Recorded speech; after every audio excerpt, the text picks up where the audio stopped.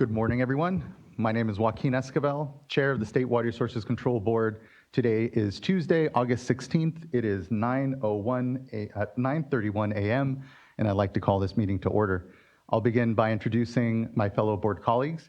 With us is Vice Chair Doreen Diadamo on the virtual platform, and here in person, we have Board Member Nicole Morgan, Board Member Sean McGuire, our Executive Director Eileen Sobek, Michael Loffers, our Chief Counsel, our Chief Deputy, Jonathan Bishop, is here with us, along with Janine Townsend, our Clerk of the Board. And assisting her is Margie Argel and Courtney Tyler. As you can see, this meeting is being webcast and recorded. We have both folks joining us virtually online on either our usual web stream, which is on YouTube Live, or on the Cal EPA website. But if you intend on commenting on any of today's items, you need to be on the Zoom platform here with us. There are instructions on how to do so at the top of today's agenda. If you are having any challenges getting onto the digital platform, you can email the clerk or the board at commentletters@waterboards.ca.gov, and she can help you get on. Once you're on the platform, your camera will be off. You will be on mute until it is your turn to speak on the item on which you've indicated you wish to speak. Good morning, everyone. For those of you here physically with us, we are here in the Cal EPA building in Sacramento, California. I will quickly go over a few just instructions for you here. Please do observe the exits. If in case there is an emergency here, we will file out calmly to Cesar Chavez Plaza and await further instruction. If you intend on commenting on any of today's items, there is a QR code on the wall there where you can make sure and submit your name, and we will call you up when it is your turn to speak on an item. Please do also silence your phones so that there aren't any distractions during today's discussion, and thank you and welcome. With that, today we're beginning our agenda actually with a Superior Accomplishment Award, and just really appreciate that we provide this space to be able to acknowledge what is an incredible amount of work that I know the 2,300 staff that are here at the water boards.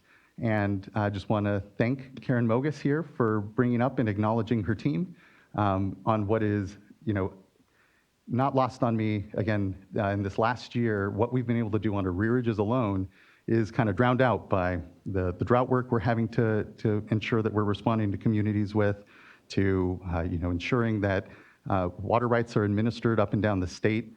And so just thank you for bringing your team here up and acknowledging what is a pretty incredible project. Great, yeah, this isn't just my team, and you'll hear many, many names from many organizations across the water boards today, and I'm going to keep it really brief. We have the folks who are here in person. I'll just encourage you to wave your hand as I get to your name.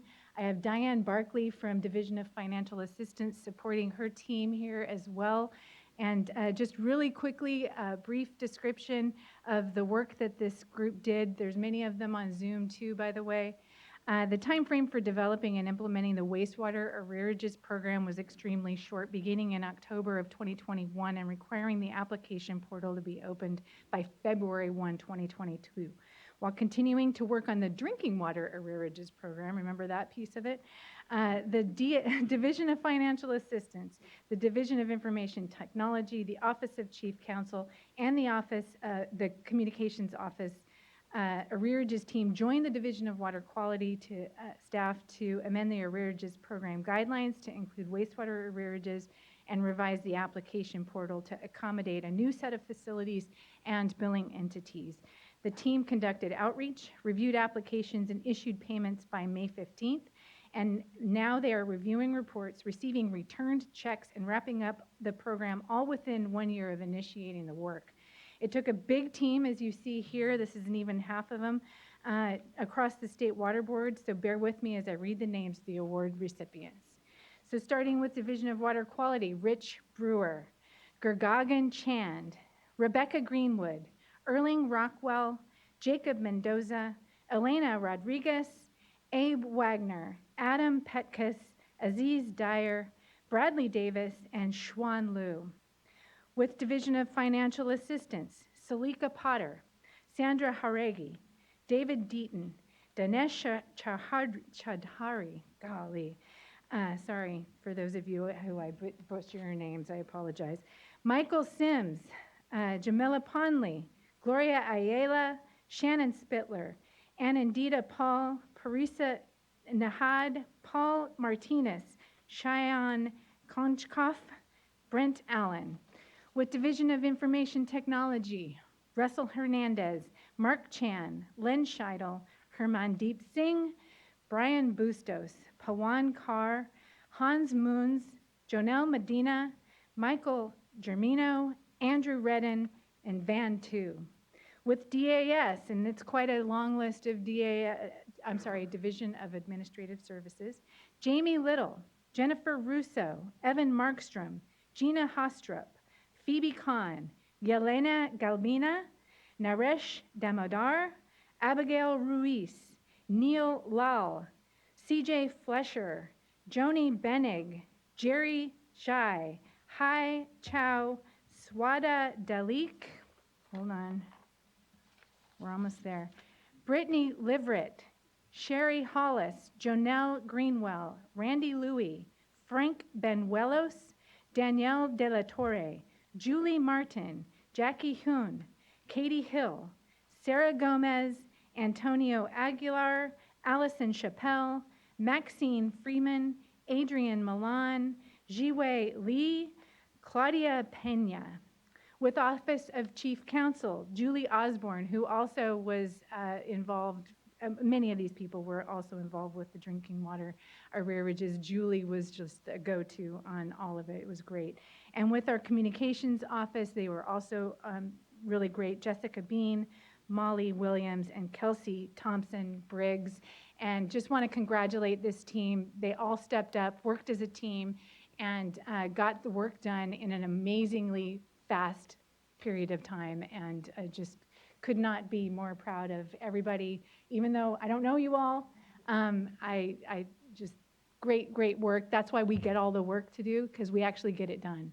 So good stuff. I don't know if there's anyone to take a picture here or not, but just want to thank you. Actually, and Karen, I think you deserve a Superior Accomplishment Award for being able to read through so many names and so well. I will just say, I know, with public forum, I have to also hit names, and you did extremely well. I can't express enough how just incredible this work has been because of the direct impact on so many Californians in a time that we know. The affordability of our water systems is so front of mind. And on the wastewater side, here we're, the 50th anniversary of the Clean Water Act, and to have a program that is so directly benefited so many of our wastewater systems and our systems that so often are out of sight, out of mind, and the complexity so different from drinking water, where we had all these programs, these touch points, and you guys truly created something that just didn't exist, and in so quick a fashion to be able to support Californians. I just can't thank you enough, and really appreciate that we've, as a tradition, created this space to be able to acknowledge you all, because we're up here, we get the heat, but also the praise, and you all actually deserve all of that praise. We'll take the heat, don't worry about that. So here, we don't have a photographer, but you have me, and I am going to take a photo of you. So thank you all. Chair Esquivel, when you get that photo, is it worth having folks pivot around so we can hit the folks on the Zoom as well? Yes, yes. So for everybody receiving the Sustained Superior Accomplishment Award who are participating via Zoom, if you can go ahead and join by turning on your camera, you will be captured in a little bit once we get the group up. And thank you all for the time to quickly do this. I just want to also add that I know you have a huge team and we're seeing them pop up on the screen now, but it's also great to see so many of you here in person today. I know everyone's starting to trickle back into the building, and so just wonderful to see so many faces again. Huge thanks to everyone, and just thank you again. And I took a photo with them here in the shot, but I will also turn around and take this shot too. With Sean in it, no less. Thank you all. Thank you, thank you, thank you.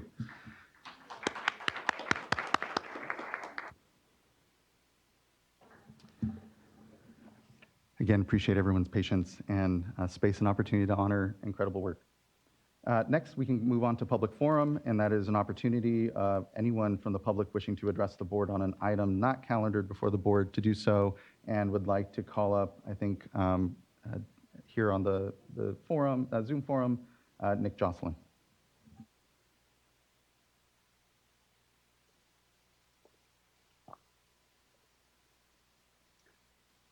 Good morning. Good morning. Good to see you again.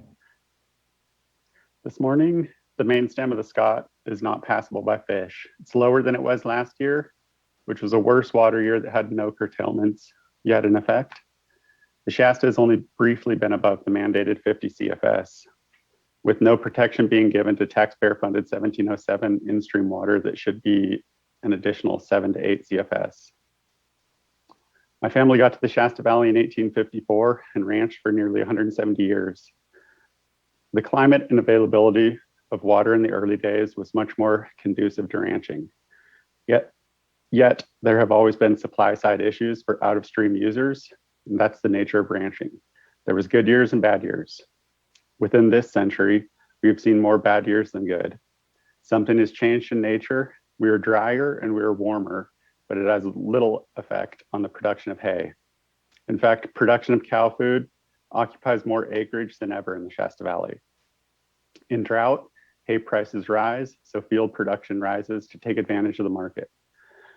Now, groundwater extraction pulls 100 CFS of water from the subsurface formation that fills the Shasta River.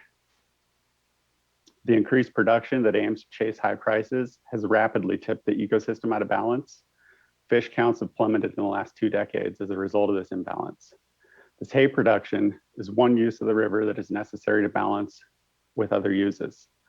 Yet this use is completely out of balance with the environment. So you essentially have the superhuman task of balancing users who may or may not even be reasonable or beneficial given the current conditions. The California Water Board has thus far been heavily favoring a status quo based on historic overallocation of water for out-of-stream needs, even while the quote, beneficial uses of this water harms other users. The term reasonable, when we speak of water use, has taken on a mythical air. Is it reasonable that public trust and tribal uses of rivers have always been junior users? This inequity has come at the expense of prehistoric beneficial in-stream users that predate European colonialization. Science and law are on the side of in-stream water use and users, but thus far in the Water Board's short history, power and politics have trumped science, law, and justice for river-dependent communities. It should not be a superhuman task to balance in-stream and out-of-stream water needs when it is apparent that an ecosystem is in collapse and needs a voice. That's why I'm here today. With the recent fish kills in the Klamath River after the McKinney fire, the importance of the Scott and Shasta cannot be overstated. In the Scott and Shasta, we have 2 perfect examples of rivers whose salmon productivity is greatly impaired by agricultural users. To achieve balance between all users, you're going to be required to deliver honest truths about ranching in these valleys. Thank you for your time. Thank you, Mr. Jocelyn. Appreciate your voice and here addressing the board. And note that there's extensive work that we're doing on the Scott and the Shasta in a very historic way here, and also agree that we need to do better. So thank you. I believe that's all we have for public forum, Ms. Townsend. We did have a couple other individuals come in. One is in the room, and one has already joined us on the platform. Next up would be, that is available at least, is Doug Obiji. Okay, yes, thank you, Mr. Leffer. Mr. Obiji, good morning. Good morning. Sorry for the delay there. Good morning, Chair, members of the board. My name is Doug Obiji. I'm an attorney with the Natural Resources Defense Council. I just wanted to briefly address the board regarding the petition for emergency rulemaking that we submitted to the board yesterday. The petition requests that the board adopt emergency regulations to fully implement the minimum in-stream flows included in the 2018 amendments to the Bay Delta Plan, which the plan requires would be fully implemented, quote, by 2022. As you know, and as the petition documents, those flows have not been implemented, nor have the flows required by Decision 1641 and the 2006 amendments to the Water Quality Control Plan. And as a result, the flows on the Tuolumne, Merced, and Stanislaus are dramatically lower than what's called for. What the board has determined is the minimum necessary for reasonable protection of salmon and other native fish and wildlife, and is even below what the board has determined would not provide adequate protection, i.e. the Decision 1641 standards. With the petition, the board clearly has the authority to adopt these regulations. The board has adopted emergency regulations on the Scott and Shasta rivers, as you just mentioned, as well as on Mill and Deer Creek, which the board is considering to renew again today. We support the efforts by the board to use emergency regulations to protect fish and wildlife from unreasonable levels of water diversions. And we believe that the board now has the opportunity to do so on the Tuolumne, Merced, and Stanislaus rivers. And we urge the board to grant the petition and move forward with an emergency rulemaking process. In our view, this accomplishes two real goals that are valuable for the board. One is that it would provide protection for salmon and the health of these rivers in 2023. Absent this regulation, an emergency regulation, it appears that the board would not implement the lower San Joaquin flow objectives in 2023 and may not be able to implement them in 2024, despite the obligations of the plan. Second, we recognize that there are some tricky issues in developing the regulation, and working through an emergency regulation would allow the board to implement it immediately and learn from implementation as it revises and develops the permanent regulation to fully implement those flow objectives. So we see both short-term and long-term benefits. The board can act very quickly with emergency regulation, and we urge the board again to grant the petition. Thank you for your time this morning. Thank you, Mr. Obigi. Appreciate your time. And in person, I believe we have Daryl Lucian. Good morning, Mr. Lucian. Glad you can join us.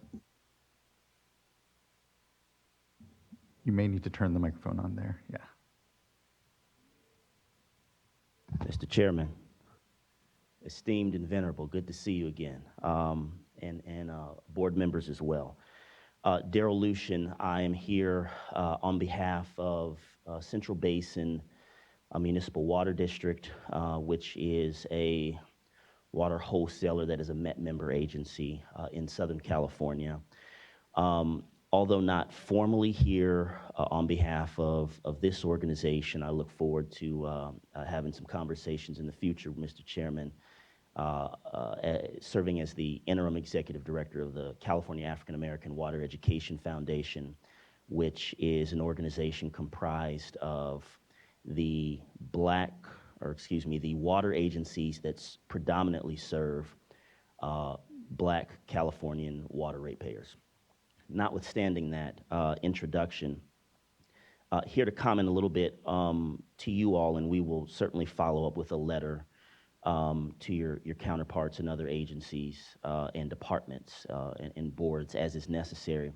The California Water Supply Plan that the governor released, I believe it was last week, wholeheartedly and fully agree with everything in that plan, although we're a little disappointed by the fact that when we talk about water recycling and the value that that can have in terms of urban water reuse and conservation, there's nothing in there, at least that we saw, in relation to the importance of providing funding for interconnections. You can grant, and we would fully support, all of the resources that are needed, for example, for Met to build a top-of-the-line recycling facility. But ultimately, Met is going to send that water to us, and we are lacking in the interconnections necessarily to get those to the end customers. Obviously, because we're an urban area, there's going to be substantial difficulty in us trying to work with our retailers and potentially future customers to try and balance out the need to sort of build those facilities. And so what I think we would like to present to the board and request is that you all pay a little bit more attention when you're talking about water recycling to interconnections, so that once obviously that water is filtered and produced, we can actually get it out to the ratepayers, and we can begin to offset the use of potable water for means other than drinking water. And I'll conclude my remarks with that, Mr. Chairman. Thank you incredibly, Mr. Lucian. Really appreciate all your comments here today. And we tried to keep the document as brief as we could, and know that there is a lot of follow-on work there and consolidations and these interconnections between systems that build that resiliency is definitely part of this board's discussion. And we'd love to continue to make sure we've been working with folks like the Water Replenishment District, many entities, and would love to strengthen the relationship with Central Basin around where those opportunities are, how they see their sphere of influence and those potentials to be able to better serve. We know that we need to really be more efficient in the way we view these systems. And to your point, make sure we're thinking of the communities that we serve ultimately. So really appreciate all those points. Thank you. And Chair Esquivel, we did have one additional individual, Deirdre Desjardins, who asked to submit a public forum card, but she has not yet joined the platform, and she will be speaking on the hydro update as well. Okay, it looks like she may have just gone on now, and so we can call up Deirdre. I will note, I haven't done this yet, and I do try to accommodate as much as we can, but we kind of can't have a rolling public forum, and so we'll, I think at future public forums, cut off at the start of the forum perhaps, or try to limit what can sometimes be an ongoing number of folks that might want to sign on for public forum after we've started the meeting. Ms. Desjardins, good for you to join us this morning. Glad to accommodate. Thank you, and my apologies, Chair It's okay. Esquivel. So I wanted to talk a bit about the state auditor's audit of the DWR's modeling, which the Water Board relies on. And I know I want to extend my condolences to the Water Board staff. I know this is probably very difficult and time-consuming process. The state auditor was saying it was going to take 2,900 hours. But I've been looking into the history, and there's an issue in 2009. It's not just the Water Board. There's a systemic issue of not having adequate independent review of modeling and not having information available about the accuracy of the modeling that's being used. And it goes back many years. In 2009, a group of modelers, including modelers from the Water Board, Jay Lund from UC Davis, modelers from DWR, and many other agencies wrote a letter. The Cal-Fed Bay Delta Authority and the science director, and said, we have to take these models and we have to, have better understanding of their accuracy, better documentation of their limitations. We have to have independent review. And so I've been writing a series of blog posts about some of the issues, but it's a long-standing issue and it's something that really needs more funding. And I hope it's something that will come out of the audit and be useful, because as decision makers, the board, stakeholders, everybody needs information about the accuracy of these models. And when people rely on models that forecast water that isn't there, there's just huge systemic issues. And the board, I think, was sort of caught. I appreciate all that you're doing and with the staff you have, and it's an enormous task. So anyway, I just wanted to say I'm looking at that. We're also looking at the Delta Science Program that had a integrated modeling steering committee that did some recommendations, but they really missed the issue of the accuracy, not only of the runoff forecast, but also of the calcium model that all of the state water contractors are relying on. The delivery capability report projected that in a 2-year drought, state water project contractors would get 33% of their contract amounts, and in a 4-year drought, 22%. And they're getting 5%, and that's a huge issue. There's systemic vulnerability that's created when these models are run. So that concludes my remarks, and I wanted to thank you for giving me time today. Thank you, Ms. Desjardins. I appreciate your just consistent and good advocacy around the need to improve our decision-making. You've heard me speak quite a bit at this board about the importance of data and getting a lot better around its quality, and the modeling that then stems from it as well. And we do have a pretty complicated landscape out there. These aren't easy challenges to tease out sometimes. There is CalCim, we have SACWAM, there's different models for different purposes, different assumptions that may be in them. And I think that we all have to be honest with their limitations and continue to have an eye toward how, to your point, we just be better decision makers. So welcome the audit, welcome always independent review and look into our work so long as the conclusions are supported by the findings.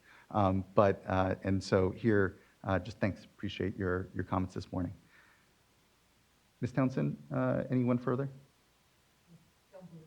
Okay, thank you. And do know we have this forum for just this very reason.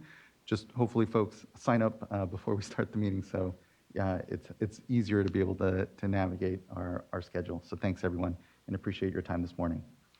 Okay, that allows us now then to move on to board business. And the first item up for adoption will be consideration of the board meeting minutes from the August 2nd board meeting. Do you have any edits, comments? And otherwise, a motion. I'll make a motion to adopt the August 2nd board meeting minutes. Board member I'll second. Townsend, can you please call the roll call vote? Board member Moore. Aye. Aye. Vice Chair Diodone. Aye. Chair Esquivel. Aye. Thank you all. Thank you as well. Next, we can move on to our first informational item. And I will also note, for those that didn't catch, there was an update to the agenda, and item number 3 will be postponed to a future board meeting. Wanted to make sure, I should have said that there at the top. But now we can move on to item number 2, our informational drought update and current hydrologic conditions. And we have Ms. Julie Rosardo.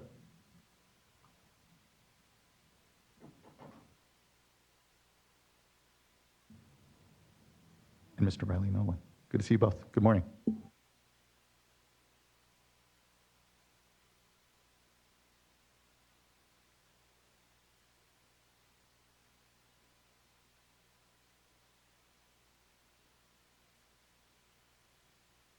Good morning, Chair Esquivel, members of the board. My name is Riley Nolan. I will be giving today's drought update. If we could go to the next slide, please. I will start off with an update on today's hydrologic conditions, followed by an update on the specific watersheds with active emergency curtailment regulations in place. I will then hand the presentation over to Julie Rosardo for an update on the Division of Water Rights enforcement activities, which will be followed by the Division of Drinking Water's portion of the drought update. Next slide, please. So on this slide, we have an overview of major reservoirs throughout the state of California. And as you can see, most reservoirs are well below historical averages for this point in the year. To name a few, Shasta is at approximately 1.6 million acre feet, or 55% of its historical average. Oroville storage is just under 1.4 million acre feet, or 62% of its historical average. And Folsom storage is in relatively good shape at just over 500,000 acre feet, or 90% of its historical average. Next slide, please. I'll also give a brief overview of information on selected south of Delta reservoirs, starting with Pyramid Lake. which is at approximately 93% of capacity. Cachuma Reservoir is at 41% capacity and 57% of average. Diamond Valley Lake is at 65% capacity, and San Luis Reservoir is at 30% of capacity and 73% of average. Next slide, please.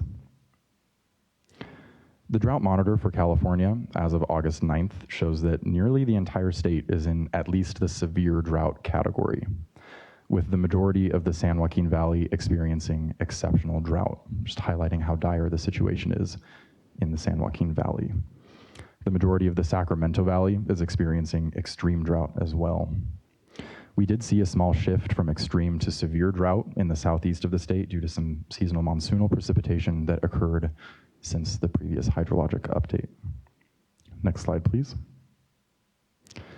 Similarly, the drought monitor for the Colorado River watershed shows that the majority of the watershed is experiencing at least severe drought conditions, with the majority of the state of Utah experiencing extreme drought. Next slide, please. We'd also like to give a brief overview of levels at Lake Mead and Lake Powell, starting with Lake Mead, which is at 1,041.62 feet as of August 11th. And this is in comparison to its minimum power pool of 950 feet and dead pool of 895 feet. And the graph to the left has been shown in previous drought updates, but it highlights the decline in water levels over the past 22 years, just showing the severity of the mega drought that we find ourselves in. Next slide, please. Similarly, levels in Lake Powell have declined significantly over the past 22 years. And as of August 10th, water level was at 3,534 feet. And this is in comparison to a minimum power pool of 3,490 feet and dead pool of 3,370 feet. Next slide, please. The monthly temperature outlook for the United States shows that the majority of the country is expected to be above normal for the remainder of the month, with much of California in the leaning above normal category, with a 40 to 50% chance of temperatures being above normal. I'd also like to highlight that a large portion of the Sacramento-San Joaquin Delta watershed is in the likely above normal category, with a 50 to 60% chance of temperatures being above normal for the remainder of the month. Next slide, please. I'll now get into the watershed-specific updates, starting with the Sacramento-San Joaquin Delta watershed. The emergency regulation for the Delta watershed was readopted on July 20th. The notice of proposed rulemaking was issued on July 25th. Staff submitted the emergency regulation package to the Office of Administrative Law for their review and approval on August 2nd. And last Friday, August 12th, OAL approved the emergency regulation, and it went into effect upon filing with the Secretary of State later that day. The table to the left of the slide details curtailments currently in effect in each of the sub-watersheds in the Delta watershed. As a reminder, sub-watersheds with a priority date of first curtailment of watershed are curtailed to the overall status of the broader watershed. So for example, the Upper Feather River is curtailed to watershed, meaning curtailments go back to 1920. Where it says riparian, all water right holders and claimants in that sub-watershed are curtailed. More broadly, curtailments in the Sacramento River watershed and legal delta go back to 1920, and curtailments in the San Joaquin River watershed go back to 1888. I will note that a few sub-watersheds have more senior curtailments currently in effect, and that last week's curtailment status update did reflect some sporadic precipitation that was observed throughout the watershed.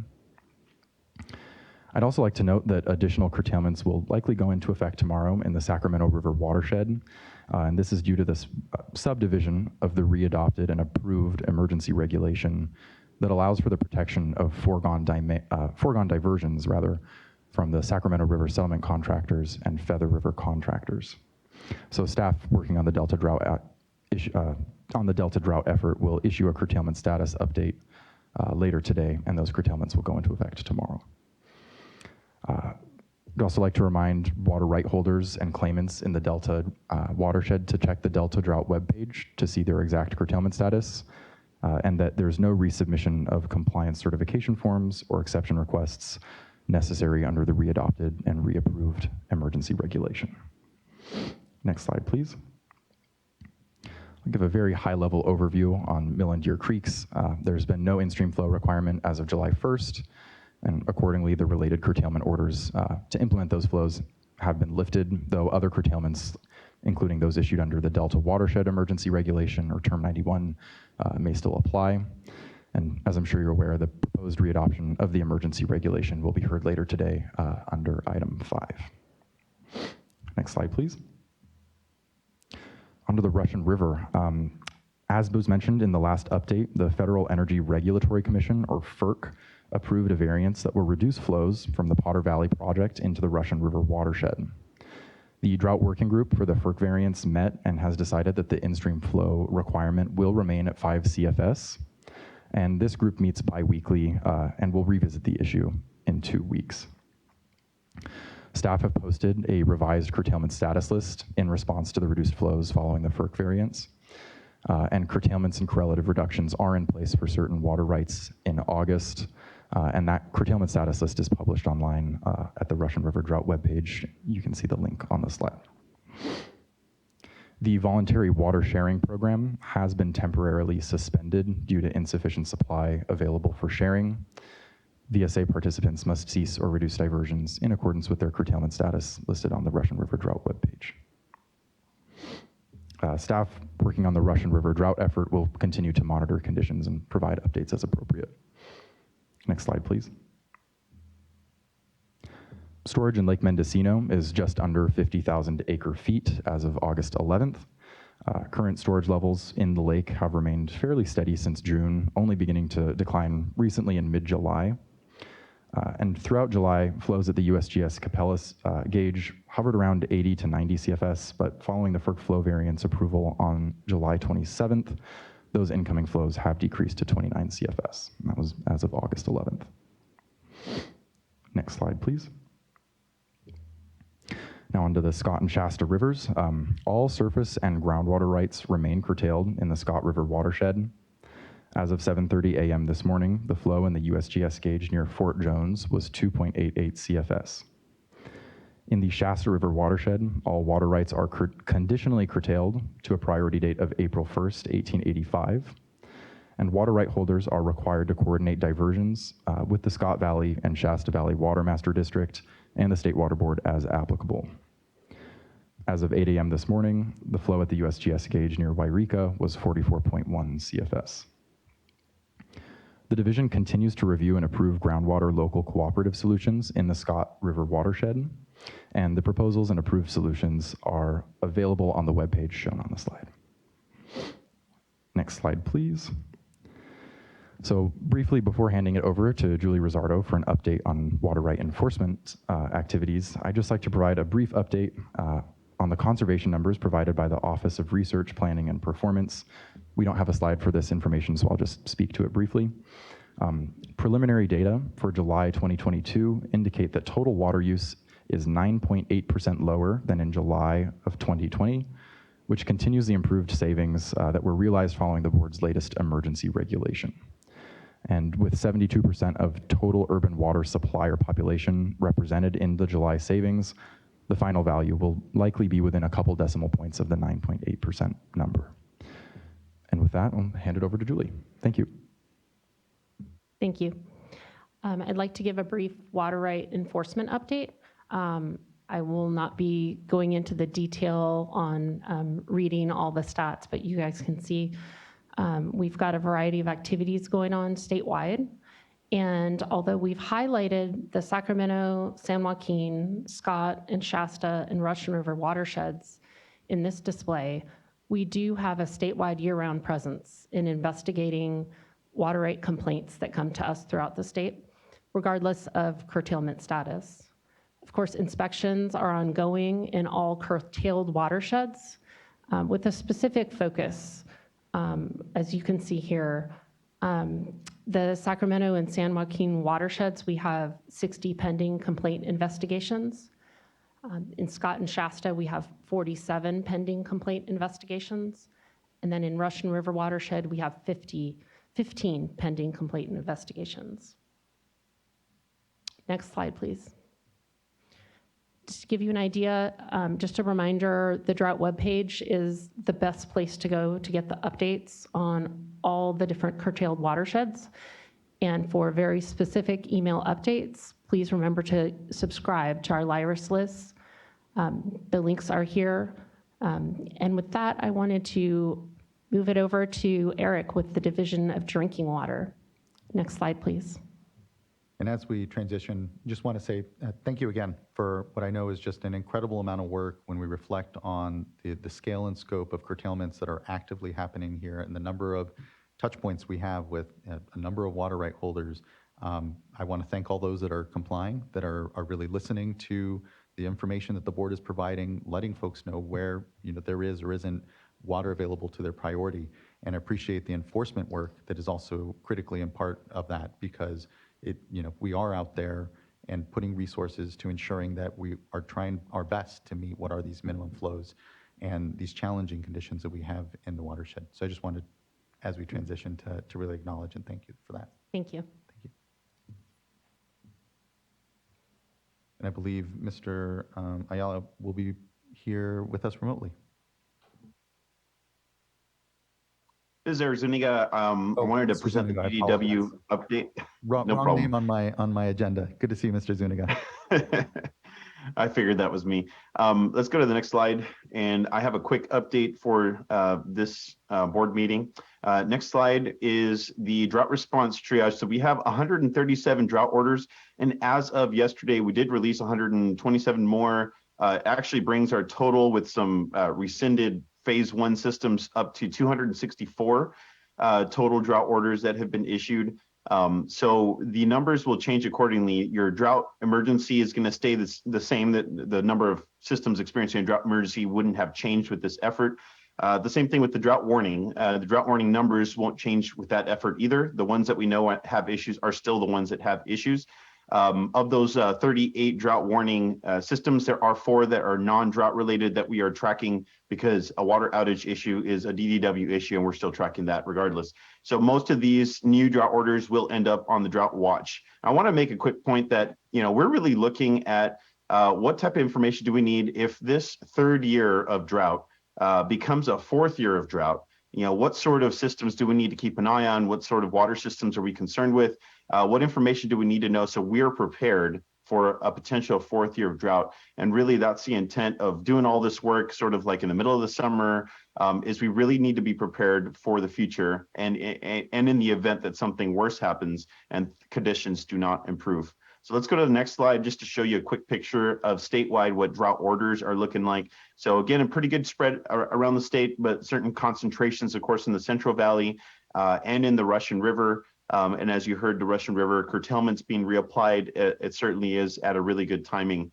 And the orders that we've issued so far, we have noted that some of them do know some issues that have been cropping up. So we believe that these drought orders have been identifying some folks before they fail. So certainly that is the cause of the result of this is that we will get to track those more closely and be able to intervene much sooner so that they don't run out of water. Next slide, please. So the dry wells reported, so 252 dry wells reported across the state in the last 30 days, and it's still an increase, a 4% increase from the previous 30 days. We are at a high level of dry wells reported, so any increase is not good news. We did complete a drought reporting workshop on the 9th. We had great attendance compared to the number of orders we had issued at the time. We did record this webinar as a training, and we are updating the user guide, which will be emailed, I believe, tomorrow to all of the folks that are drought reporting. So, and then that'll also, both of those documents will be available through the reporting portal once folks log into the portal to report. And as of last week, we had 115 of the 202 water systems submitted all drought reports. We're still working on getting new accounts for some of the newer folks, but we are seeing some reports starting to come in through the portal. And that's all I have. Thank you, Mr. Zuniga. Anything further, Ms. Rosardo, Mr. Nolan? And board members, any questions or comments or anything to reflect and acknowledge? Good to see you, Board Member Firestone. Apologies, I know. Good to see you. I have a few questions. Yes, please. I have a few questions of Ms. Rizzardo. Could you please, Ms. Townsend, pull up the slide of the different watersheds and the complaints and investigations? It's probably about 5 slides back.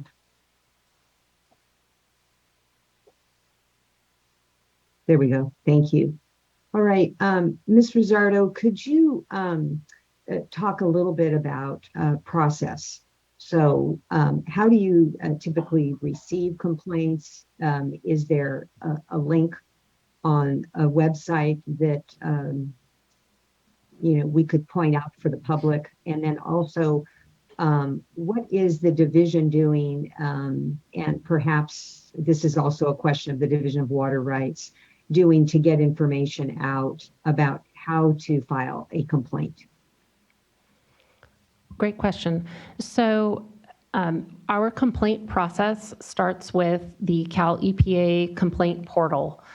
So Cal EPA has a portal. It includes a place where folks can submit water right complaints as well as other types of environmental complaints. So that is basically the starting point for the water right complaint process. We do have that link available on our main drought webpage, and we do frequently make that link available whether we're in workshops or whether we're sending out information from Division of Water Rights. If somebody does contact us by phone or by email and is not sure where to submit their water right complaint, we do refer them to the portal, or if necessary, we'll help them navigating the portal to get their complaint submitted. But that's basically where the complaints process starts. Then we evaluate those complaints, we assign them to staff, and we look to see, we do an evaluation to see where they're located, what kind of information we already may have in terms of desktop information. We do cross checks with if it's a curtailed watershed. We look at a whole variety of criteria when we're looking at those complaints. And then we organize and evaluate those complaints, and we work that into our inspection process. So that includes boots on the ground, field inspections, as well as we've been doing some virtual inspections. Those are new as of the pandemic. We've been, I think, pretty successful in incorporating those as well as just the desktop sort of investigation we do. And we do watershed-wide reconnaissance. So in addition to individual complaints that we investigate, when we're out in an area, a lot of times we're looking at the entire watershed, getting a good handle on what's going on. Of course, we do try to be efficient if we're in a certain watershed and we have more than one complaint in that watershed. We are trying to be efficient with how we are utilizing those boots on the ground resources. And I won't get into all the investigative details, but there's an entire process then that happens with investigations all the way through to the resolution of those. Does that answer your question? Yes, yes. Great. And then could you also talk a little bit about, I know that this is just anecdotal information that I have, where water right holders will say that they know that there are illegal diversions going on. And of course, whenever I hear that, I encourage the filing of complaints. But I do also get the sense that there's a bit of a resistance of, neighbor turning on neighbor. And so how involved is it to fill out a complaint, and how involved do you have to be? In other words, can you remain anonymous? Does the person whom the complaint is filed against, do they know who filed the complaint? And then that would be, say an extreme case where someone, a complainant wants to remain anonymous. And then what about the other extreme case where maybe a complainant has a lot of information and they want to be very engaged? So if you could speak to those two different examples and maybe provide recommendations. Certainly. So in our complaints process in the Cal EPA complaint portal, there is a place to indicate if you would like to remain anonymous. So people can include that. We do our best. Of course, can be difficult to get the detail of information we need with an anonymous complaint sometimes, but people can choose to remain anonymous. However, if they don't, we will include them in basic status updates, very high-level information. If we need to get additional information from them, beyond what they've submitted on the portal, we will certainly do that. But then as we get more into our investigation process, there is a level of evidence development, case development, and a lot of internal workings that are in addition to the information the complainants have submitted from the outside. So think of the case development as a giant umbrella, and a very important part of that is information from the complainants, but it's not the only part of our internal case development. And that's really important, I think, for the public to understand. So I think the other question you said is, folks want to be engaged, and I understand. It's really frustrating when you submit something and you haven't heard back what's going on and you haven't seen a specific action taken. I will say that it does take time to properly develop these water right cases. And many times it is not as simple as the complaint that came in the door. It becomes a watershed-wide issue, or it becomes multiple complaints in one case. And so it does take time. And I just encourage folks to continue to be patient with us as we conduct our investigation, and know that we do place a great deal of importance on that information complainants bring, but it's not the only piece of information that we use when we're doing investigations. Thank you for your report. Thank you so much, Vice Chair. And thank you for that exchange. And thank you, Ms. Rizzardo. I know we're not over-resourced for this work. The board has never had the luxury of being over-resourced. But I want to thank what have been actual resources committed by this administration, by this legislature, to the board in a way that we haven't necessarily seen before. We haven't seen before, full stop. So thank you. I appreciate that and appreciate the exchange. I did want to make a note. Today, I know there is a lot of news going around about the Colorado River and progress or not on commitments to continuing to reduce our demand on that system. It's a very similar discussion we all well know to one that we have here about the Bay Delta, about our stressed watersheds, and how we continue to do better. And know that when it comes to the announcement that the governor made here last Thursday, the framework that we're all working under, where conservation is a really critical part, we need to continue to conserve and make the investments that help ease those pressures on those stress systems. California is here to do its part. It has been doing its part. The $3.3 billion that this board invested just last year, 1.2 of which was in water recycling, is 72,000 acre feet of less dependence on those stress systems. And so just want to note that we are here to do our part. So much so that I don't know if it was completely caught, but we do have preliminary numbers for our conservation here in July. And here with 72% of total urban water suppliers representing the population reporting, we are at 9.8% lower than we were in July of 2020. So July of 2022 was 9.8% lower statewide. These are aggregate numbers, but that's critical savings. Those are savings that are on top of already 16% savings that still are holdover from 2015, so recent here. So the ability and leadership of this state to continue to do what we need to do, powered by here Californians embracing the call to conserve, is not lost on me. And here we'll just continue to do our part in California and help support the feds in what we know is a very difficult circumstance here amongst us all in the West. Anything further? Board members, comments, questions? Board Member McGuire. A request. Thank you for the presentation, really helpful and informative today. And when I look at this is my update on the drought and how we're doing with curtailments and the level of impact this is having on different watersheds. And I think for a lot of the public, this is their update as well. So my request is, I think you do a great job of describing kind of the depth of the curtailments in several of the watersheds, including the Delta and including Scott and Shasta and Mill and Deer. But when I look at the Russian River update today, it doesn't actually convey, the depth of the curtailments. And I recall last year they were quite severe in impacting almost all the water right holders in the upper watershed in particular. So I think just at your next update, if you could include that information about how that's been evolving, especially in light of the voluntary agreement, not really being a tool that we can utilize this year. I'd appreciate that update. Thanks. Will do. Thank you. Thank you, board member. Okay, I think that concludes this informational item then. Thank you. I appreciate always the incredible work I know that's going on and the opportunity to be updated on it. And Chair Escobar, we do have we have two public commenters. speakers.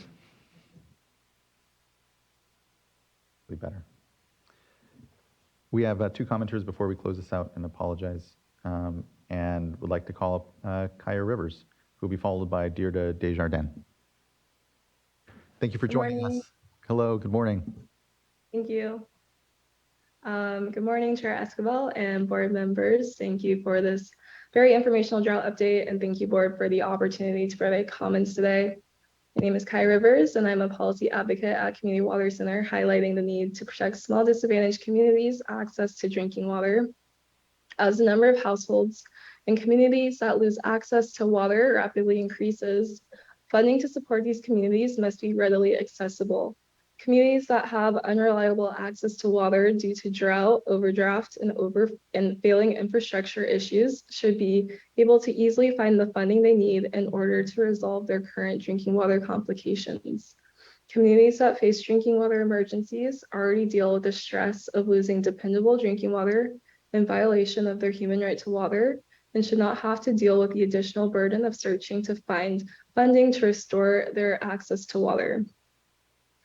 Funding opportunities that are available to communities and households should be compiled by the state in one place that is simple to locate and understand.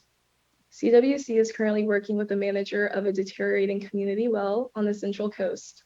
They have been searching for weeks to find funding to support the costs of drilling a well, which must be drilled twice as deep as mandated by Monterey County due to nitrate contamination from nearby farms. This could cost up to $90,000. Even though this well is double the cost of a typical well, due to this county mandate, the county has not offered them any financial support. In situations like this, it is crucial that funding opportunities can be easily located by disadvantaged communities. Ultimately, to ensure that disadvantaged communities have sustainable access to drinking water, long-term solutions must be prioritized, while consolidations must be expedited in order to reduce the amount of communities and households that experience drinking water insecurity. Additionally, groundwater extraction must be reduced and managed to ensure that groundwater levels are high enough to protect small disadvantaged communities' access to drinking water, and water quality issues are not worsened by groundwater pumping. As the State Water Board reviews the revised groundwater sustainability plans, I urge the board to ensure that GSA's plans account for drinking water needs. I encourage the State Water Board and Department of Water Resources to work together to ensure that drinking water needs are truly protected in these revised plans, or else welcome them to make the necessary changes during the probationary period under the State Water Board's jurisdiction. Thank you, board, for the opportunity to provide comments today. Thank you, Ms. Rivers, as always, for just the continued focus, attention, and resources and collaboration around what we know one of the greatest challenges we have before this board, which is access to clean water. And no, I believe Board Member Firestone and McGuire will be actually traveling to the Central Coast later this week to tour and to continue to better understand what it sounds like and appreciate the flag of a particular project. Please do circle with our Division of Financial Assistance. Always interested in making sure that we're understanding how we best support the work. So thank you. Thank you. Next, I'd like to call up Deirdre Desjardins. Ms. Desjardins.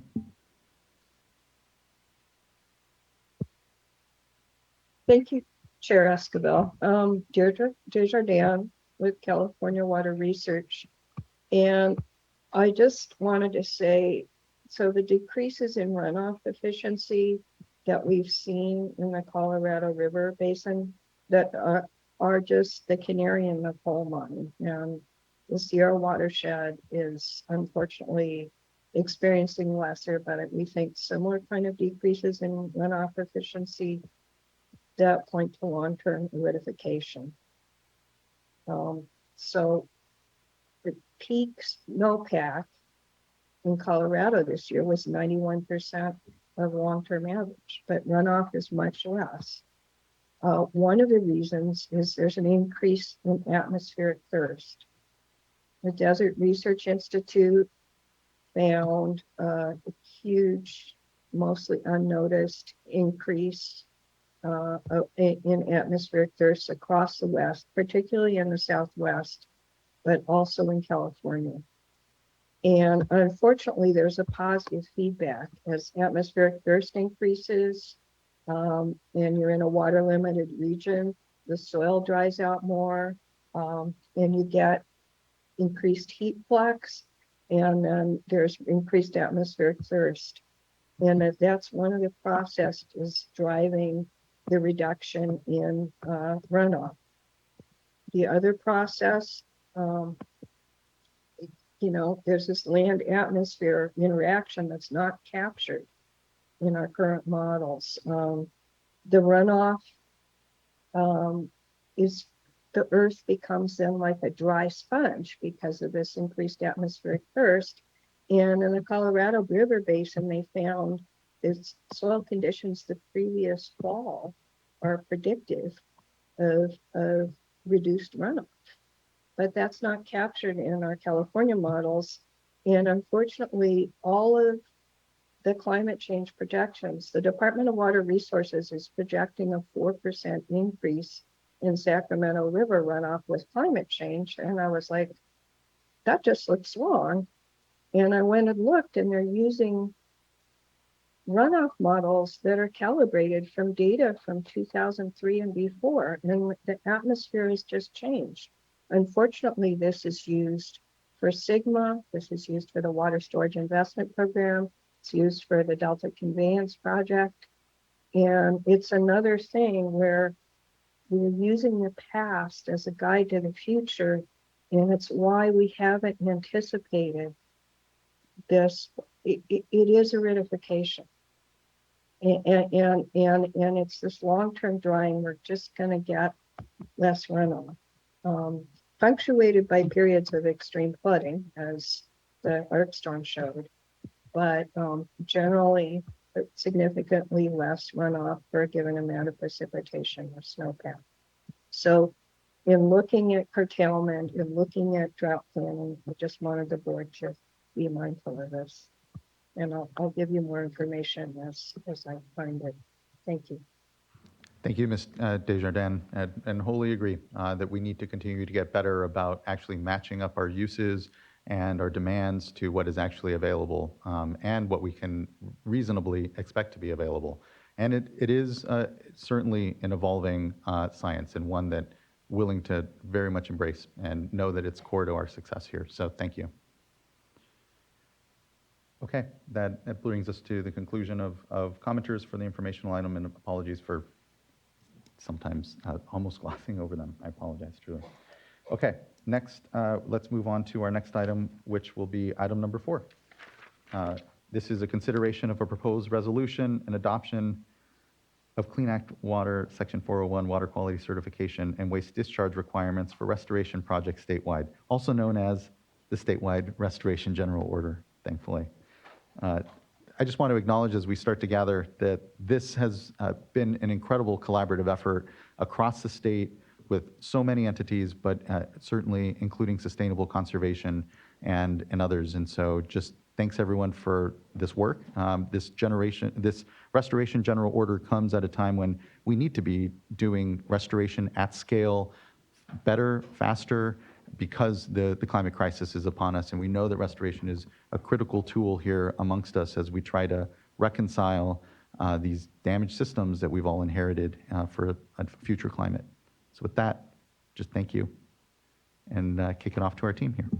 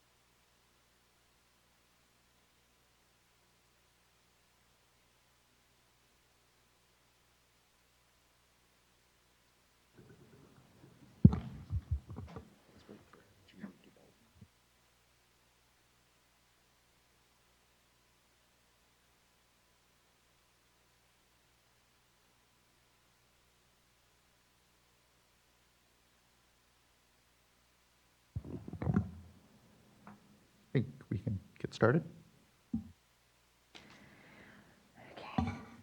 Good morning, Board Chair, Vice Chair, Board members, and everyone.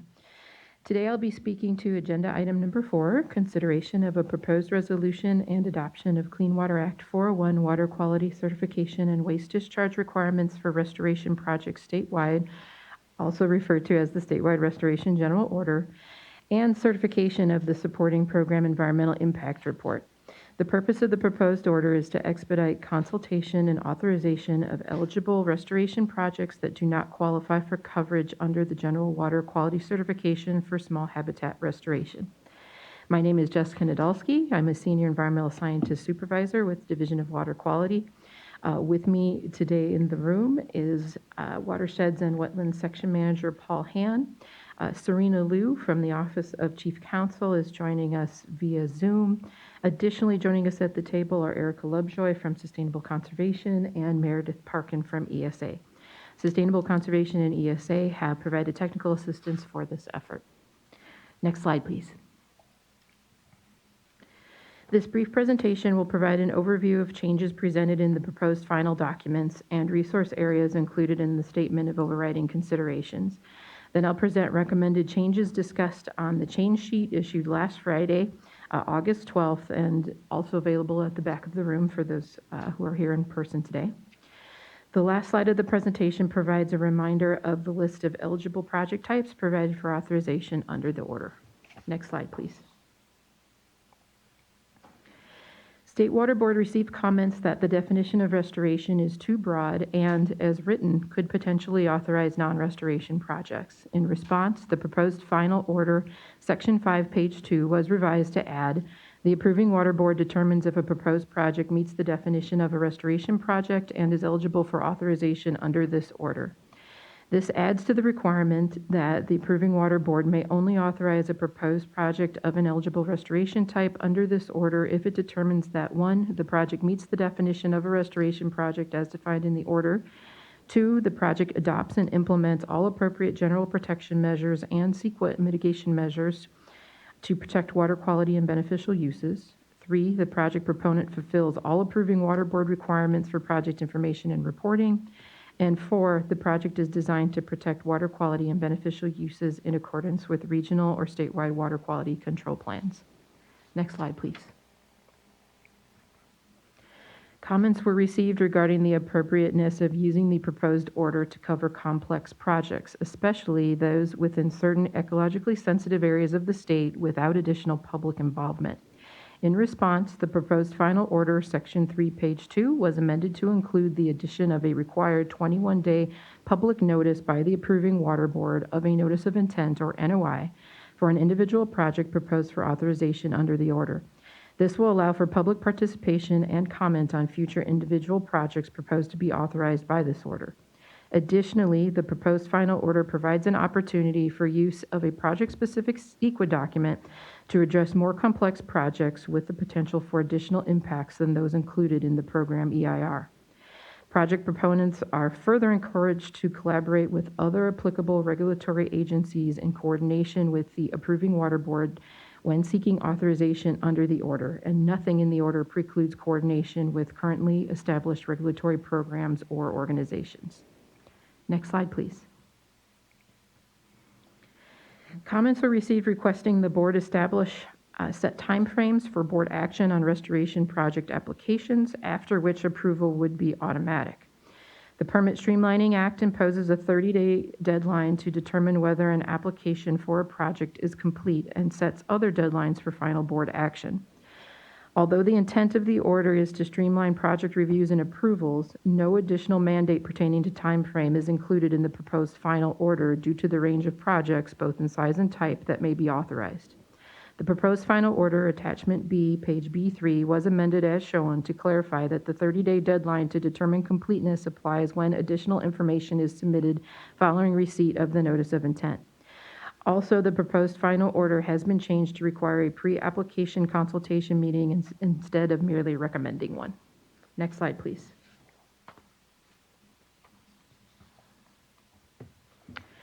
Clarifications were requested for the sections pertaining to project fees and the construction general permit. First, project fees. The current fee schedule includes a reduced fee for certain voluntary restoration projects. Comments received requested clarification regarding whether all projects authorized under the order would be eligible for the reduced fee.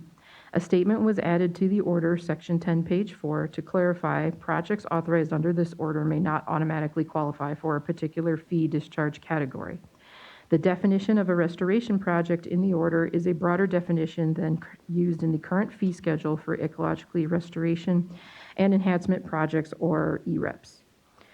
Appropriate fees will be determined by the current fee regulations and fee schedule at the time of notice of intent submittal for an individual restoration project. Authorization of a project under the order is not determinant of whether a project is a restoration project in the context of the fee schedule. Also note that the fee schedule is renewed on an annual basis and subject to change. Now, the construction general permit. Comments were also received requesting clarification regarding whether the order includes coverage under the construction general permit. Order Section 13E, number 9 on page 13, pertaining to the construction general permit was revised as shown to clearly state this order does not provide coverage under the construction general permit. As applicable, project proponents shall maintain compliance with conditions described in and required by National Pollutant Discharge Elimination System, or NPDES, general permit for stormwater discharges associated with construction and land disturbance activities. For ground disturbing activities that do not require enrollment under the NPDES permit, the notice of intent, or NOI, will include appropriate erosion and sediment control measures to be considered by the approving water board. Next slide, please. Recognizing that impacts from this proposed final order were considered at a programmatic level with a reasonable forecasting of effects, staff determined that environmental impacts are unavoidable and cannot be mitigated in a manner that would lessen impact to below the level of significance for the impact categories shown here. Therefore, a statement of overriding considerations was prepared for the impact categories shown. Appendix I of the Consolidated Program EIR provides findings of fact and statement of overriding consideration.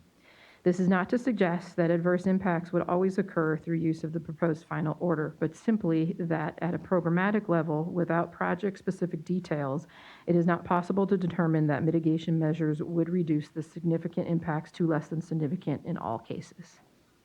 Next slide, please.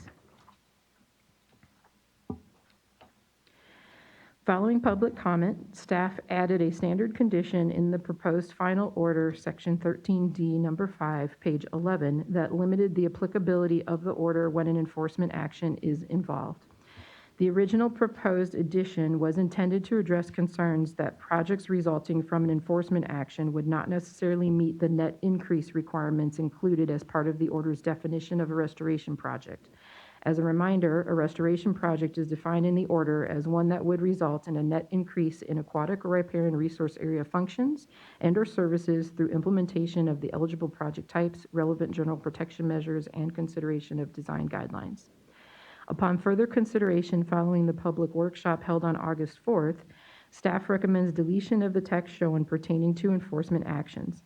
The primary reason for the recommended change is that the determination regarding whether the proposed project fully satisfies enforcement obligations is made during the enforcement process. If a project is approved as satisfying enforcement obligations and the project meets the restoration project definition, then the project may proceed under the proposed order. Decisions regarding net benefits would occur during consideration of the enforcement action. If a project proponent responding to enforcement wanting to utilize the order as the permit mechanism to complete the required project and the approving water board agreed, then staff recommends that the approving water board have the discretion to allow the project. Furthermore, the addition presented earlier stating that the approving water board determines if a proposed project meets the definition of a restoration project and is eligible for authorization under this order should result in the authorization of projects that meet all eligibility requirements, including the net increase, regardless of whether an enforcement action was involved or not. Next slide, please. During the public workshop, questions were raised regarding allowable diversions of water under the proposed order. Staff recommends that changes recommends the changes shown in Order Section 13G, Number 3, page 16, to clarify the exclusions and prohibited activities pertaining to diversions of water. As shown, water diversions are not within the scope of the order and will require separate permitting approvals with the water boards. However, action to temporarily dewater the construction site of a restoration project or a water diversion that is part of a water conservation project as described in Section A45 of Attachment A could be authorized under this order. Also, off-channel or side-channel projects that require the installation of a flashboard dam, headgate, or other mechanical structures are not within the scope of the order and will require separate permitting approvals with the water boards. However, eligible water conservation projects discussed in Section A45 of Attachment A with these features may be authorized by the approving water board under this order. Water conservation projects as described in page A15 of Attachment A proposed under this order can include off-stream storage tanks and ponds and associated off-channel infrastructure to reduce low-flow stream diversions and enhance stream flows, particularly base flows for fish and wildlife habitat during the dry season. These projects typically require placing infrastructure, example pumps, piping, screens, and headgates, in or adjacent to the stream to provide alternative water intake facilities.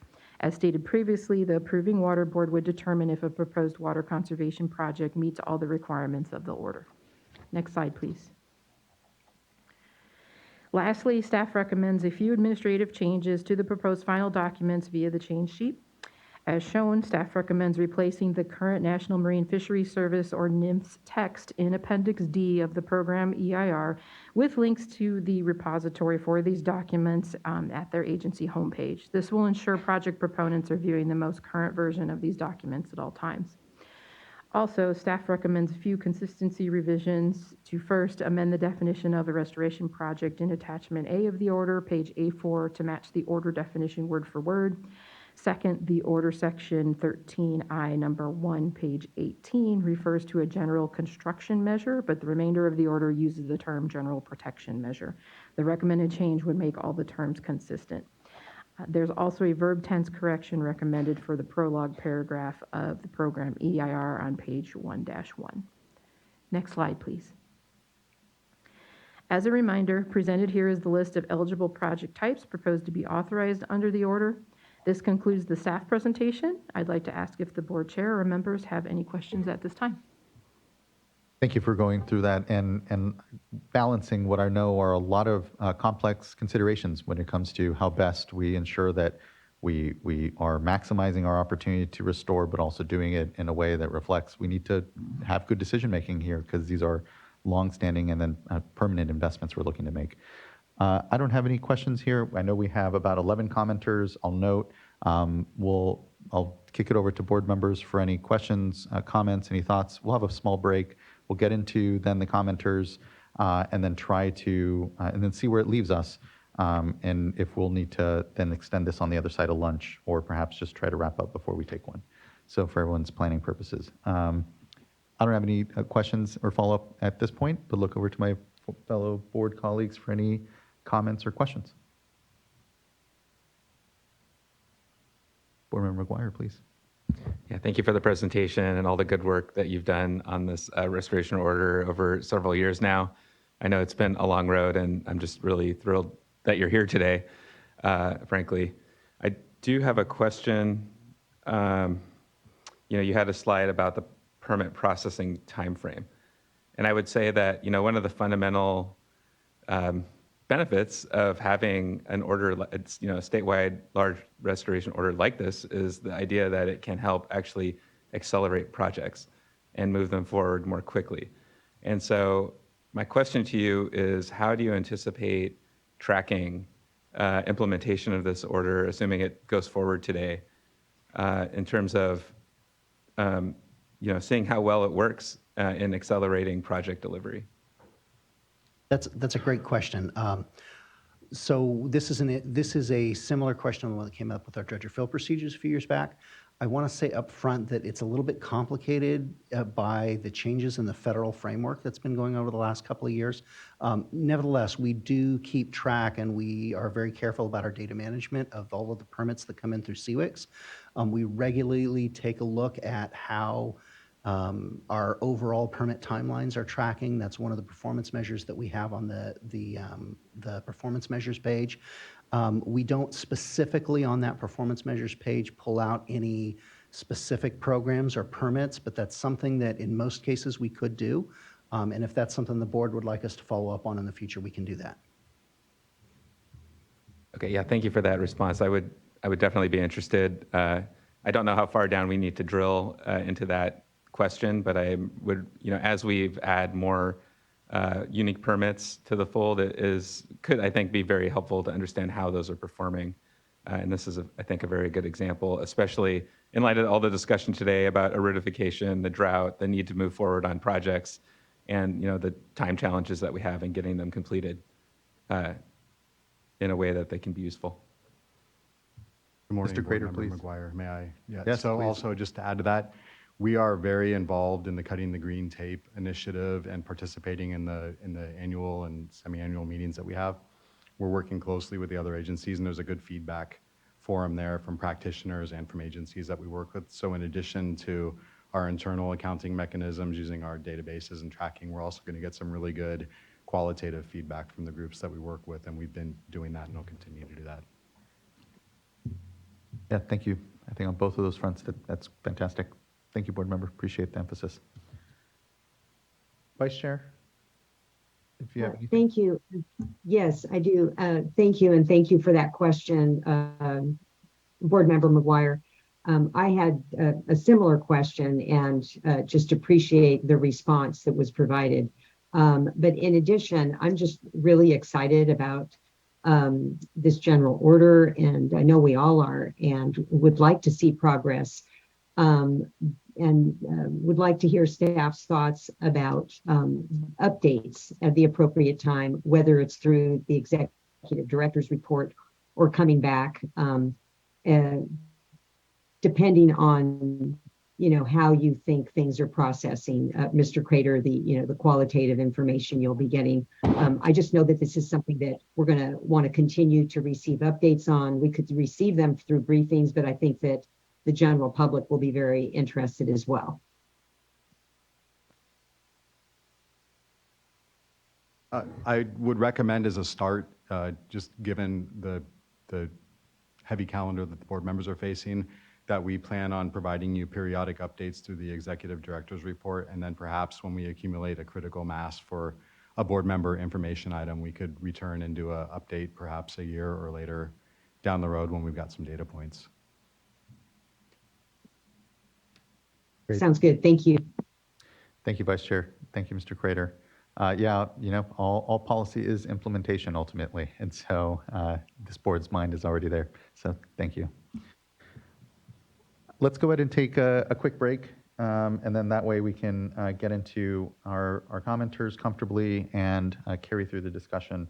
So 10 minutes, let's go ahead and come back at 11:05. Thanks, everyone.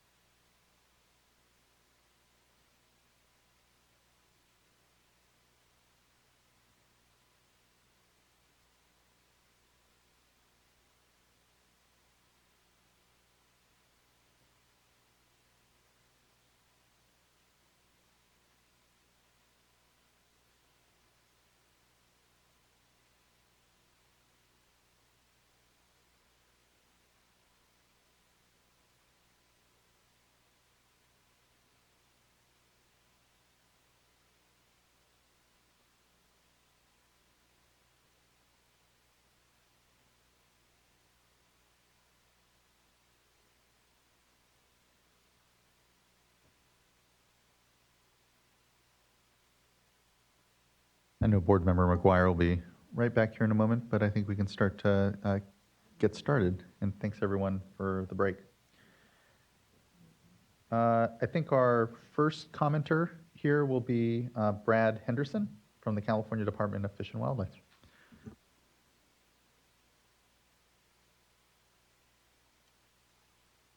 Good morning, and thank you, Board Chair Esquivel and board members for this opportunity today. I'm Brad Henderson. I'm the program manager for the California Department of Fish and Wildlife's Cutting the Green Tape program. My program's fundamental purpose is to increase the pace and scale of habitat restoration across California, and we believe the statewide restoration general order will do just that. CDFW is therefore pleased to support the board's adoption of the order and certification of the program environmental impact report. We recognize the importance of the Water Board's effort in the broader context of California's Biodiversity Collaborative, the 30 by 30 initiative, and Cutting Green Tape. CDFW appreciates the many opportunities that we've had to work closely with the State Water Board and Sustainable Conservation during development of the order and the PEIR over the last few years. And as a result, robust measures have been developed to minimize short-term environmental impacts that may occur during the restoration work that we hope will take place. And we also hope that these measures will be used across regulatory agencies to inform permits that will be needed to authorize large restoration projects. With approval of the order and the programmatic EIR, we look forward with anticipation to collaborating with our partners to implement the order. CDFW's ongoing partnerships with the regional boards have been cultivated over the last several years when approving restoration projects under the existing order for small habitat restoration. These relationships will only be strengthened as larger and more ambitious recovery projects come through our shops. We will build on past successes and strive to create the most efficient and cost-effective pathways possible to complete this essential work. Approval of the order and the PEIR represent a significant milestone in our agency's shared goal to restore the biodiversity of our beautiful state in the face of climate change.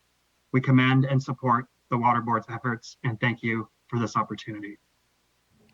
Thank you, Mr. Henderson. Really appreciate the central role that CDFW has also played in this effort and the leadership of Director Bonham in all of this as well. Appreciate that we have this opportunity to be able to do implementation better by working together as state agencies even. And so just appreciate your presence, your support, and the collaboration I know that CDFW has presented in this project. So thank you. Thank you very much. Thank you, thank you. Next, I'd like to call up Peter Van Burt from the Nature Conservancy.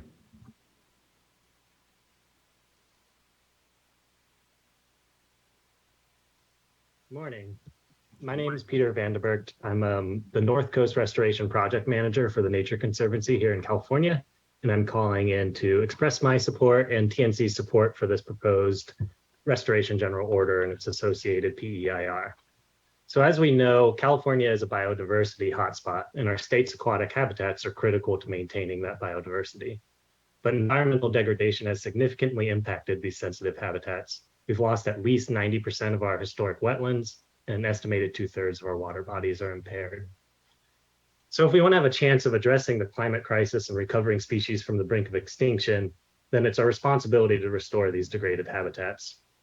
However, the permitting process for restoration can be onerous, expensive, and time-consuming. It can kill our gumption when we're thinking about doing restoration in the first place. In some cases, voluntary restoration is subject to the same approval process as development projects.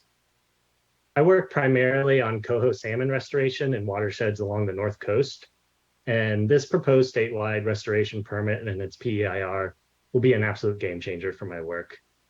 For the past several years, the only way to efficiently implement my projects was to rely on the CEQA exemption for small habitat restoration projects and the associated permitting pathways. And those pathways limited our projects to just 5 acres and 500 linear feet of stream. As a result, when I was initially planning projects, I was thinking about how to fit within those 500 feet and 5 acres instead of focusing on what's most ecologically beneficial at that site and in this particular point in time. And that seems backwards to me. There's nothing magic about those size limits. And in a huge state with thousands upon thousands of miles of impaired waterways, trying to restore them at 500 feet at a time is just a Sisyphean task. And it's not going to make a difference. But now things are changing, and this general order is a big part of that, and as is the associated PEIR. It's going to enable us to implement restoration at a pace and scale that's more commensurate with the enormity of the challenges that we face, and it's an important step towards tipping the scales back in our favor. Importantly, it's structured in a way that will allow us to implement bigger, more innovative projects than ever before. So as a result, this order will provide significant benefits to the wildlife and people across our state. So thank you for your time, and thank you for your leadership in pushing restoration to the next level, because we badly need it. Thank you, Mr. Vanderberg, for your participation and your passion around all this. I'm also inspired that and really excited about the potential for this to really unlock what's an incredible amount of need. So thank you. Next, I'd like to call Todd Manley, who will be followed in person here by Antonio Alfaro. Good morning, Mr. Chairman and members of the board. I appreciate the opportunity to be before you in strong support of the proposed statewide order. As we've discussed in the past, NACWA, along with our members and our partners in the Sacramento Valley Salmon Recovery Program, are engaged in a comprehensive effort to benefit all 4 runs of Chinook salmon in the region through the implementation of projects to address all freshwater life cycle stages of the species. Many of the projects we are implementing would benefit from the adoption of the statewide order, which would accelerate project implementation, allowing more of these much needed habitat projects to be completed each year. In addition to my comments here, we have also submitted written comments of support of the statewide order on behalf of the Northern California Water Association's members and the Floodplain Forward Coalition. Thanks again for the opportunity to support the statewide order. Thank you, Mr. Manley. Next, we have Antonio Alfaro, who will be followed by Nick Blair. Good morning. I think you still need to turn on the mic. Apologies. Thank you. Good morning, Chair, members of the board. Antonio Alfaro with the Santa Clara Valley Water District, also known as Valley Water. We are the water supply, flood protection, and environmental stewardship agency for the 2 million people of Santa Clara County. As such, we routinely engage in environmental restoration. The general order will be helpful in securing permits in a timely fashion while still providing the protections currently afforded to the environment. We applaud the administration's cutting the green tape efforts and believe this order is a step in the right direction. We would like to thank the board and staff regarding the response to comments submitted by Valley Water and Aqua, which have clarified several issues regarding the intent of the general order. While we believe the changes make some needed improvements, we respectfully support Aqua's comments for additional revisions to section 13.1.2 to ensure clarity regarding the net benefits that restoration projects must provide. Once again, thank you to the staff and the State Water Board for all of the hard work to adopt a general order that is clear and useful for all permittees. Thank you. Thank you, Mr. Alfaro. Appreciate the support and flag for comment. Thank you. Next, we have Nick Blair. Hello, good morning. There we go. All right, good morning, Chair Esquivel and board members. My name is Nick Blair. I'm here with Association of California Water Agencies, also known as ACWA. We represent over 460 public water agencies across the state that deliver approximately 90% of water for domestic, agricultural, and industrial uses. ACWA appreciates and strongly supports the State Water Board's proposed general order, which is critically needed to streamline permitting for and accelerate implementation for habitat restoration projects throughout the state in an environmentally protective manner. We appreciate staff responses to past ACWA comments and for engaging us in dialogue. We anticipate that the proposed general order will help reduce delays in implementation of restoration projects for the benefit of California's watersheds. We want to specifically thank staff for clarifying responses to our past comments that an increase in aquatic or riparian functions or services resulting from a restoration project may alone be sufficient to qualify proposed effort as a restoration project.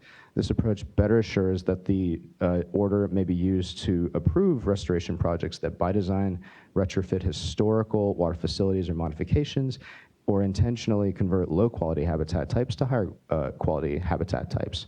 We also appreciate other clarifications in response to that the water boards will issue a notice of project complete letter to close out projects, and also text revisions that clarify that applicants trying to permit projects under the general order must only comply with the general NPDES permit to the extent that the permit applies to the restoration project terms and conditions. One additional suggestion we do have, though, is to restore a stricken sentence from section 13.1.2 on page 18. Quote, for example, when permanent impacts to waters of the state would occur, the restoration project must result in a net increase in aquatic or riparian resource functions and or services compared to existing conditions to offset permanent impacts. The reason being that this clarifies the net benefit that restoration projects must provide and is also consistent with the Federal Clean Water Act compensatory mitigation rule. Thank you again to staff and to the State Water Board for all the hard work done. If you have any follow-on questions, we have Mary Lynn Coffey on next by phone, who is representing Aqua on technical issues on this topic. Thank you. Thank you, Mr. Blair. Before we go to Ms. Coffey then, just on the request to restore the language, is there a sense or feeling where and how we are feeling about that? Or the purpose to have removed to begin with? If you want some time to think about it as well. No. If we can conference here for just Yeah, a minute. first, by all means. Respond, I'd And appreciate let's that. go ahead and move Thanks. then to Mary Lynn Coffey.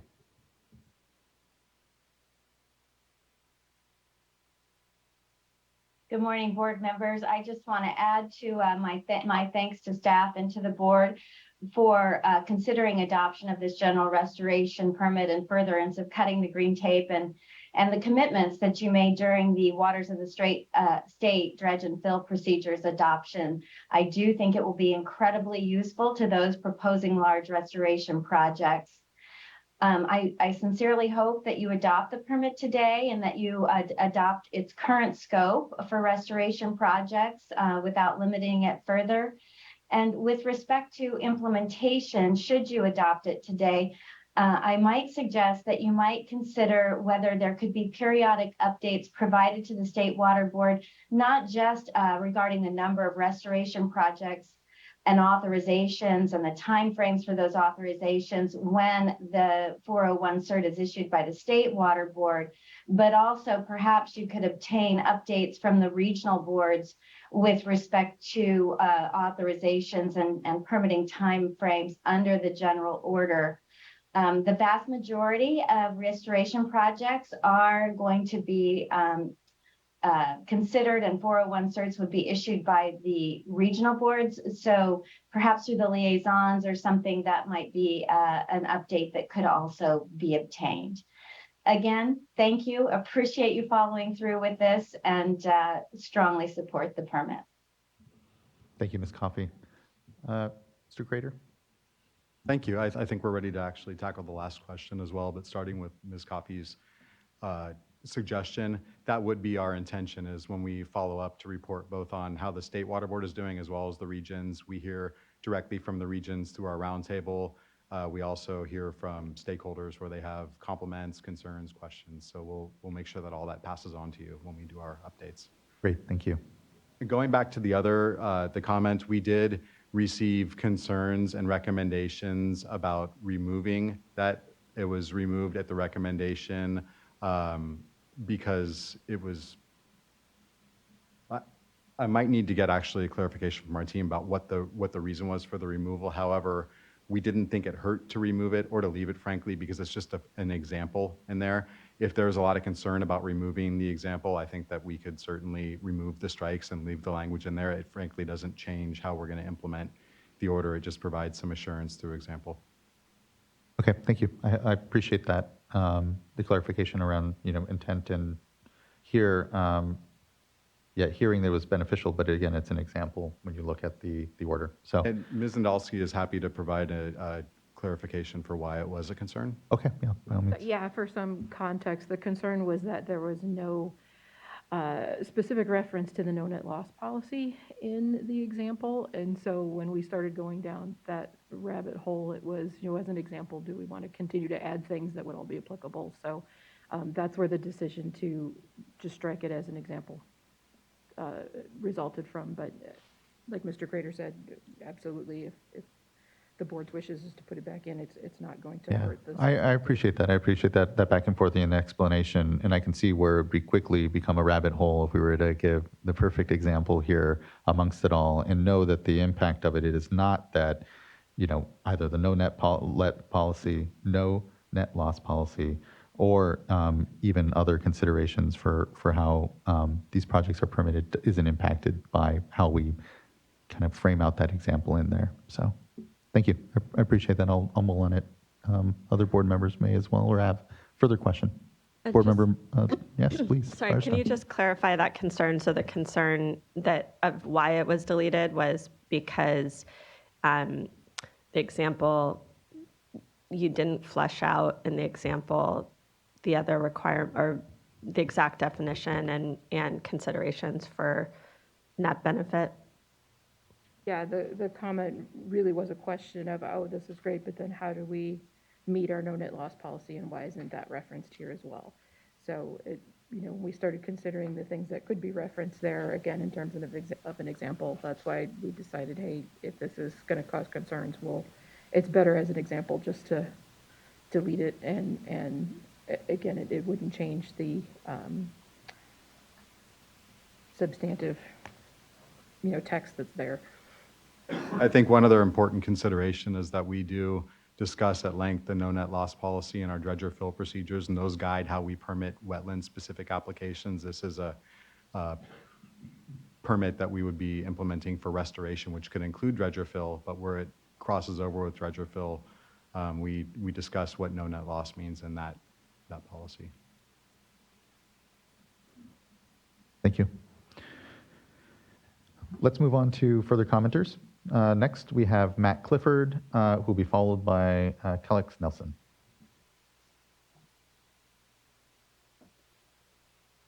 Chair Esquivel, members of the board.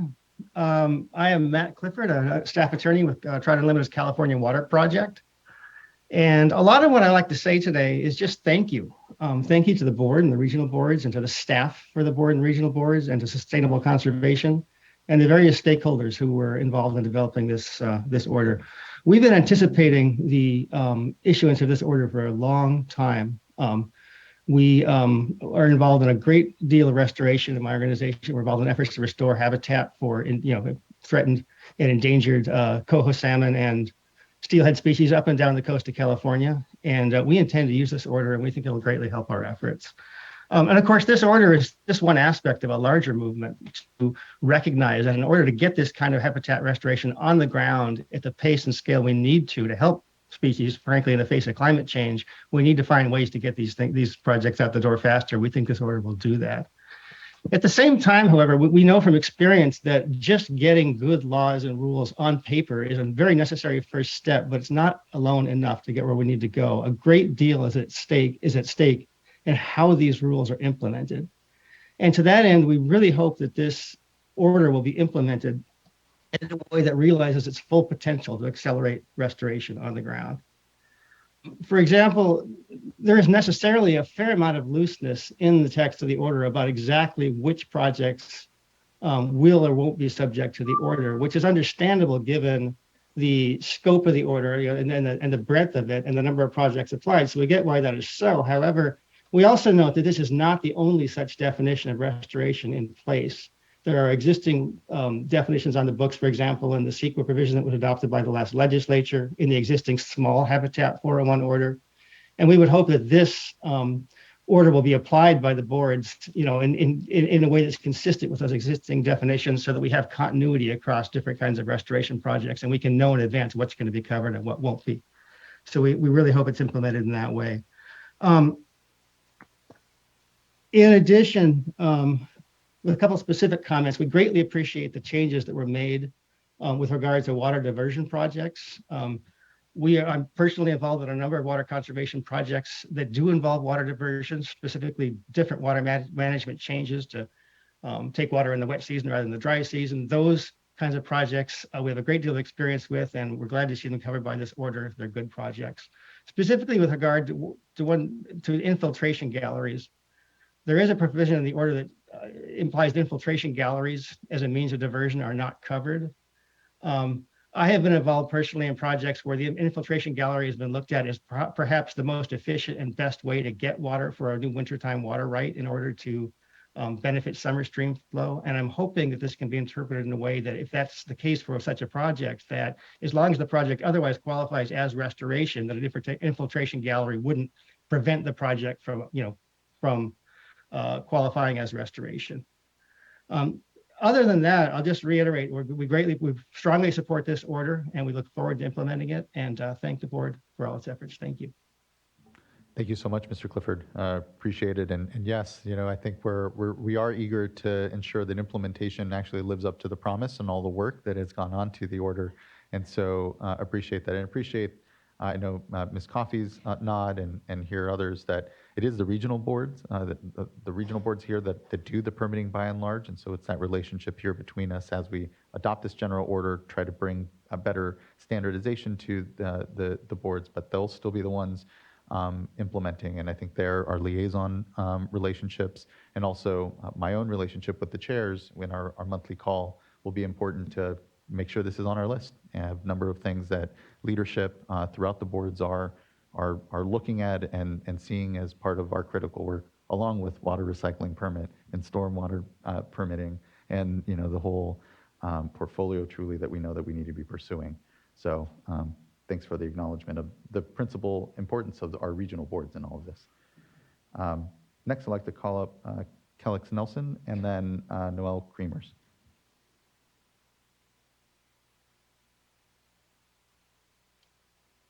Thank you. Good. Is it still morning? Yes. Good morning. Good morning. I would like to express many thanks to your staff who worked so hard on this, for their innovation and persistence and partnership. Thanks as well to our partners at Sustainable Conservation for their role in this, and to this board for your essential role in making this order possible. The order will help advance critically needed habitat restoration and climate resilience throughout California, and was one of the priority recommendations of the Cutting Green Tape initiative under Secretary Crowfoot and Chair Esquivel's leadership that included over 150 statewide stakeholders. And Phil Crater on your staff and here today received the first ever award for Cutting Green Tape Hidden Hero from the California Landscape Stewardship Network in recognition of his exceptional contributions to reducing barriers to environmentally beneficial restoration. I'm here today on behalf of the California Landscape Stewardship Network that was deeply involved with Cutting Green Tape, and the San Mateo Resource Conservation District that does extensive restoration work. I have today 3 requests to help ensure effective implementation of the order so that, as you said, Chair Esquivel, it sort of lives up to its promise. And these are not dissimilar from Matt Clifford's comments, the previous speaker. With great ideas like this, it's important that implementation is consistent with the intent of the policy. And in that spirit, I offer these recommendations or requests. The first is, as it is written, regional staff would determine if a proposed project meets the definition of a restoration project and is eligible for authorization under this order. A need expressed by many of the stakeholders in the Cutting Green Tape process was for certainty and for consistency across state agencies for permitting restoration. I would request that the state board ensure that there's consistency across regions, or in situations such as staff turnover or different definitions due to individual staff discretion. To help ensure that consistency, I would offer that definitions and criteria already exist in the current small habitat general order and the CEQA exemptions for habitat restoration. The second comment is that the order currently excludes the use of undersized riprap. This may have the unintended consequence of limiting restoration projects that restore dynamic ecosystem process rather than creating a fixed structure.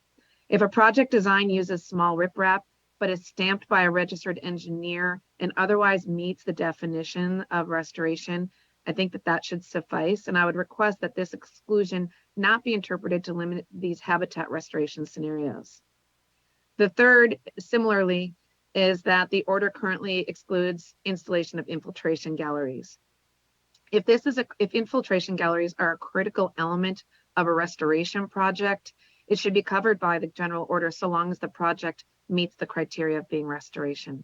An example might be a project that modifies an infiltration gallery for water conservation or fish passage or in-stream habitat restoration. These comments are intended to help ensure that the statewide implementation of this order keeps its eye on the prize, maintaining a focus on the purpose and intent of advancing restoration throughout the state. Thank you for the opportunity to provide comments today and throughout this process. Congratulations on a very significant effort that's going to have meaningful results on the ground, and much, much gratitude and kudos. Thank you. Thank you, Ms. Nelson. Appreciate your contributions and acknowledgement and work in all of this. Looking to Mr. Crater, we did hear Mr. Clifford as well bring up the issue of infiltration galleries and whether or not they're just absolutely excluded from the order. I guess let's go ahead and include in there concerns around projects that have riprap, sounding like, yeah. So both of those items are, they were correctly cited. They are currently included as exclusions from the order. What I would like to do, if it's okay with the board, is regroup with our team over here and evaluate to what extent these things are discussed in the CEQA document to determine whether we have latitude to recommend a change at this point, or if this is something that maybe we would want to table for a amendment down the road. Yeah, that's very helpful. Thank you. Appreciate the consideration of that. As we just, as a board, consider what we might ask for here as we come to a conclusion. Next, I'd like to call Noel Creamers up, who will be followed by, I believe, our last commenter. No, we have a commenter after Mr. Pat Samuel, Ms. Osha Miserve. Ms. Creamers. Good morning, Mr. Chair and board members. Noelle Kramers with Wine Institute, and I appreciate the opportunity to express our support for the general order for restoration projects. We really appreciate the work that the board has invested in developing this general order, and we urge its adoption. The order will make it easier to accomplish throughout the state restoration projects that will benefit California's environment. And while we do recognize that California is an incredibly diverse state and has many different ecosystem types, we really want to urge that all the regional boards utilize the general order so that these restoration projects can be simplified everywhere where they're being proposed. And I know in the past, Wine Institute has expressed concerns about permitting costs, specifically money spent on monitoring and reporting, then takes away from investments that can be made in real water quality and habitat improvements. And this general order is going to make a real difference in that by helping reduce costs for implementing these restoration projects. California's wineries have in the past placed large woody debris in streams to create fish refugia, removed migration barriers to improve fish passage, removed other legacy barriers to fish passage, increased water conservation projects by creating off-stream storage so that diversions can be limited during the dry season, constructed fish ladders, moved roads away from riparian areas.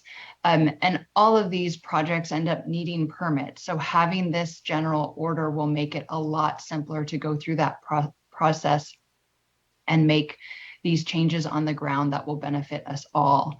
Many California wineries have also adopted sustainability goals to lessen their impacts on the environment.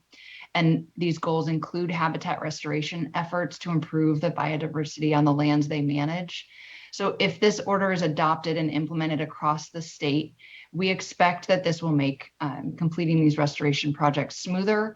Not only will it help landowners improve the health of their land, but it will also help the state meet its 30 by 30 goals of expanding and accelerating environmental restoration and stewardship. So I really appreciate all the work that has gone into getting to where we are today and urge the adoption of the general order.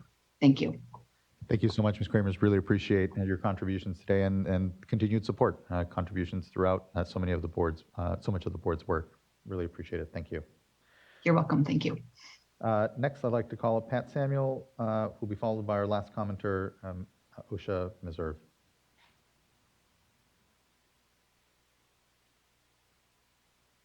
Good morning, board members. I'm Pat Samuel, Bay Area Director from California Trout. Cal Trout's been at the forefront of conservation, management, and restoration for salmon, steelhead, and trout in California for over 50 years. We pride ourselves on finding solutions to complex natural resource issues that work for wild fish and people. Based on our peer-reviewed State of the Salmonids report in 2017 and lessons from the current drought, the scale and pace of restoration activity in California is insufficient to keep pace with the impacts of climate change and other threats to salmonid recovery and recovery of other native aquatic species as well. This order before the board will streamline the permitting process for much-needed large-scale restoration by reducing costs and time, which will directly increase the scale and pace of restoration in California that is needed to combat these threats to native cold-water species. We applaud the efforts of the State Board to address the inadequate scale and pace of restoration. We appreciate the efforts of Governor Newsom, Secretary Crowfoot, Director Bonham, and Dr. Jennifer Norris at the California Natural Resources Agency for their efforts on the Cutting the Green Tape initiative, which has been very successful and has led to this order. Our staff have looked closely at the order and are excited to support its adoption and to put it to use right away. We look forward to using the statewide restoration general order as early as this fall in partnership with the North Coast Regional Board as lead agency and proponent of the Elk River Watershed Program. For example, we anticipate this general order will save our Elk River program at least a year and perhaps 2 on project implementation timeline and tens of thousands of dollars in costs in EIR preparation alone. That's just one example. As the board considers adoption of this order, we support CDFW's interest in being a co-equal partner during the general order notice of intent process. This will make the order's application more transparent, stronger, and faster by having both agencies at the table at the start of the permitting process. We also support the State Board continuing to allow the regional boards to serve as lead agencies on restoration projects. We have found the regional boards to be strong partners in this process and look forward to continuing to work with them. If the board is looking for pilot programs for implementing projects under this order, we would be amenable to continuing to work with the regional boards to find opportunities to step through this process together. Thank you for your efforts to streamline permitting for necessary large-scale restoration in California. Thank you so much, Mr. Samuel. Really appreciate your time today, joining us in person, and the continued contributions of California trout. Last, I'd like to call up OSHA Meserve. Good morning.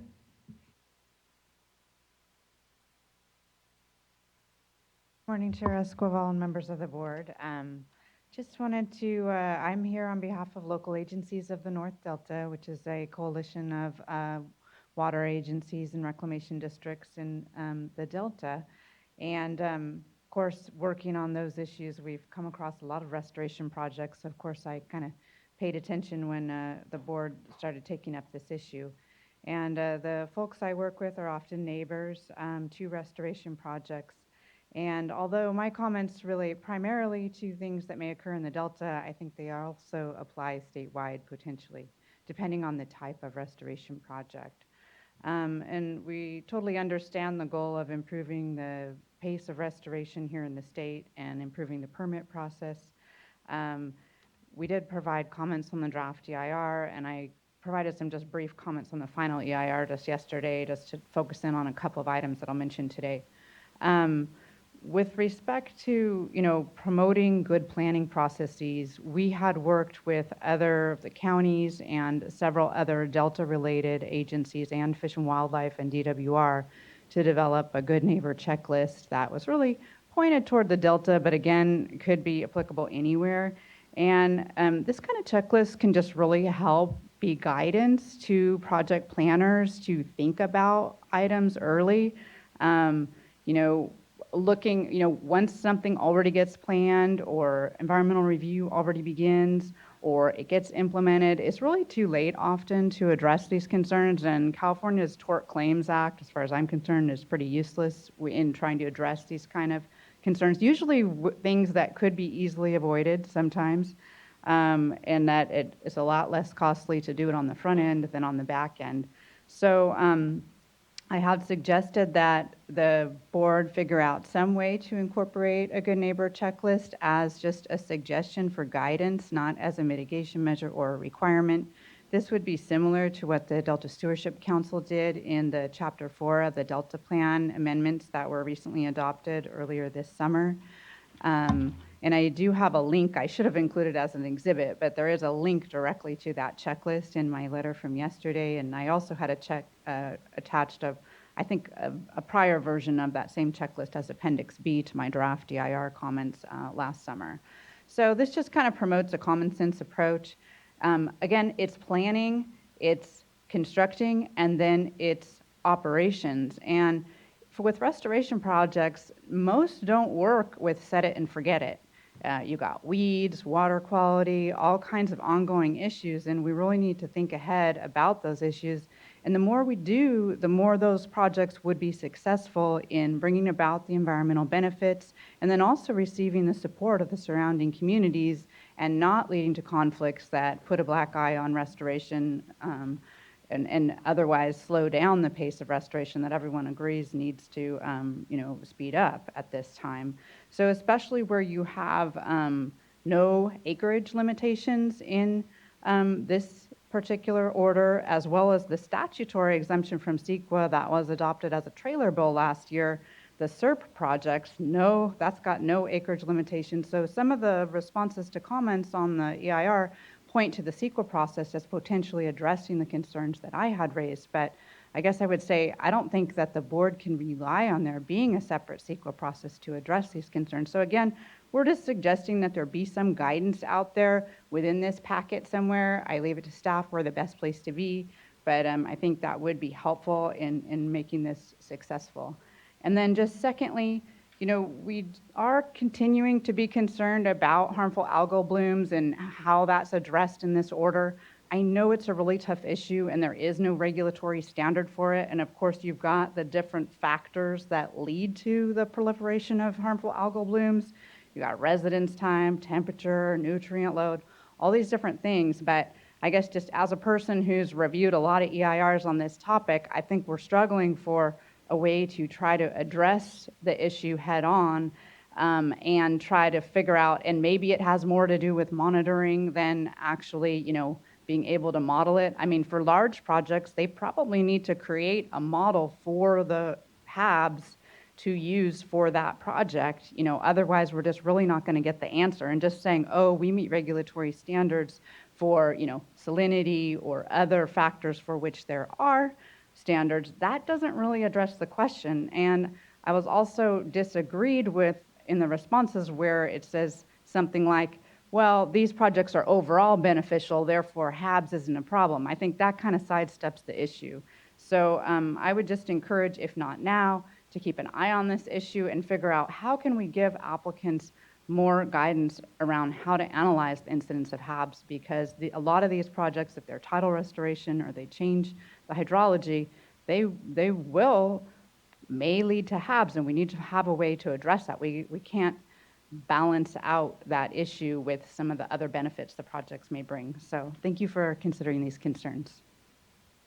Really appreciate the recommendations and the engagement here. I'll just say on the issue of a guidance for and/or checklist around sort of good neighbor sort of process. Is there an opportunity to, I know that there is careful thought and a lot of intentionality around noticing and making sure that folks are brought along in a community and know that there's an opportunity to comment, to understand whether it's HABs or other things that may be in a project's impact, the appropriate opportunity and process to do that. Again, I know we're very intentional. I guess what is, maybe a step further and, not as a requirement, but as, some sort of reference, either existing documents that kind of go through a good, especially if they've already been developed by state agencies, a good neighbor sort of checklist. I mean, just kind of thinking of what is our appetite for that. And then on the HAB side, I think that's going to be the hardest, of course, to try to address here in this moment. What comes to mind is certainly our biostimulatory work that is really front of mind in the water quality side and other places in which we can start to get a better handle around HABs. Yeah, So I think, on the first recommendation, I'm a little firmer and trying to maybe see if there's something we can do. On the second, I think I'd still struggle, and I think I'm sure staff would as well still, on how best this order addresses necessarily HABs. If not, here, just make sure that they're better understanding the pressures that HABs will have in a warming climate, and with, water slowing down, it creates conditions for that. But I think the science, again, isn't as exact as something that we can incorporate into the order. But I'm sorry I didn't bring enough copies, but I got a couple oh, copies. that's fair. of Yeah, the, please do hand off to give Mr. to Crater. staff, just so it's a little Thank you. easier. Thanks. Thank you very much. If I may respond actually to both of those issues with regard to the good neighbor checklist, that's an issue. I think it's not going to be specific to the water boards. We have other agencies that are involved in implementing these restoration projects, and we have a great group in cutting green tape that is experienced in this. So I think that's one that I would actually like to bring back to the Cutting Green Tape Forum and elicit the help of our counterparts at the other agencies to approach it more systematically. I appreciate that. And I would be happy to report back to the board through our reports that we've already discussed on how that's going. With regard to the next issue on HABs, you just mentioned we do have HAB work going on here at the water boards, both in Division of Water Quality, as well as we have support from other offices within the water boards. And what I would suggest we do is, again, track how projects are going and bring this to their attention so that we can look at addressing these things rather than doing it through this specific project, addressing them in a way that would do well for our restoration work as well as our other permitting and assessment activities. So, and I can also, commit to reporting back to the board on that. I appreciate that, Mr. Crater. Okay. Thank you. Okay, that brings us, I believe, Ms. Townsend, have I missed anyone, or Mr. Lawfer, and anyone in the room wishing to speak, please do indicate otherwise. But that leaves us to board discussion on where we are and how we're feeling about the order. I'll just say I'm supportive, and don't find myself with too many concerns. I think that a lot of this is around how we view implementation, or how we continue to make sure we focus on implementation. And the issues that I've heard are ones that are more about how we best do implementation than necessarily changes that we're needing to the language as it's proposed currently. We did have a good back and forth as to the removal of 13.1.2, I believe it was, and I'm satisfied with that. But I look over to my fellow board colleagues for questions, thoughts, desire for changes. Yeah, I just wanted to just say, thank you to everyone. This was just a great collaboration in pulling this together and just really looking to streamline, our permitting process for restoration. And so just, as we're looking at whether it's while we are implementing this permit, but just all the work that we do, just the conversation around HAPs, but then also just taking into consideration climate change and disadvantaged communities, and just the, ever evolving world that we are in. And just as we are implementing the projects, just really looking at, just the changes. We're at this moment in time that we are in now, and taking into consideration, just things are not the same as they were before. So as we're doing a restoration project, looking at climate change and how are we impacting, all the communities that we serve, and I'm sure you guys are doing that. I just wanted to emphasize that point. And so thank you again for all the great work. Thank you, Board Member. Board Member McGuire. Yeah, I'm very supportive of finding a way to move forward here today. I am very interested to hear your thoughts on the infiltration galleries and the riprap pieces. So if you need a break, or however you want to proceed with that, I'm interested in your feedback on that.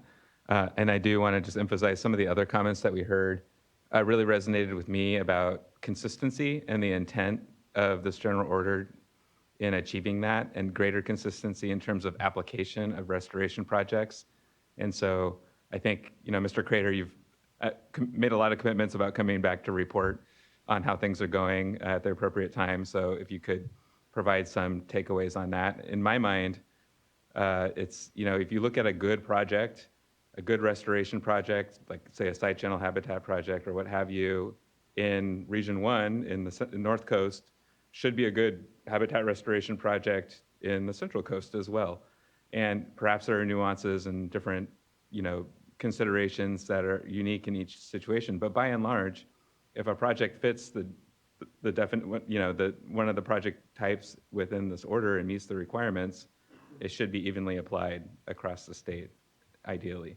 I know that there's different players involved, there's site-specific issues that come up, that's all totally understandable. So, but I just want to flag that I'll look forward to hearing back later on how that's going generally. So, thank you.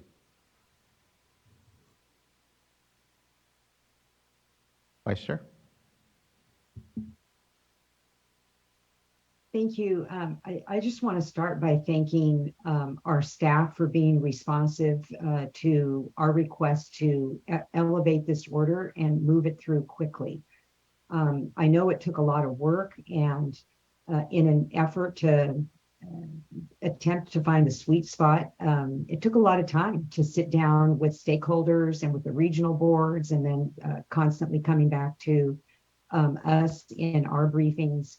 And I just want to align myself with the comments made by Board Member McGuire. I too have similar concerns about consistency, but think that in that effort to find the sweet spot, you had to provide for some flexibility here for regional boards. And I understand that and want to give it an opportunity. But I think the best way for us to address that issue, if there is a problem, is to see if there's a problem. And we can get that through these periodic reports, however staff determines. But just know that this is something that we will want to hear back on. And I would be opening to reopening the order if we need to, but would rather just give it an opportunity. And then I too just want to hear from staff about some of these specific issues that were identified on riprap and infiltration galleries. But thank you again, and thank you to the stakeholder community, and really a shout out to Sustainable Conservation for coming up with this suggestion that we work together on this, and really sticking with it every step of the way. I know there were a lot of stakeholders involved, but in particular, Sustainable Conservation with its efforts really in taking the lead on, from the stakeholder community to move this along. Thank you, Vice Chair. I think we're there. Yeah, thank you so much, Board Member. Yeah, I think the outstanding item, and I glossed over on my notes here, was on just whether or not riprap and infiltration galleries and their exclusion at this point is, it's baked into the CEQA document, not something that we can really deal with too much here before us. So if Board Chair, can I actually, also yes, interrupt? please. Yeah, Ms. Liu, by all means. Sorry, I just wanted to flag really quickly for the board. We did receive 8 late comment letters on this item. We are not recommending we accept them. Most of them were just noting their support for adoption, and 2 submitted additional recommendations that were in line with previously submitted comments. Thank you, Ms. Liu. I appreciate that.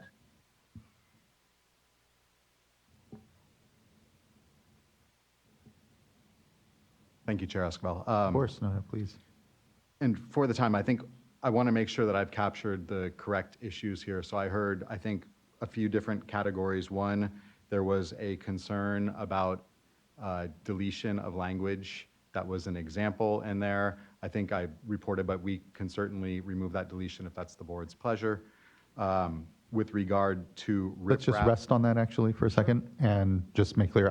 I don't think there needs to be a change. I think it was good for it to be removed because it is a rabbit hole of what all needs to be considered in the example. And, if we're not, it's not limiting us, and ultimately, keeps the same flexibility, doesn't have actual impact in what we have. It was an example. And here a problematic one if it didn't include everything that, could possibly be in there, and everyone kind of sees either their, inclusion or exclusion as something important to the work. So I just want to say I concur with you, Chair. I don't see any reason to make a change at this point. Okay, thank you. Appreciate that, board member. Okay.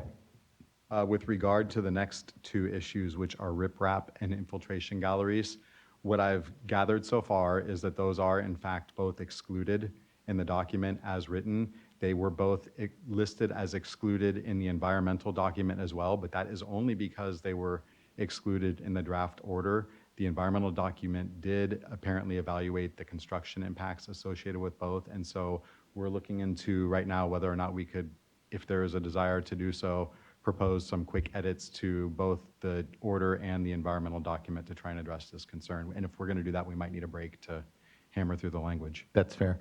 I would be supportive in creating some flexibility there as appropriate.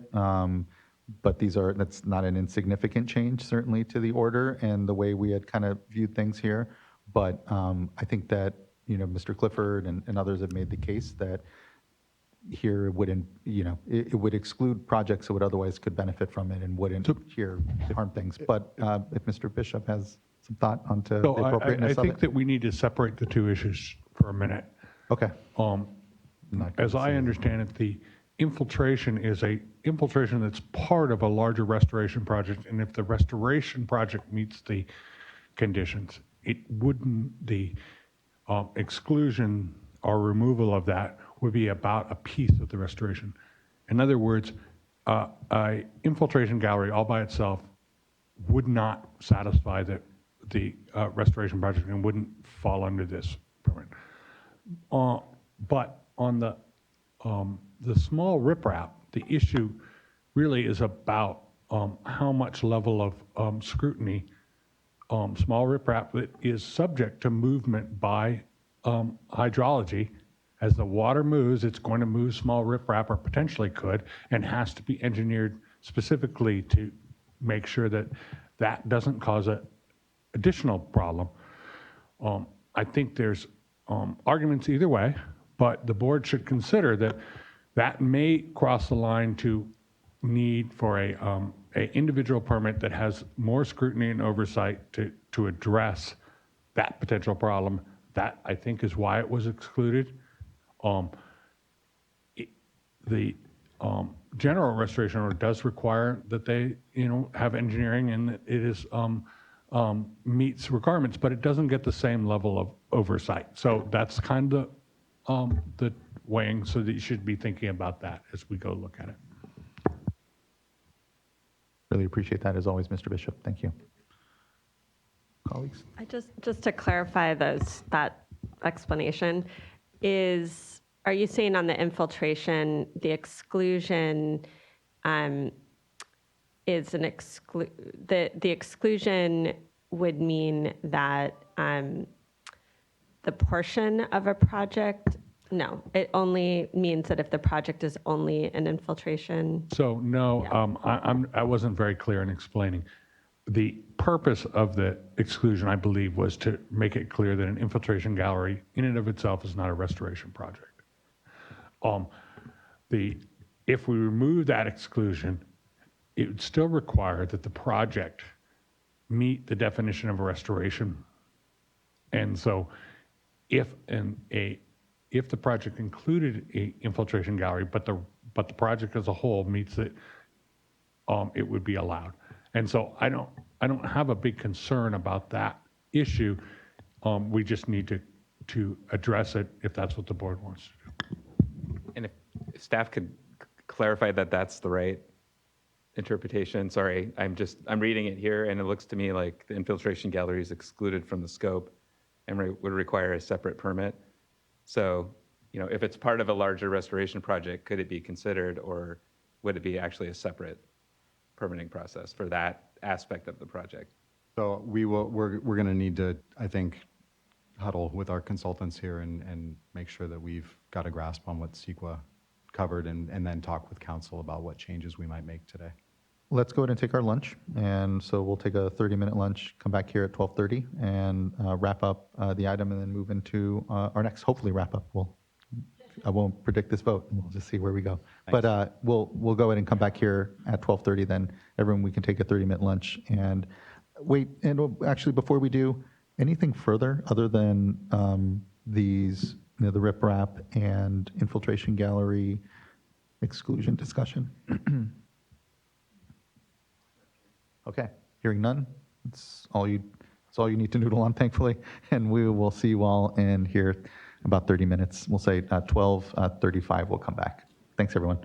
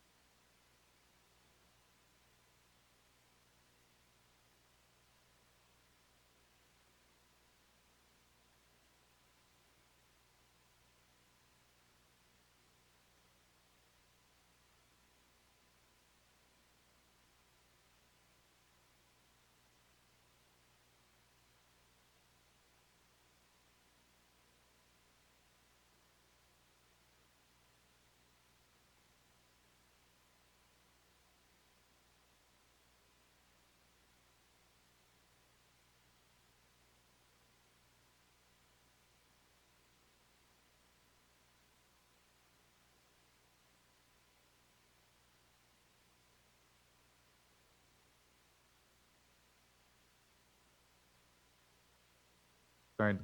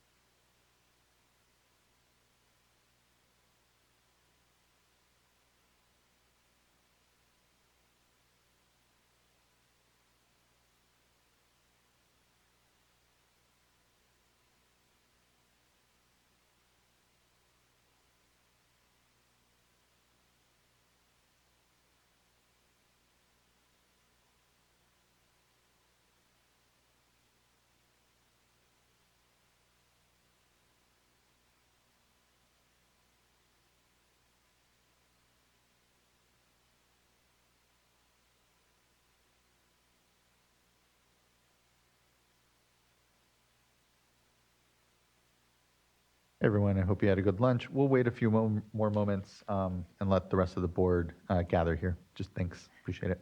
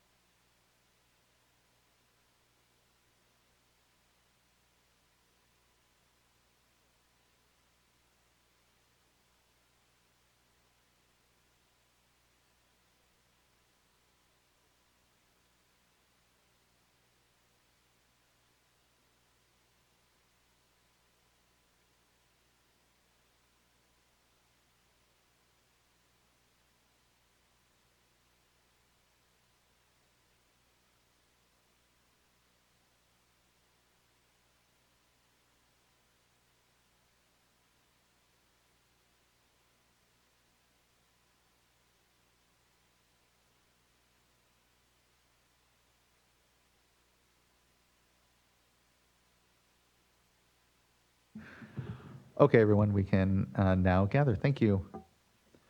It is 12:39. We can gather now and hear the results of deliberations from staff. I have the very exciting conclusion of our discussion. Thank you, everyone, for still tuning in. So touching on the two issues that we were talking about, which were riprap and infiltration galleries, we have talked with our consultants and our council and concluded that at this point, it would require an amendment to the EIR and to the permit in order to make that, and that's not something that we're prepared to do today. What we recommend is that you certify the documents before you as they are, and we will commit to keeping a close eye on these issues to determine whether the potential issues are actual issues, and if so, we will come back and address them. I do have a couple of more specific responses on there in no particular order. I have been able to check in with a couple of the stakeholders who expressed concerns about undersized riprap. And I can't say this is global, but at least in some cases, it appears that the concern was that they wanted to be able to place natural materials that would move through natural processes downstream. And that is like gravel augmentation. That's something that is already allowed by the order. What the order is trying to get at with the undersized riprap is that riprap is intended to armor a shoreline. It's meant to stay in place. And we want to see that stay in place. And as Mr. Bishop said, that's something that requires a little bit more oversight and would, at this point in time, we feel would be appropriate for a regional board. However, with the movement, at least for some of the stakeholders, they said that addressed their concern. They just want to be able to provide gravel augmentation. And then there was one other issue that's now escaped me because I got lost in that first one. On infiltration galleries, we are going to continue to work with our stakeholders over the next year, so that's one that we're going to evaluate to see whether or not it's an issue.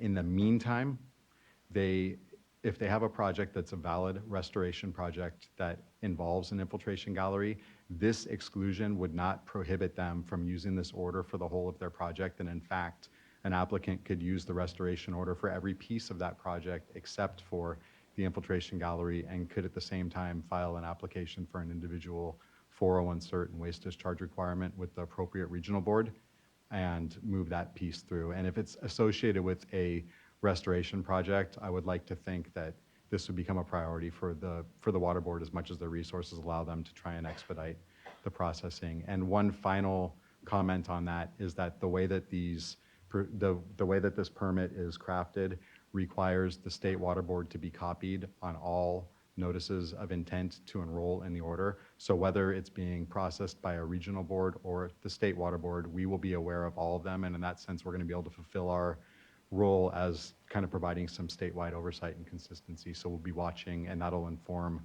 what we bring back to you. And at this point in time, we do anticipate coming back in 12 to 18 months with an information item to the board to really talk about what's been going on and to involve some of our stakeholder partners at the time so you can hear directly from the practitioners. I hope that addresses the questions. If I've left something out, please let me know, and I'm happy to fill in. Yeah, thank you. It definitely addresses my questions. I really appreciate the thorough evaluation of what were some last-minute requests, if we're honest, and what's been a multi-year process. But appreciate always our openness to be able to understand our ability to create and address things that folks are flagging. It sounds like we can here, especially partially in implementation, especially when it comes to the infiltration galleries, which again aren't excluded if a project has an infiltration component. Gallery component from the order, the benefits from it. It just means that infiltration gallery will still have to be treated separately. But to your point, we should be able to track them in tandem and really see them as part of this effort. And we'll see whether or not there are delays and there's some other issue. And I think it will be something that we'll just have to eye on implementation, like a lot of the things were brought up, but are really important to even here as we consider adoption. So thank you, Mr. Crater. Appreciate everyone's thorough engagement and all of our commenters and long-standing collaborators on this project. Just incredibly impressed and thankful for it. Anything further to consider? And if not, I think we may be ready for a motion.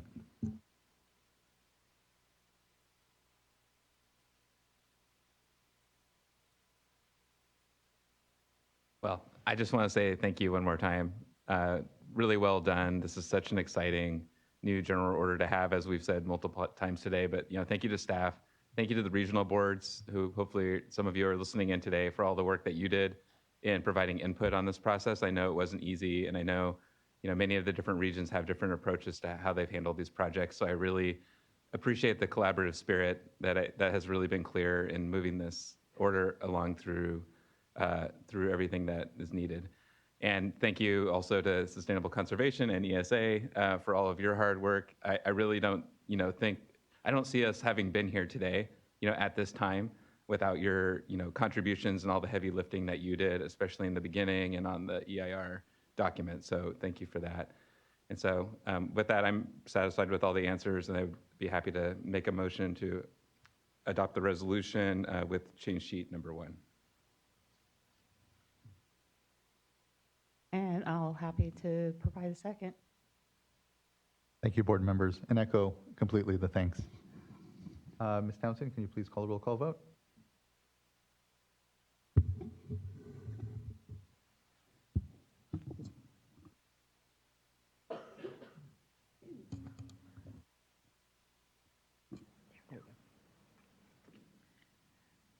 Board Member McGuire. Aye. Board Member Morgan. Vice Chair Diadamo. Oh. Aye. Board Member Firestone. Aye. Chair Esquivel. Aye. You all. Thank you as well. And the vote is unanimous, and the resolution is adopted. Thank you all.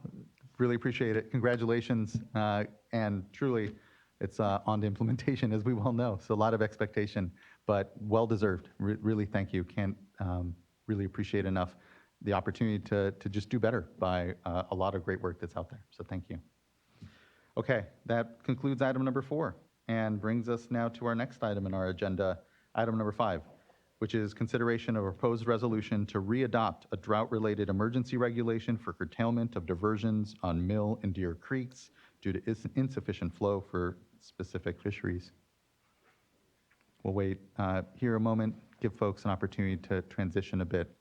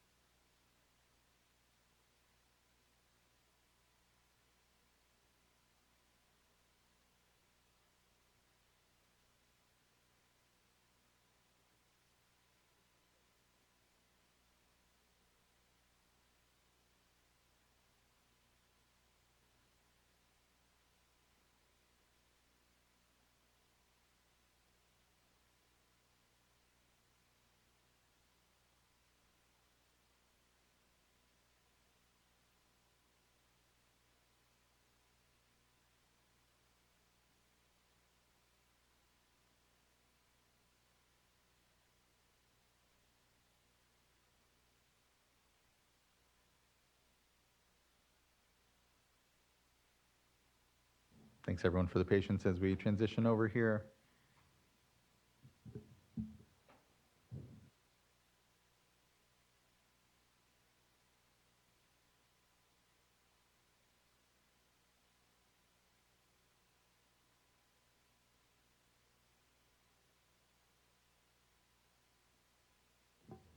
Good afternoon, everyone. Good afternoon. Can you hear me? Works. Okay. And thank you. Great. Good afternoon, Chair Esquivel, Vice Chair Diadamo, and board members. My name is Lauren Bowden, and I am an engineering geologist in the Division of Water Rights Bay Delta section. I will be presenting Agenda Item 5, proposed readoption of the emergency regulation for Mill and Deer Creeks. With me today to assist with any questions are Diane Riddle, Robert McCarthy, and Daniel Menton, also with the Division of Water Rights, and David Rose and Mariana Owie with the Office of Chief Counsel. Readoption of the proposed emergency regulation would extend the 2021 drought emergency flow requirements for the protection of specific runs of federally and state Endangered Species Act listed anadromous fish, including spring run Chinook salmon and steelhead, and 2 tributaries to the Sacramento River, Mill Creek and Deer Creek, with very minor updates to provide for minimal stock watering needs. Next slide, please. This slide shows the general agenda for today. I'll be providing a brief overview of the background on the emergency regulation and its implementation and possible voluntary efforts. We will then be joined by representatives from the National Marine Fisheries Service and the California Department of Fish and Wildlife, who will provide a fisheries update for Mill and Deer Creeks. State Water Board staff will then walk through the readoption process, proposed changes to the draft regulation, comments received, and next steps. Next slide, please. Before we get started, I would like to acknowledge the team involved in this effort identified on this slide. We've also had input and assistance from staff from the California Department of Fish and Wildlife and National Marine Fisheries Service, and we'll have representatives from those agencies here today. Next slide, please. I will now provide you with a background on the drought emergency regulation adopted in 2021 and actions taken by the State Water Board, stakeholders, and other agencies to date. Next slide. California and much of the western U.S. is experiencing persistent drought. Despite large precipitation events in the fall of 2021 and early winter, the Delta watershed experienced record dry months from January through March of 2022. The Delta watershed, which includes Mill and Deer Creeks, did receive late precipitation in spring, which assisted with providing improved flow conditions for part of the year, but were not adequate to resolve the drought conditions overall. We are currently in the 3rd consecutive year of drought, with most of the Delta watershed categorized as experiencing severe to extreme drought. Water supply in many parts of California, including the Sacramento River watershed, is insufficient to meet a significant portion of water demands, including ecological needs. The water supply shortage is a particular concern in Mill Creek and Deer Creek, which are tributaries to the Sacramento River and which provide high priority habitat for listed salmonid species. Mill and Deer Creeks are located in Tehama County and are largely unaltered systems of significant biological importance for threatened fish species. These creeks are 2 of the 3 remaining streams that support naturally produced populations of California and Federal Endangered Species Act listed Central Valley spring run Chinook salmon, and Federally Endangered Species Act listed steelhead, and are recognized to provide critical habitat to support the recovery of these threatened species. Mill Creek specifically is a designated priority stream in the California Water Action Plan for the recovery of salmonids due to its ability to provide suitable habitat with a warming climate. Mill Creek supports the highest elevation salmon spawning habitat in the Central Valley. The higher elevation watershed and snowmelt influenced hydrograph helps to maintain cool water temperatures at critical times for native fish species. Next slide. I'm not going to go into detail about everything on this slide, but I did want to point out the actions taken since the State Water Board adopted the emergency regulation for Mill and Deer Creeks in 2021. The State Water Board adopted the emergency regulation on September 22nd, 2021. The regulation was approved by the Office of Administrative Law and became effective on October 4th, 2021, following which the State Water Board issued curtailment orders to water right holders on Mill Creek and Deer Creek for base flow requirements starting October 15th, 2021. During February of 2022, staff met with stakeholders, CDFW, and NIMS to discuss interim and long-term solutions for Mill and Deer Creeks, which I will go into further detail later in this presentation. We received recommendations for readoption of the emergency regulation from CDFW and NIMS in April and June of 2022, respectively. On August 5th, 2022, we released the notice of proposed rulemaking and draft regulation text proposed for readoption for comment. Next slide, please. As I stated before, the emergency curtailment regulation for Mill and Deer Creeks was previously adopted on September 22nd, 2021. The emergency regulation provides for the bypass of minimum in-stream flows needed to enable upstream and downstream passage of anadromous salmonids. The regulation requires minimum base flows during migration periods. The regulation also allows for pulse flow requests from CDFW or NIMS when fish are present. It should be noted that the State Water Board adopted similar minimum requirements in 2014 and 2015, as well in 2021. The regulation includes potential exceptions to curtailment to meet minimum human health and safety needs for non-consumptive use and for local cooperative solutions. The regulation also includes reporting requirements similar to those required by emergency regulations applicable in other watersheds. Next slide, please. Oh, one more. Oh, wait, sorry, no, go back one. Okay, okay. On October 11, 2021, the State Water Board issued curtailment orders for Mill Creek and Deer Creek, requiring bypasses of 50 cubic feet per second, or CFS, as measured at stream gauges located below major diversions. At the request of CDFW, based on fish presence, the State Water Board required 2 pulse flows on Deer Creek and 1 pulse flow on Mill Creek. All 3 pulse flows lasted 72 hours and required a bypass of 100 CFS or full natural flow, whichever was less. On June 15, 2022, the emergency minimum flow requirements were reduced to 20 CFS for the protection of juvenile Central Valley spring run Chinook salmon and juvenile California Central Valley steelhead. On June 30th of 2022, curtailments to maintain minimum in-stream flow were lifted on both creeks. However, curtailments may still be in effect under the Bay Delta Emergency Regulation, Term 91, or other pre-existing water right requirements. Next slide. Next, I will be covering discussions of possible voluntary efforts that occurred in 2021 and 2022. Next slide. Resolution number 2021-0038, by which the board adopted the 2021 emergency regulation, directed State Water Board staff to coordinate with CDFW, NIMS, and stakeholders in Deer and Mill Creeks to discuss interim and long-term resolution of issues regarding the protection of fisheries, including in-stream flow needs, water use efficiency and water conservation measures, habitat improvements, and potential funding sources. Next slide. In February of 2022, the State Water Board held meetings with stakeholders, CDFW and NIMS, to discuss possible voluntary interim and long-term solutions. During the meetings, State Water Board staff requested stakeholders work with CDFW to provide points of agreement and disagreement on various potential pathways for voluntary measures. State Water Board staff received 2 separate documents from Los Molinos Mutual Water Company, which is the largest diverter on Mill, and CDFW outlining their positions regarding Mill Creek. Similarly, Stanford Minor Ranch Irrigation Company, which is the largest diverter on Deer Creek, and CDFW submitted separate documents outlining their positions on Deer Creek. During the February meetings, stakeholders requested that the State Water Board consider providing mediation services to assist with the development of voluntary measures.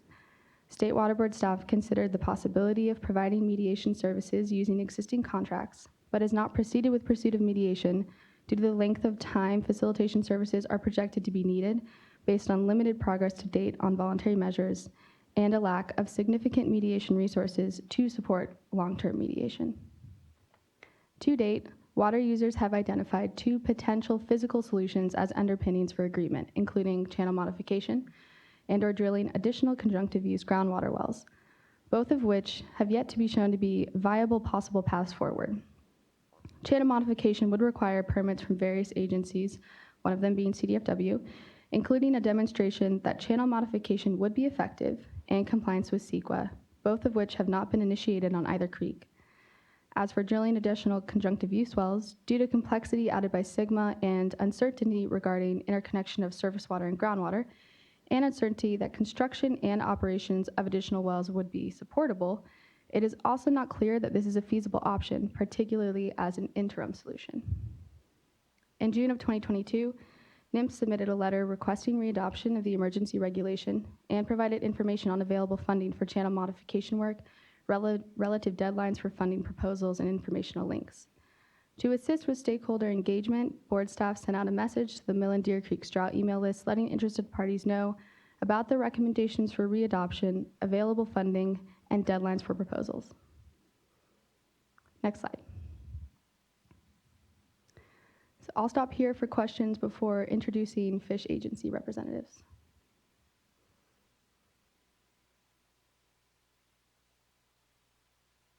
I don't think we have questions at this moment. Thank you. Next, I would like to turn it over to representatives from NOAA's National Marine Fisheries Service and the California Department of Fish and Wildlife, who will be providing updates on the status of Mill and Deer Creek fisheries. Thank you. Good. Thanks, Lauren, and thanks, Chair Escobar and members of the board. I'm Brian Elrott with NOAA Fisheries, and just here, I just have a few slides. My main purposes are, one, to support readoption of the emergency flow regs, and to provide just a quick update on the extinction risk of spring run Chinook salmon. But I'll also point out in our 2021 letter supporting the curtailment and these flow regulations, we highlighted that Mill and Deer Creeks are likely also important for winter run Chinook salmon, which is a highly endangered species, one of our most endangered species. And there's some emerging science that points to Mill and Deer Creeks, and specifically they would benefit from the flow regulations during the fall.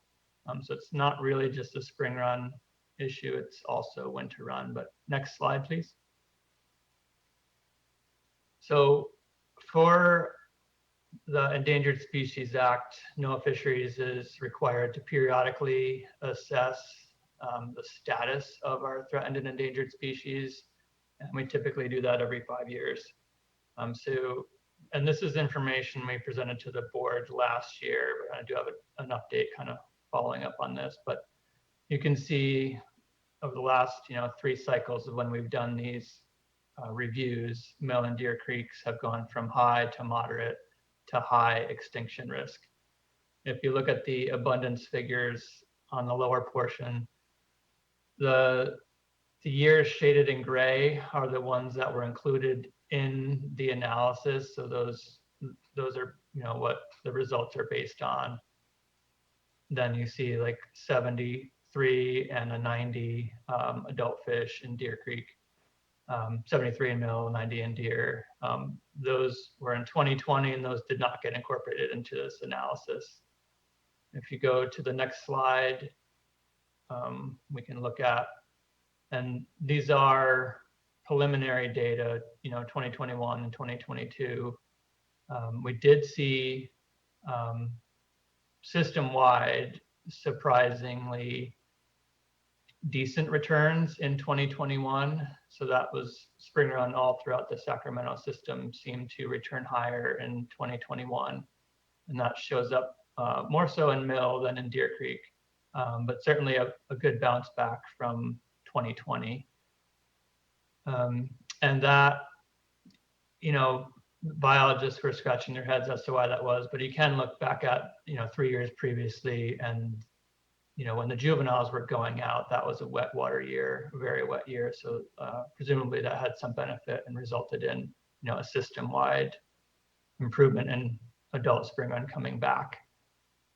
So I guess overall what we, the little improvement that we did see in 2021, and then, kind of a drop back in 2022,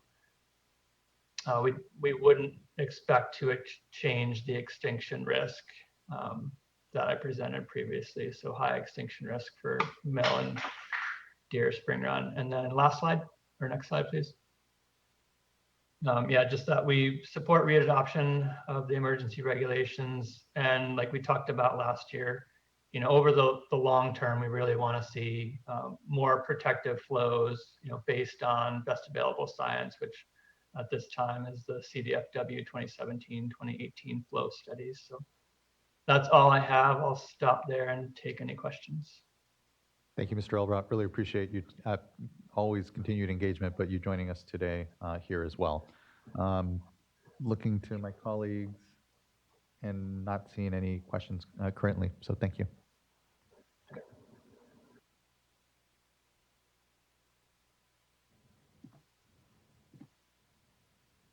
Next, I think we have Mr. Matthew Johnson. Good afternoon. Good afternoon, Mr. Chairman and members of the board. I'm Matt Johnson, Senior Environmental Scientist with California Department of Fish and Wildlife. Been working with the department since 2012, and I wear several hats for the department regarding deer and mill, monitoring fish populations. I'm involved in fish passage projects, technical lead for the Mill Creek Flow Exchange Program, technical lead for voluntary settlement agreement discussions on deer and mill. And I've, unfortunately for conditions in deer and mill, I've worked on drought with the State Water Board since 2014. So thank you for having me here today. Next slide, please.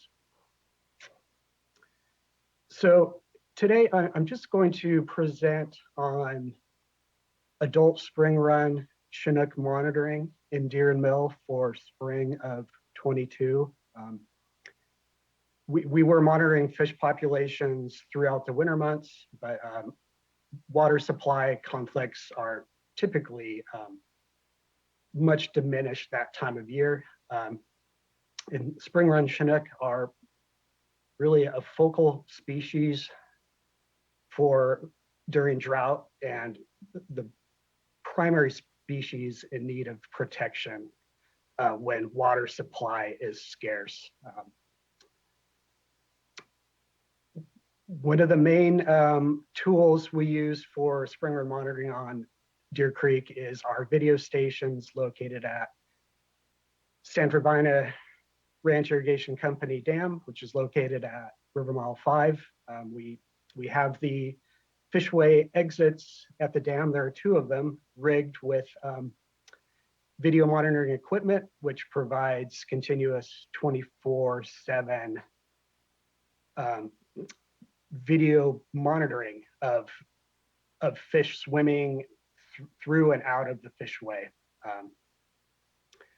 And we use this information to obtain life history information, develop population estimates, and inform water management decisions. Next slide. So importantly, this information is still in draft form.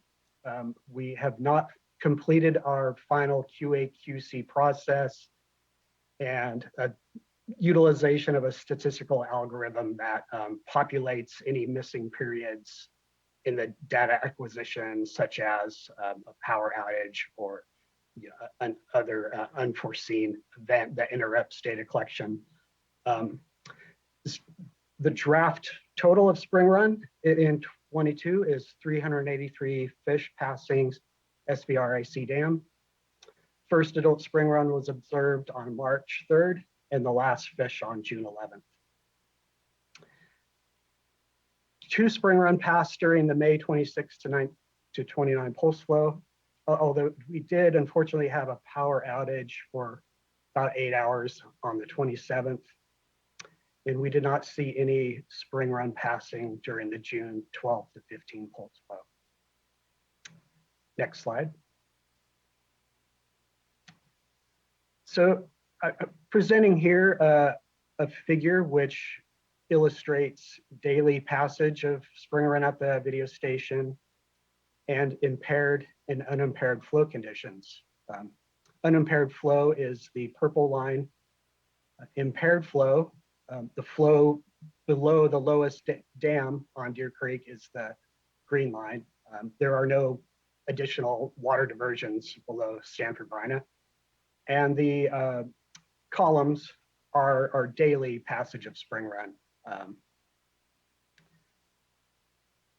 Spring run enter Deer Creek over several months, March 3rd to June 11th and 22. Did not see a typical bell-shaped curve in this year's run distribution. That may be due to kind of there's a rather low population. Although we do see some peaks in mid-March, early April, and a cluster of later returning fish around the middle of May. Next slide. And in this slide, I'm just zeroing in to provide a little more detail on the pulse flow periods. Fortunately, hydrologic conditions in 22 were better than expected, especially after unprecedented dryness in the January through March period. We did see the return of modest spring frontal passage events, which did provide some additional water, which was a blessing. And for most of the period when spring run returned to Deer Creek, available water supply was below the diversions, was above 50 CFS. And going into the first pulse flow event on May 26, we were near 80 to 85 CFS base flow. So the rate of change for this pulse flow was not significant. We bumped up the creek 20 CFS, and that may, to me, in my opinion, explains perhaps why we didn't see a response from the fish that we may have seen if there was a greater delta in the pulse flow. And then going into the June 12th pulse flow, that was an actual doubling of flow. Base flows were right around 60 CFS at the time the pulse flow was initiated, and you can see that impaired flow nearly equaled unimpaired flow. But also of note, we had a frontal passage at that time, which increased unimpaired flow as well. However, we just did not see any fish on the video systems at this time. Final QA/QC of the video data may produce a fish or two, but the numbers typically do not change drastically between draft and final data forms. And next slide. So I'm basically going to do the same presentation for Mill Creek. Go ahead and go to the next slide, please. Again, we do video monitoring on Mill Creek, in this case at River Mile 2.8 at Ward Diversion Dam. Again, we're monitoring the fishway exit, 24/7 coverage.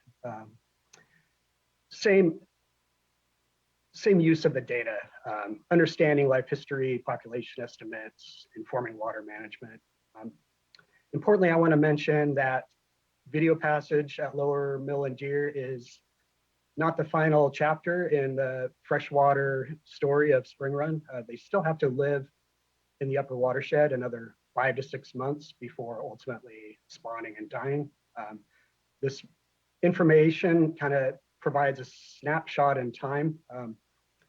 It gives us a sense of how robust a cohort is that is entering the watershed, and really is just a very useful tool for informing water management decisions.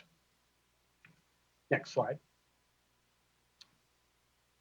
So we have again a draft total here. Only 232 spring run past Ward Dam in 22. First fish observed on March 1st, last on June 25th.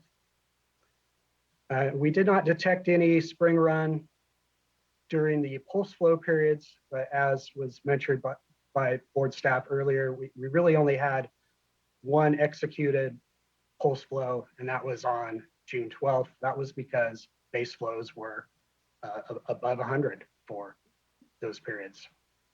Next slide. Again, this is an identical slide to Deer Creek showing daily spring run passage and unimpaired and impaired flow conditions. Again, like Deer Creek, spring run enter over a long window of time, several months, and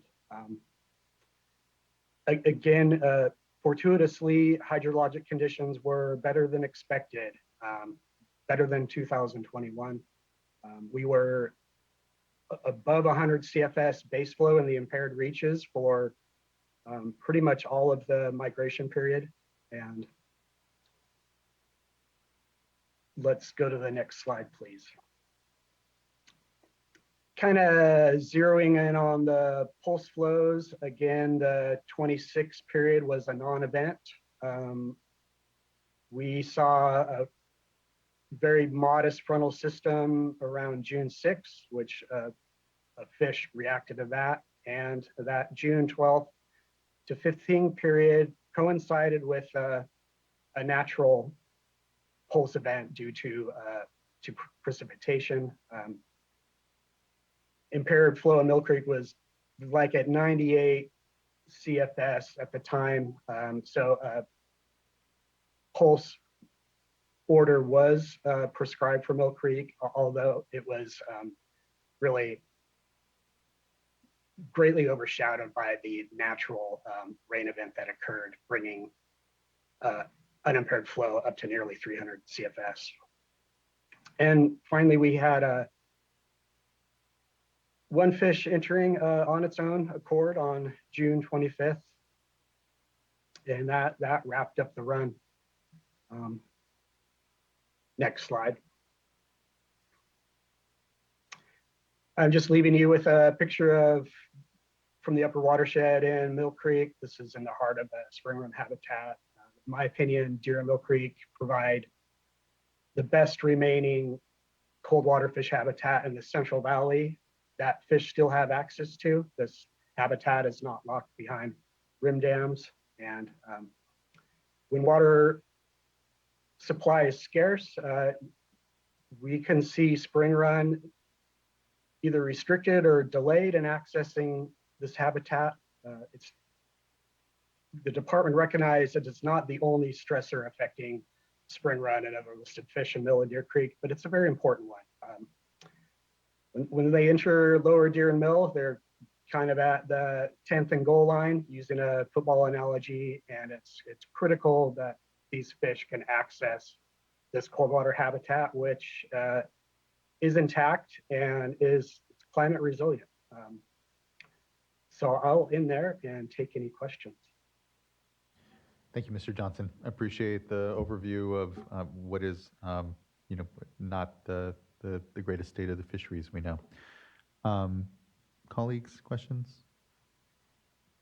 Board Member McGuire.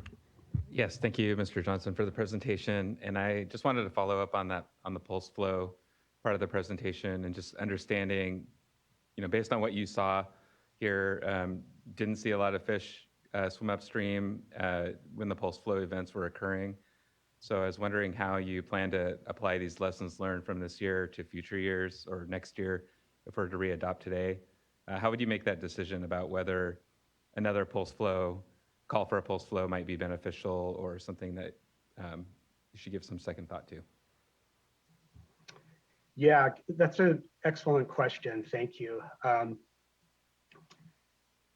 When the department is planning and scheduling pulse flows, we are really focused on the tail end of the run or a bell curve. That is a time when water supplies are scarce in drought and water demand is at its maximum, especially in the context of conflict with spring run. We're trying to protect those late migrating fish for two reasons. One, to maintain life history diversity, which leads to increased species resiliency, trying to keep that window open so that fish are able to access the upper watersheds as they would be in a year where we're not in drought conditions and water supply is not as scarce. We are targeting fewer fish, but these few fish are important in the context of species resiliency and viability. So, thank you for that. But do you see pulse flows, I guess to put it another way, do you think it sounds like you're a believer that you think that just because it didn't work for this year, maybe as effectively as we might have hoped, that doesn't mean that for next year it couldn't be an effective trigger and cue. Is that accurate? That is correct. And in fact, when I had developed a pulse flow schedule, there was a third pulse flow. And if I remember correctly, it was to begin May 9th, but we didn't have the base flow requirement to trigger a pulse flow. We were above 100 CFS at that time on both creeks. That pulse flow may have been further back in that bell curve to attract more fish. More fish may have been present. That said, pulse flows were effective in 2014 and 2015. I have presented that information to the board previously. Voluntary pulse flows in 2021 on both creeks were also produced significant results. And I'm very open to sharing that data in any form for continued discussions. Okay, yeah, thank you. I really appreciate that response.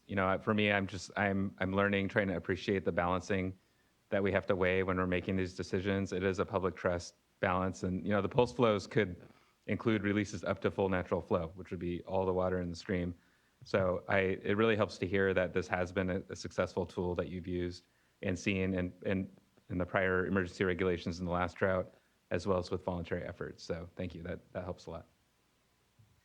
Yeah, and let me just say, I take the pulse flows very seriously. I know I'm using water that could be used by the agricultural users, and I'm trying to use it to my best ability to help fish out. And I was disappointed in the results this year, but I was not disappointed in other years. So I would definitely seek pulse flows under future regulations. Yeah, really appreciate the discussion, and it is a balance. And here, one one instance where, again, returns generally were just not high, doesn't necessarily preclude the tool, but it's an important data point. Thank you, Mr. Johnson. Anything from other colleagues, and looking to you, Vice Chair, as well? Okay, yes, please. Well, thank you. Really good discussion. And I appreciate what you just said, Mr. Johnson, about you being judicious about when to pull the trigger on the pulse flow. I just would like to take this opportunity to thank you, Mr. Elrod, and others that have been spending time out on the ground in these communities and understanding both the needs of the fishery, potential for opportunities that might include, and working with some of the local community members. I'd like to, I know that we don't have a proposal at this time for a voluntary agreement, but just wanted to provide you with a little bit of an opportunity here to receive your thoughts. And I'll be asking the same question of the stakeholders, and, you know, in between adoption of these regulations, I've been asking those questions as well of the local community. So just want to hear your thoughts.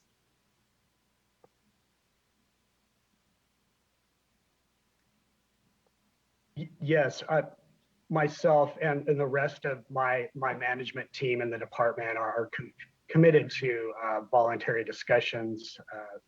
We have entered into them with good faith in the past. I recognize things are a little rockier than we would all like at the moment, but that doesn't mean we are not ready and willing to come to the table with our friends here in the local water districts.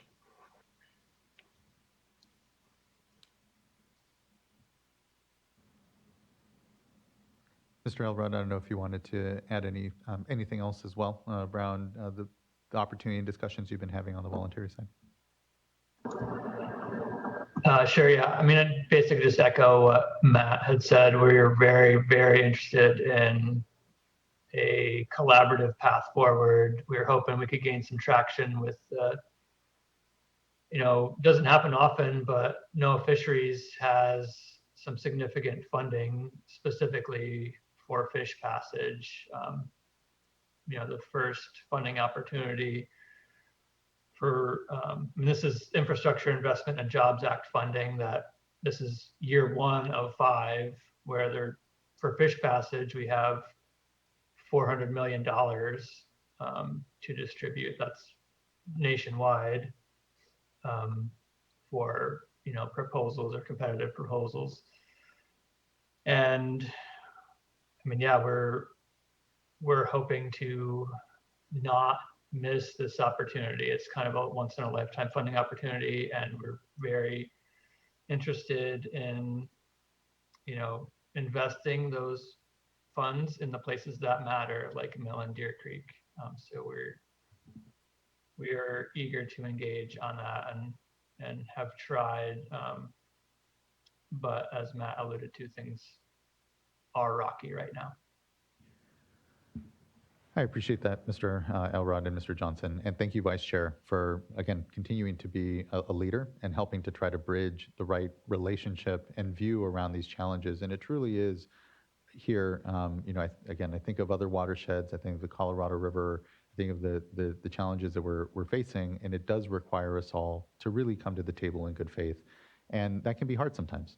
There can be a lot of long-standing, sometimes disagreements or tensions, and we're not here to paper over those. The processes and work that we have before us actually allow a venue to have better discussion. And I'm reminded here, as we adopted last year, that we had very similar discussions. And I think that what we're here as a board to continue to maintain the expectation of is a way of approaching these discussions, and know that there is actually an incredible opportunity with the amount of dollars floating around to start to think about these challenges a bit differently.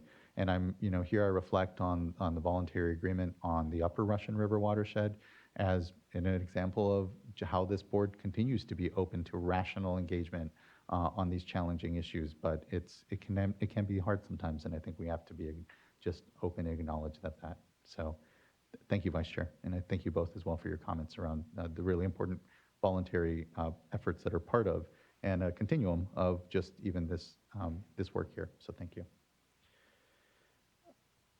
Chair Esquivel, I wanted to note we do have a few more staff slides. Yes, please. And, Yeah, we can continue on. organizationally, we wanted to get to the fishery conditions in the middle there, so it might have been a little confusing, but Lauren can finish up. Yeah, perfect. Yeah, thank you, and appreciate everyone's really incredible discussion around this. We'll discuss more here soon. Thank you. Thank you. I will now be discussing the readoption of the emergency regulation, proposed amendments to the regulation, and comments we received concerning the emergency regulation for Mill and Deer Creeks. Next slide, please. Emergency regulations remain in place for up to 1 year following approval by the Office of Administrative Law. The emergency regulation for Mill and Deer Creeks will expire in October of 2022 unless readopted. The regulation proposed for readoption includes the same flow requirements as the emergency regulations adopted in 2021, 2015, and 2014. Staff are proposing a minor amendment to the regulation as part of this readoption to allow, notwithstanding curtailments, limited diversions for livestock survival during a scheduled pulse flow.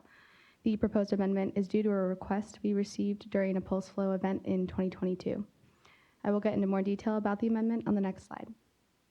Next slide, please. Currently, there is no provision in the emergency regulation adopted in 2021 allowing stock watering when curtailments would otherwise prohibit a diversion. In the regulation proposed for readoption, staff have proposed a process through which the deputy director could approve a petition for limited continued diversions needed for livestock survival during pulse flow events, if alternate water supplies are not available. The provision requires the petitioner to demonstrate that curtailing diversions to achieve pulse flows would likely impair livestock survival, and that there is no reasonable water supply alternatives available, such as stock ponds, groundwater wells, or hauled water. The proposed regulation includes provisions for CDFW or NIMS to object if either agency finds the continued diversion for livestock will threaten fishery resources. Next slide, please. We received one comment letter during the recent comment period from Los Molinos Mutual Water Company, Stanford Vina Ranch Irrigation Company, and Peyton Pacific Properties, LLC. The comment letter expressed general opposition to the State Water Board's readopting the emergency regulation for Mill and Deer Creeks. These parties have expressed their concerns in previous years of drought emergency and have made the assertion that there is no emergency within these two watersheds, among other comments. Staff do not recommend any further changes to the proposed regulation based on this comment. Next slide, please. This slide goes over next steps in the regulatory process and schedule. The rulemaking process is established by the California Administrative Procedures Act. For emergency regulations, the normal rulemaking process is simplified and generally includes a brief public notice period, brief public comment period, review by the Office of Administrative Law, or OAL, and an approval decision by OAL. We released the draft regulation for readoption on August 5th, with comments due August 11th. On August 5th, we also released the notice of proposed rulemaking, the finding of emergency, informative digest, and fiscal analysis as required by OAL. Pending readoption today, we plan to submit the emergency regulation file to OAL in the following few days. After the emergency regulation package has been submitted, OAL then has 10 calendar days to review and make a decision on the proposed emergency rulemaking. During the 10-day period, OAL posts the notice of emergency action on their website, which starts a 5 calendar day comment period. After the comment period ends, OAL has the remainder of the 10 calendar days to make a decision. If OAL approves the emergency regulation, the office will file the approved regulation with the Secretary of State, and the regulation will become effective. Based on the proposed schedule, the emergency regulation would become effective in late August or early September and would remain in effect for up to 1 year. Next slide, please. Before we conclude the Staff and Fish Agency presentation, we wanted to remind interested parties of some of our available resources and ways you can contact us and stay informed. If you have any questions, you can send us an email at twr-milldeerdrought@waterboards.ca.gov. Staff are monitoring the email inbox and we'll get back to you as soon as possible. We also strongly encourage you to subscribe to our Mill Deer Drought email distribution list if you have not done so already. You can sign up for the email list by providing your email in the subscription box that can be found at the bottom of the Mill Deer Drought response webpage. Information on curtailments in the Mill and Deer Creek watersheds will be distributed via that email list and also posted on our webpage. Please also regularly check our Mill Deer Drought Response webpage for current information. Next slide, please. This concludes the presentation on the proposed readoption of the emergency regulation for Mill and Deer Creeks. We recommend adoption of the proposed resolution and regulation, and with that are available to answer any board member questions or questions from the public. Thank you. Thank you, Ms. Bowden. Colleagues, any questions at this point? And we do have two commenters that we can go to if not. Okay, seeing none, and here, let me pull up my screen so I can see the vice chair as well. I'd like to call up then here in person, Jackson Manassian. Mr. Manassian, I believe you may have, you indicated you'd like to speak for 4 hours, but just know you have as much time as you need, and if that was by mistake, sorry. I'm sorry. You need to turn on your mic. I apologize. No one will be able to hear you. We want an evidentiary hearing with witnesses and sworn testimony and cross-examination. We think it will take about 4 hours. Are you willing to grant that hearing? We're not prepared to grant that hearing, no, Mr. Manassian. Good. I'm here on behalf of Stanford Vina, Los Molinos Mutual Water Company, and Peyton Pacific Properties. And you are abusing the word emergency. There is no emergency on Mill or Deer Creek. The hydrology was excellent. The fish returns, like 2021 and 2022, were good. And so here you are in 4 years of 8 saying it's an emergency, we can't hold an evidentiary hearing. That's not appropriate behavior. People in government that refuse to hold hearings don't get truth. You see Representative Cheney paying the price today for pushing for a hearing so that she could learn the truth. Now, you're just getting fiction. That's the best I can tell. They're using all these words. What they won't tell you is that the fish are doing pretty well on Mill and Deer. It was a good year, just like last year. And the hydrology is excellent. So what are you doing? How do we get your attention to get out of this habit of acting out of convenience, emergency, because it's convenient for your staff not to have to participate in an evidentiary hearing? This isn't right. You want a voluntary resolution, yet you won't say no to DFW and NIMS.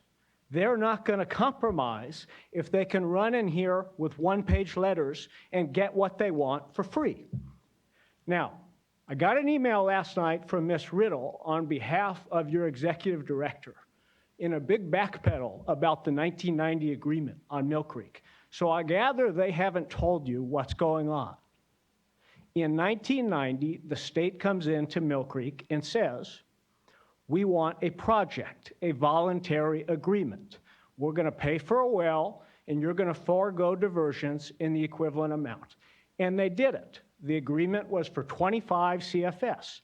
They did 12 CFS, but it works for 30 years until you come along and give DFW the water for free. Los Molinos is notified that they're not going to get any of the state-funded pumping credits that they've received for the last 30 years because the state is getting the water for free through you. So how are we supposed to make a voluntary agreement when you come along, take the water for free, and they breach their existing contract? And Brian at NIMS is genuine. He thinks this is silly. They ought to throw money at this, and he has money. And yet we're spending all our energy trying to get the state to not use you to breach the existing voluntary agreement. And talk about the optics, exacerbating drought impacts to a small community in rural California because you're going to take their water for free. The wells are all there. The program exists. There's no approvals or anything. They've just walked away from it. And your staff knows about it. They're concerned about it. They're afraid that this is going to bite, and they should be. And yet here you are, again, 4 years of 8, emergency. We're not going to hold a hearing. We're not going to pay compensation. This is not appropriate behavior from people in government. If you want a resolution, say no. I'll bet we make a deal very quickly. This is a very low barrier to a resolution. As far as California water problems go, these creeks should be pretty easy. But the personalities at DFW and some of your staff members are so aggressive about putting the water users down and taking what they want for free.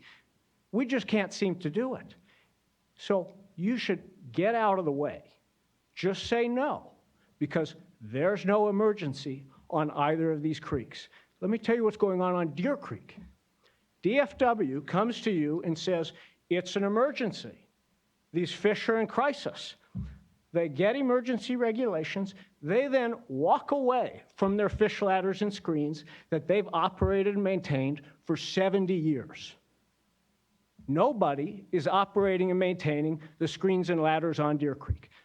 Facilities that are required for the fish you're going to attract to survive the migration up Deer Creek are totally abandoned. It's immunity and impunity in their attitudes, and you are part of the problem. And all you can do is just say, no, we're not going to make this any work. We're going to give everybody a chance to actually negotiate.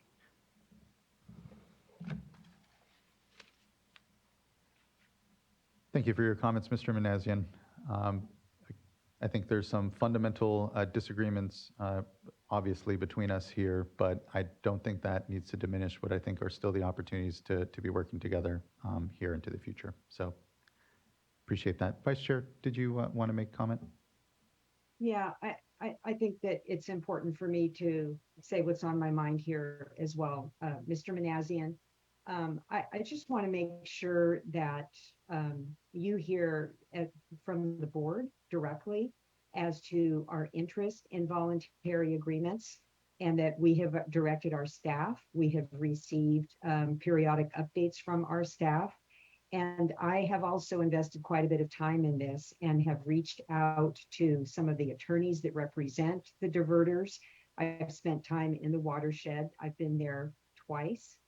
And we are committed and remain committed. What's been called to my attention is whether or not some of the diverters remain committed. And so I don't want to use today as a back and forth, but I do want to make sure that you get the message from us that this is something that to, and we will continue to spend time in the watershed. And we just heard from the fishery agencies that they are interested in long-term voluntary solutions. We're not in a position today to go through every detail. That's what the discussions would be for. And then I just also want to bring to your attention that I voted against these voluntary agreements in 1 year because I felt that we did not continue to invest the time. And since then, I have been convinced that we are investing in the time in these voluntary agreements. And I personally, as the ag member on the board, as you heard from the Department of Fish and Wildlife, they are really wanting to be sensitive to the agricultural needs. And I think we as a board are all sensitive to those needs. But as the ag member, I've spent a little bit of extra time there.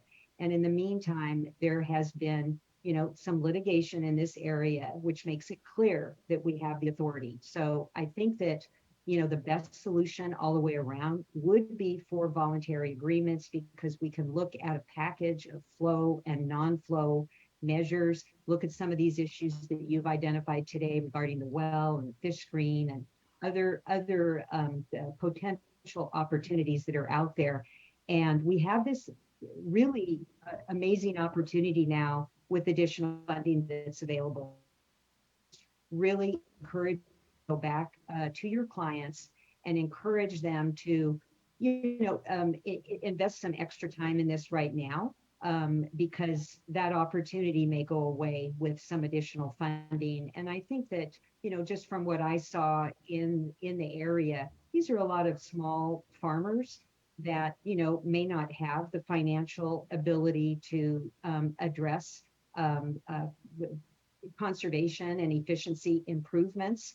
But with the commitment with the Department of Food and Agriculture and some of the stakeholders that are interested in this, I am really I'm quite confident that we can get there so that we can have some additional relief for the fishery and at the same time have it be not so burdensome for the agricultural community. So thank you for your time today, and I hope we'll be able to continue conversations ongoing into the future. Thank you, Vice Chair. I appreciate your strong leadership in these issues, and I know that it's a careful balance that this board approaches all of these discussions, and as you said, very open to the cooperative and creative solutions that we know are out there on agreements and have watersheds where we have examples of what we can do. And I think there is a lot that we can do here. Mr. Manassian, as you said, I think it's sometimes a matter of, it seems, personalities sometimes between us all. And so I think we just need to have the right frame. But it looks like you would like to respond.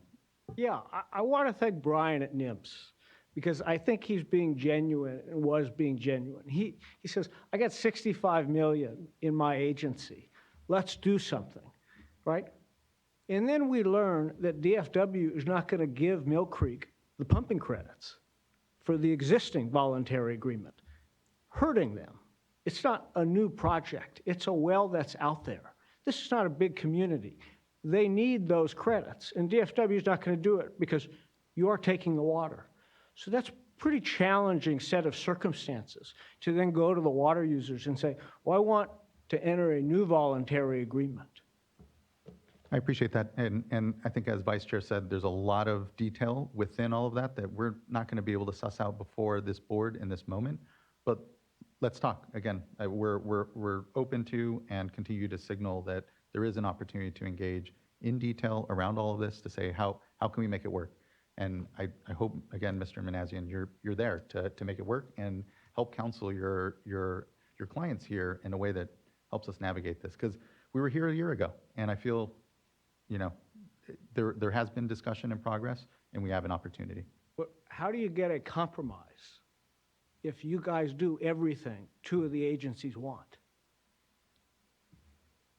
I don't think we're doing everything that the agencies want here. What we're doing is adopting standards that have, again, a scientific basis in the middle of what are historic drought conditions. So again, I think there are some, like I said at the top, there may be some fundamental disagreement here on the way we view the project, but I think we have a lot of opportunity.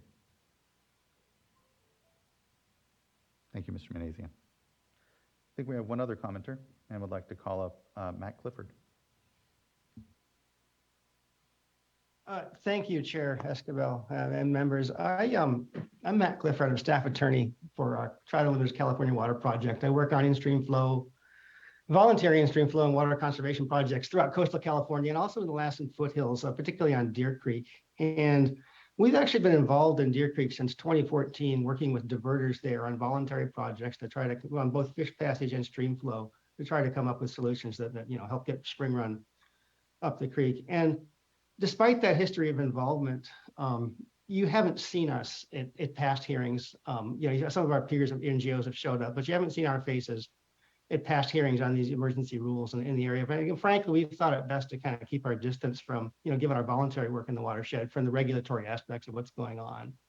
And I'm not going to say a lot today about that. I'm going to remain somewhat agnostic. We'll just remain agnostic on the rule itself. But I was aware that some of our work and perhaps our name came up at the last hearing, one of the last hearings the board had on the subject. And so I just wanted to show my face here and make sure the board was aware of some of the activities that we're doing in the watershed, which I think might bear some relevance ultimately to solutions in Deer Creek. And I'll just, as an overview, several years ago, well, basically there are 3 large diverters on Lower Deer Creek. It's probably stating it wrong. 2.5 is probably more accurate. But one of the 2 large diverters several years ago, we installed a roughened rock ramp. It was a multi-million-dollar project funded by a bunch of state and local agencies to basically replace their existing dam. And if you go look at that today, it's basically a natural stream channel that provides, kind of fail-safe fish passage at that diversion. So that's one.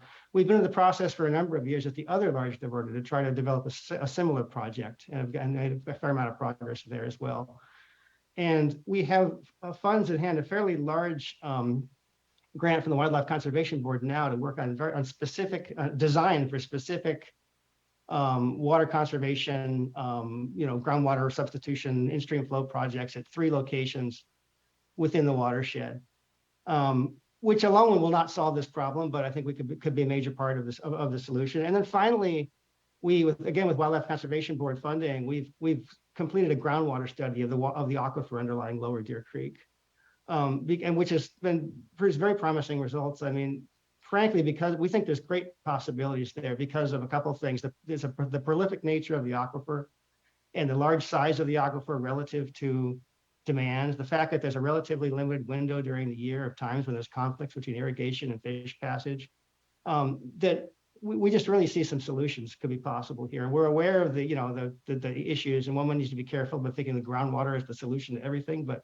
we think there are real possibilities in Deer Creek. So I just wanted the board to be aware of that body of work. I will stay out of, whatever. We understand the disputes between the state and federal governments and the diverters. We're here to be part of the solution if we can. And if any of our work, or the study we've done, the design work we've done can help be part of a solution that not only meets, helps diverters comply with these emergency regulations, but goes farther and ultimately develops a longer term solution that works all the time, we'd like that to happen.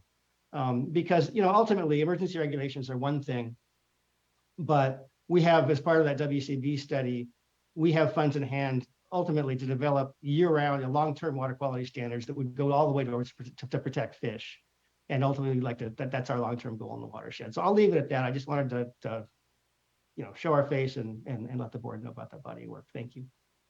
Thank you, Mr. Clifford. Appreciate your participation in today's discussion and highlighting the good work that I know is ongoing.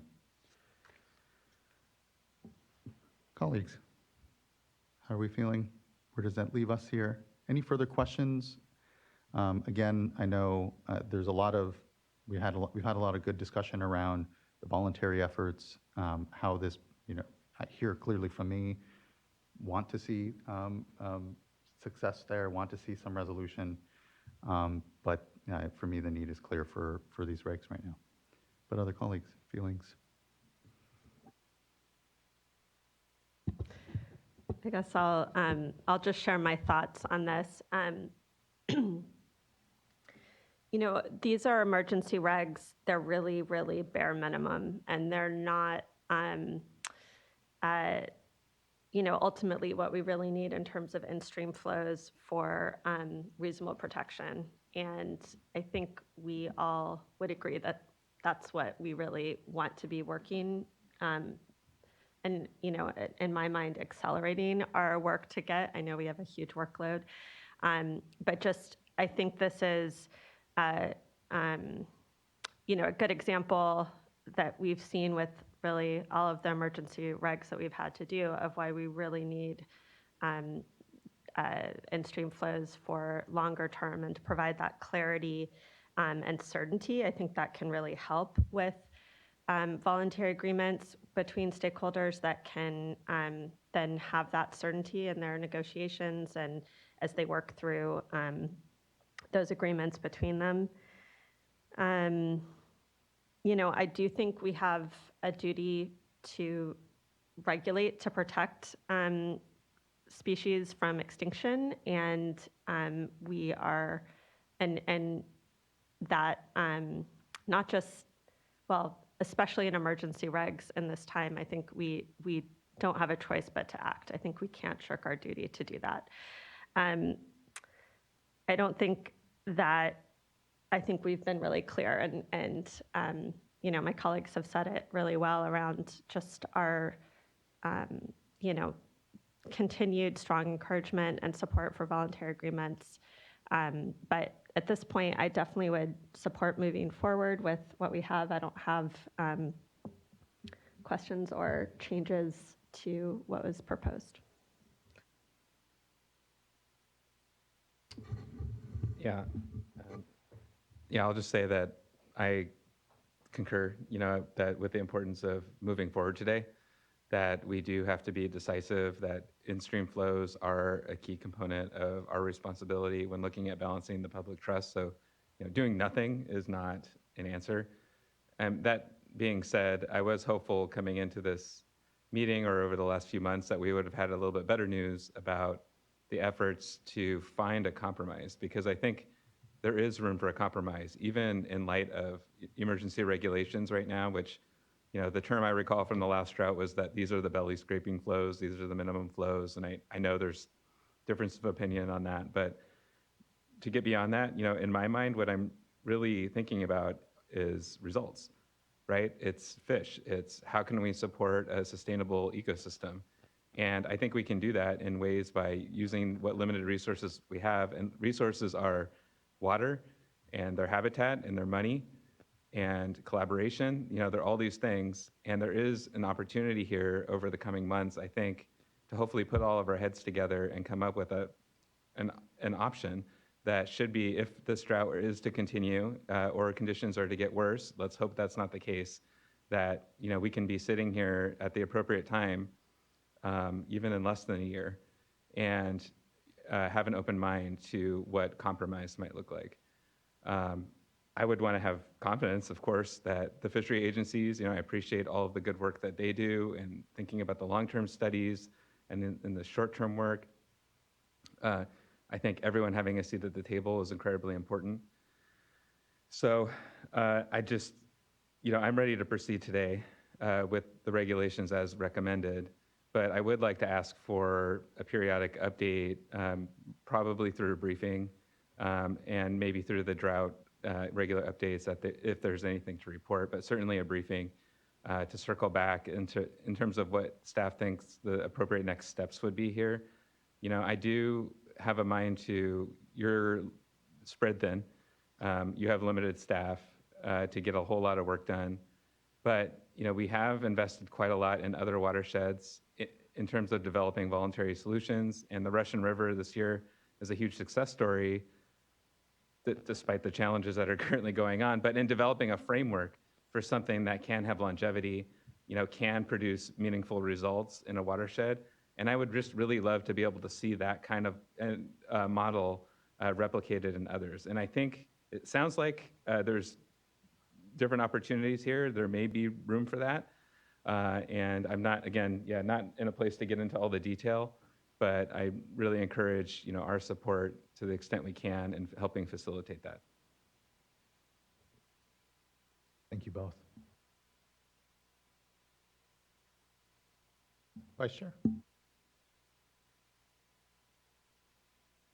I had considered requesting resolution language, but I read through the resolution and I do believe it's clear. I can't remember which clause, I think it's whereas 26, that references that, Ms. Riddle or someone, if you want to jump in, but it references that these voluntary agreements may be possible. And I think between that language and our discussion here today, that we've made our intentions clear. And Vice Chair Diadamo is correct. It is. But I agree, I welcome that. It is whereas clause 26 that references the voluntary agreements.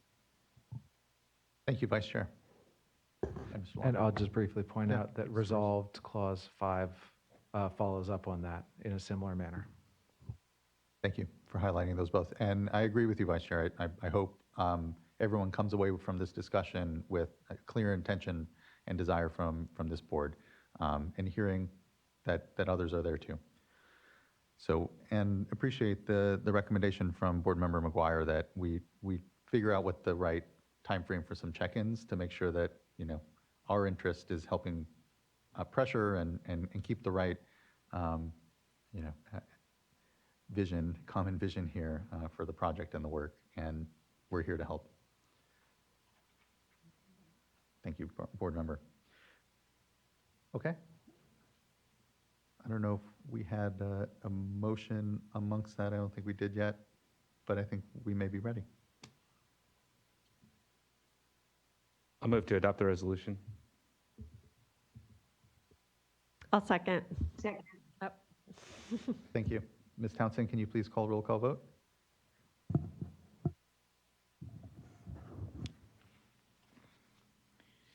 Board Member McGuire, Aye. Board Member Firestone, Aye. Board Member Morgan, Aye. Vice Chair Diadamo, Aye. Chair Esquivel. Aye. Thank you all. Thank you.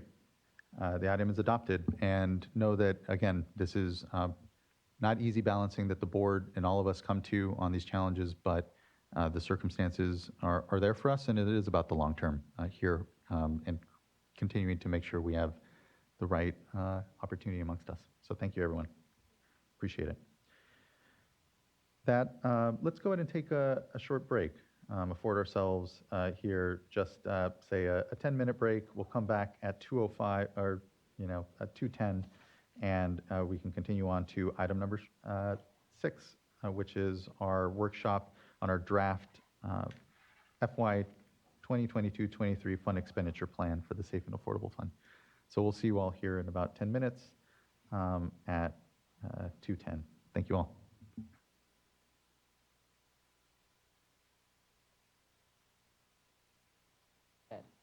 How long of a break we got?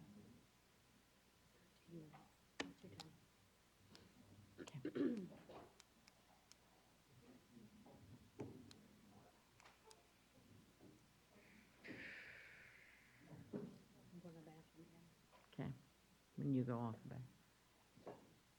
I mean, when you.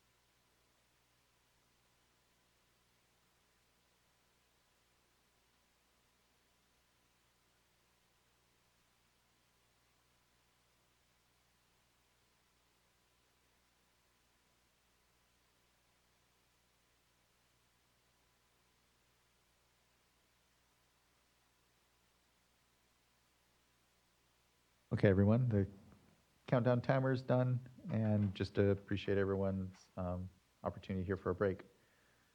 That now brings us to item number 6 on our agenda. And I believe we have Jasmine Oaxaca to kick us off. Good to see you. Good afternoon, Chair Esquivel, members of the board. My name is Jasmine Oaxaca. I'm a supervising engineer over our safe and affordable drinking water section in the Division of Financial Assistance.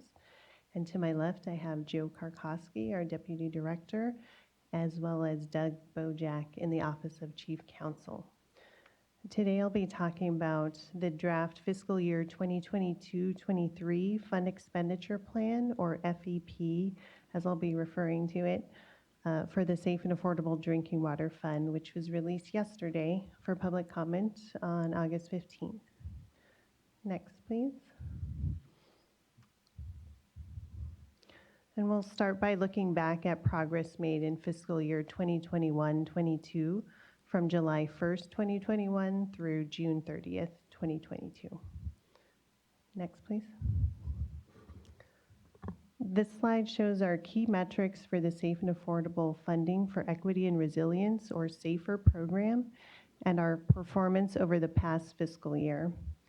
For fiscal year 2021-22, we provided interim solutions to 55 communities and 1,265 households, technical assistance, or TA, projects for 94 communities, 27 of which are for planning via technical assistance, executed or completed planning assistance projects for 10 communities, and completed construction projects for 37 communities. These totals represent the broader SAFER program, which includes other funding sources aside from the Safe and Affordable Drinking Water Fund, and I'll say more about that in a bit. For the construction projects line, the numbers in parentheses reflect projects going through our Office of Sustainable Water Solutions, which primarily benefits small disadvantaged communities or low-income households. So in total, this equates to over $720 million in funding, benefiting approximately 7.8 million people. The far right column lists out our proposed performance goals for fiscal year 2022-23 to provide interim assistance to 50 communities, TA to 100 communities, planning projects to 10 communities, and construction projects for 30 communities. Additional performance metrics are included in the text of the FEP in Section 7 and Appendix I. We also have a section that describes a number of process improvements we are focusing on this coming fiscal year, and those we have completed with the goal of improving our administrative efficiency. Next, please.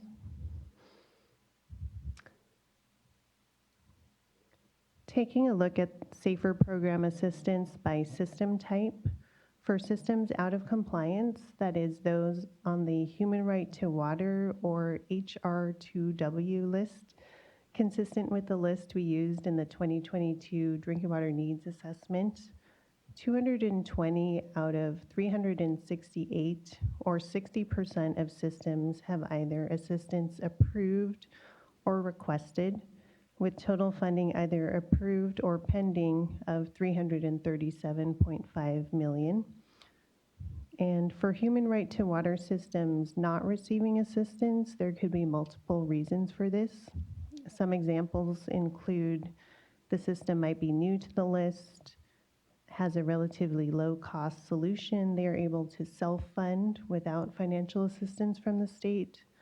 The system is unable to physically consolidate, has a violation of secondary maximum contaminant levels that aren't generally prioritized for funding. The system is not being operated properly, or the system has violations that are not project related. For example, failure to monitor a report. For the at-risk systems, 128 out of 432, or 30% of systems, have either assistance approved or requested, with total funding either approved or pending of $226.5 million. As we continue to enter into agreements with newly qualified technical assistance providers and increase our TA capacity, we do hope to also increase assistance to the at-risk systems. Next, please. Shifting gears and looking at the projects we funded across the broader SAFER program, this table shows a breakout of funding committed in fiscal year 2021-22 by type of project across the top and by funding source on the left. And these are the funding sources we refer to when we talk about the broader SAFER program. So that includes the Safe and Affordable Drinking Water Fund, general obligation bonds, various general fund appropriations, and the Drinking Water State Revolving Fund principal forgiveness. So overall, in fiscal year 2021-22, the State Water Board committed funding to about 100 drinking water projects, totaling about $290 million in assistance, the largest portion of that going towards planning and construction via last year's general fund infrastructure appropriation. Next, please. So drilling down into the Safe and Affordable Drinking Water Fund specifically, this chart shows a breakdown of fiscal year 2021-22 committed expenditures by solution type, and I'll be spending a few minutes on this slide. So key highlights going clockwise are that over $17 million went towards interim water supplies and emergencies this past fiscal year. Notable investments included an amendment to the tanks and hauled water program in the Central Valley and a co-funding agreement with the Valley Water Collaborative, which represents 2 management zones, to complement their work implemented under CV salts. And as a side note, $1.1 million went towards emergencies from the Self-Help Enterprises Emergency Fund via their TA master agreement, and an additional $11.7 million went towards interim water supplies and emergencies committed from various general fund appropriations. So additionally, we reserve over $47 million to continue to use towards interim water supplies and emergencies related to drought in cases where no other funding sources are available, including development of additional county-wide and regional programs for state smalls and domestic wells. For technical assistance, 2 amendments to existing TA agreements were funded through the Safe and Affordable Drinking Water Fund to extend services through 2025. And funds were also committed to 1 new TA provider, the California Urban Water Agencies, which will allow larger systems to partner with smaller systems to provide enhanced assistance to address technical, managerial, and financial capacity deficiencies. For administrators, no Safe and Affordable Drinking Water funds were directed this past fiscal year. However, $5.7 million was committed from the general fund to develop 2 new master agreements with qualified administrators. These master agreements will help streamline the provision of funding as water systems are designated by the Division of Drinking Water to accept an administrator. For planning, with the large amount of funding available through last year's Budget Act for drinking water infrastructure, again, no Safe and Affordable Drinking Water funding was committed this past year towards planning. However, 23 technical assistance work plans were executed to conduct planning, which is a bit higher than last year. And then per the proposed SAFER program priorities, it is expected that more planning projects will be directed to go through technical assistance. For construction, 3 construction projects were funded through the Safe and Affordable Drinking Water System, Drinking Water Fund for systems out of compliance, at risk, and other community water systems, which is a decrease from last year. However, this is again due to the large amount of funding available from other funding sources. For direct O&M support, one project was committed from the Safe and Affordable Drinking Water Fund to support daily operation costs of a system that will be appointed an administrator soon. And then similar O&M support was committed for another system via the general fund. We continue to reserve funds for the point of use, point of entry treatment pilot and contracts. And lastly, actual staff costs for this past fiscal year for both administrative and implementation tasks associated with requirements of SB 200 were close to what was initially estimated. Next slide, please. So this slide is similar but shows expenditures from fiscal year 2021-22 by system type. And for highlights, a majority of funding went to serve all types of systems via new TA agreements and amendments. And a good portion of funding went towards interim solutions for communities and households served by state smalls or domestic wells. And as noted previously, around $47 million is reserved from the prior fiscal year to supplement drought funding if needed, particularly in establishing additional countywide and regional programs to assist communities served by state smalls or domestic wells. Next, please. And now we'll look ahead to this current fiscal year 2022-23. Next, please.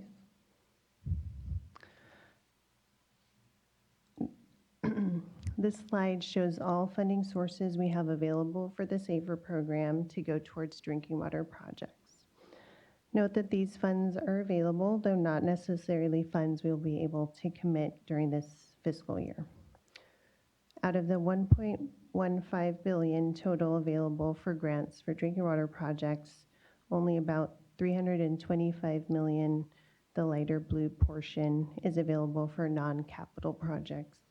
And our Safe and Affordable Drinking Water Fund continues to be our most versatile funding source available, with the capability of funding interim water supplies and emergencies, technical assistance, administrators, and O&M, as well as projects and programs that benefit communities served by state smalls and domestic wells.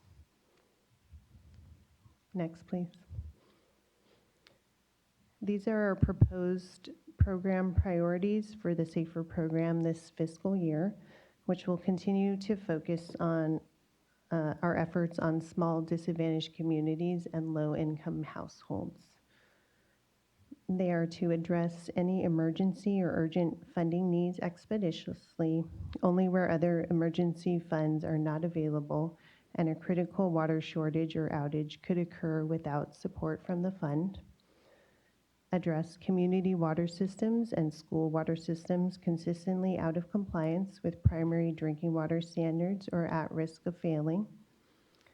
Accelerate consolidations and for consistently out of compliance, at risk, as well as state smalls and domestic wells, and promote opportunities for regional scale consolidations.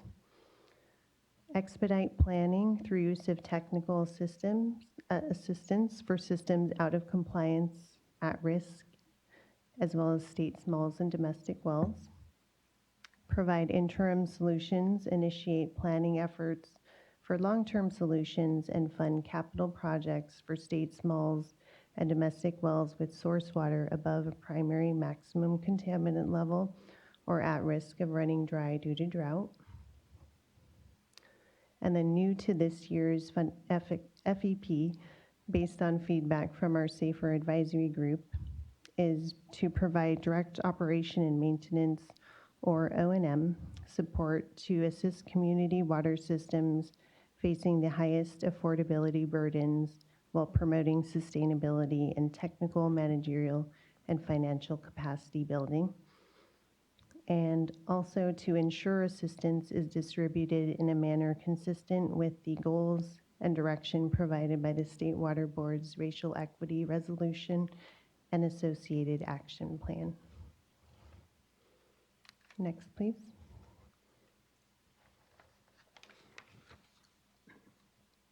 These are proposed targets for the new fiscal year's appropriation of $130 million. These are informed by discussions at the Safer Advisory Group meeting from June 2022. And overall, we propose $111.3 million to go towards projects, with $18.3 million for interim water supplies and emergencies. Again, we carry forward an amount of $47.4 million for these projects from the previous fiscal year.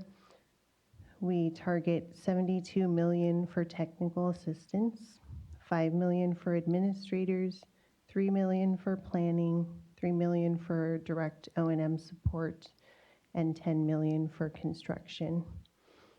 On the bottom there, we retain $3.2 million for the point of use, point of entry treatment pilot, and $1.5 million for contracts, for example, data management investments, and an estimated $14 million for staff costs, and this includes both administrative and implementation tasks. Next, please. So to highlight a few items regarding the new targets, solutions will continue to be focused on small DACs and low-income households, though we will also allow for funding of small non-DAC or medium DAC projects that either address high-priority public health impacts or are part of a consolidation effort.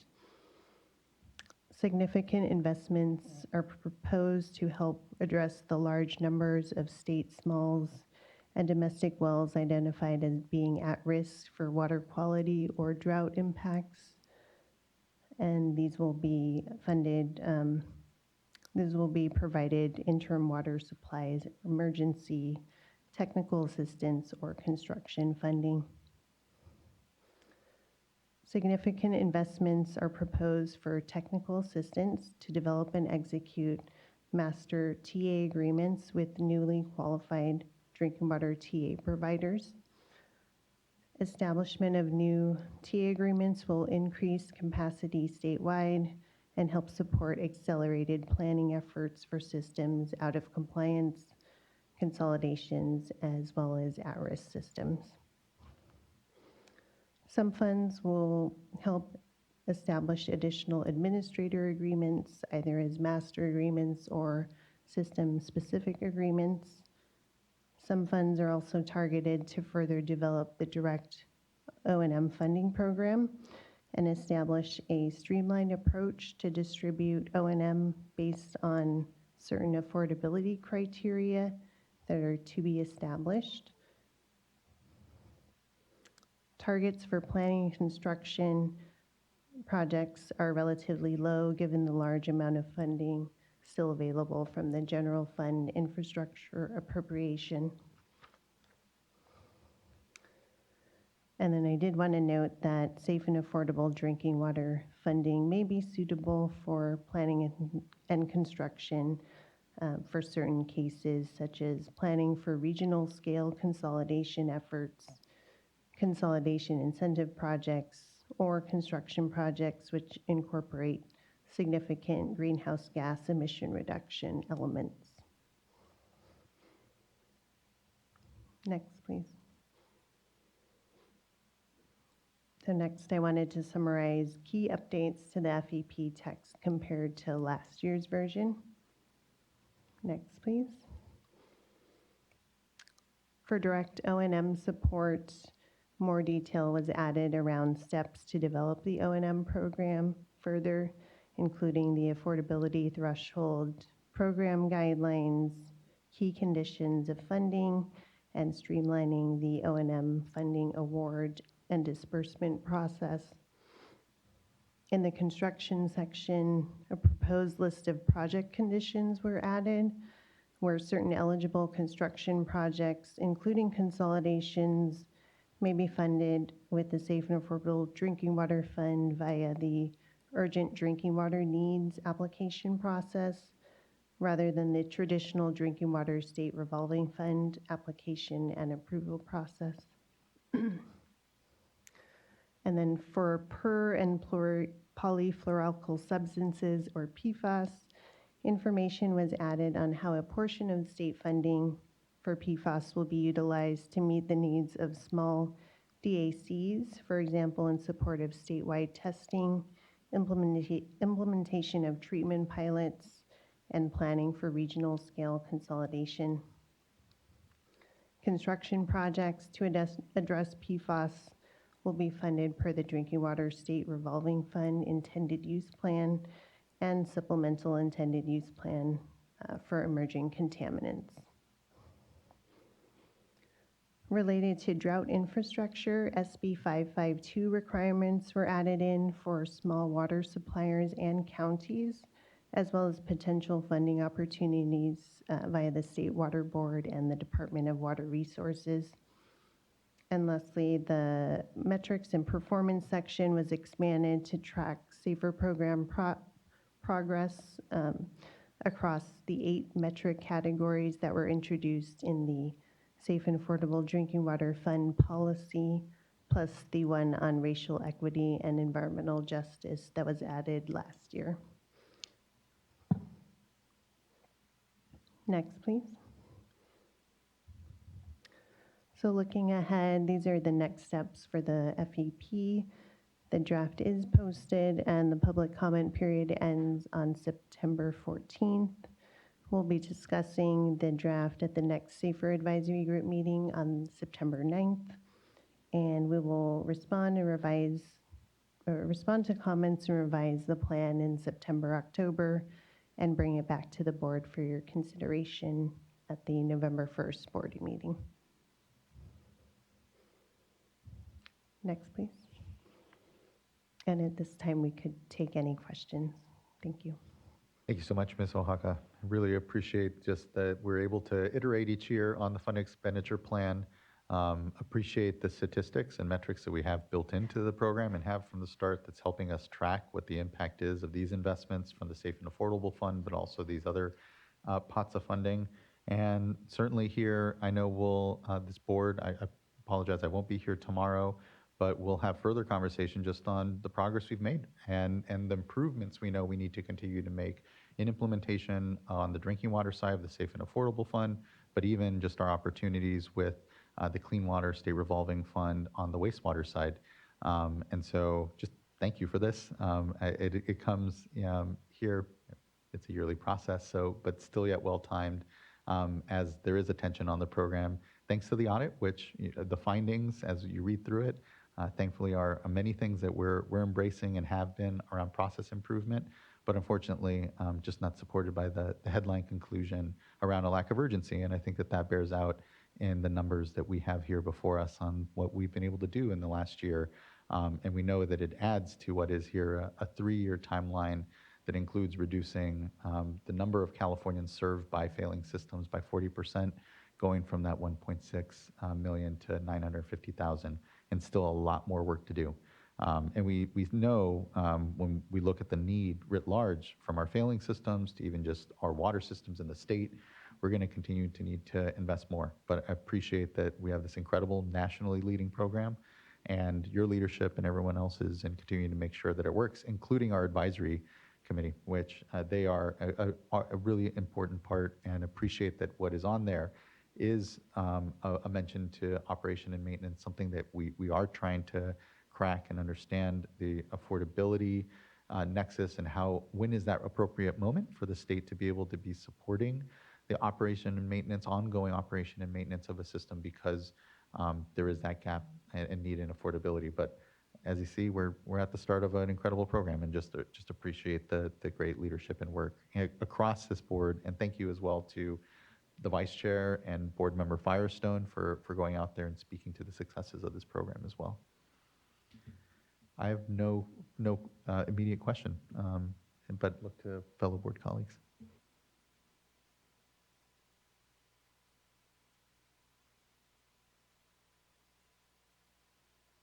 I just wanted to say thank you. Appreciate, all the hard work that's gone into just, starting up the program, implementing it over the, these couple of short years. Amazing work has occurred, and it, just really grateful for all the work and energy that has gone into, from staff and then coordinating with the community's Office of Public Participation and the advisory group. And just as we, as you look at I just have one ask on it, is just as you start to implement the new TA agreements with the providers that are going to be actually providing real support of getting the projects through planning, just really shortening that time frame, which is just amazing to see this here, coming together and happening. Just would like to receive, some updates on how that is going, whether that is, through the executive director's report or through briefings. I just, really am looking forward to seeing that get kicked off and that part of the process just moving forward and just helping communities get, to the step of construction just that much sooner. So thank you for, your just the creativity and the, continuously looking for ways to, improve the program, starting it up and then looking for ways of just continuous improvements along the way is much appreciated. Thank you, board member, and just have to acknowledge and thank just your incredible personal leadership in this work, in the Office of Sustainable Water Solutions, and how innovative and incredible as Ms. Oaxaca carries on the work. It truly is when it comes to be able to better serve our smaller systems, which we know is a different level of service than the larger ones out there. Just thank you for your incredible continuity to be able to be here with us here next to us on all this work, truly.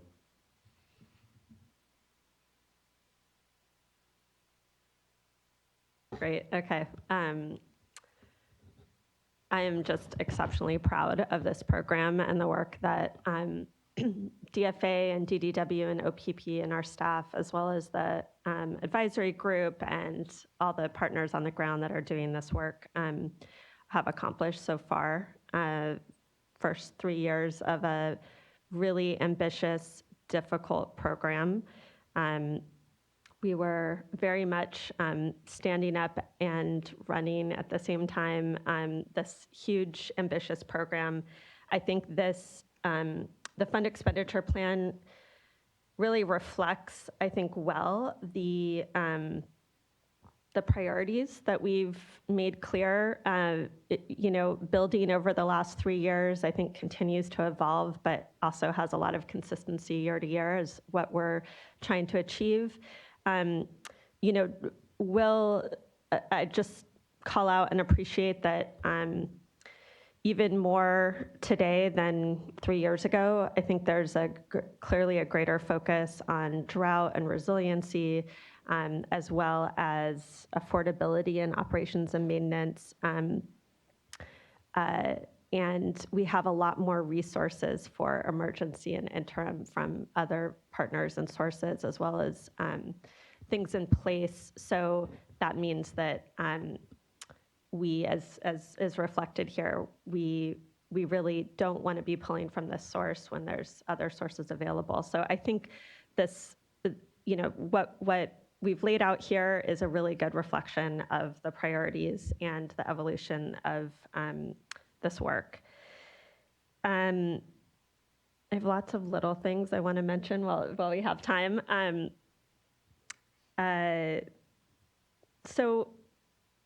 One thing which, we heard somebody mention earlier in public comment and is always a work in progress, I think, for us at the board is around our website and communication in terms of making it really easy for folks to get information.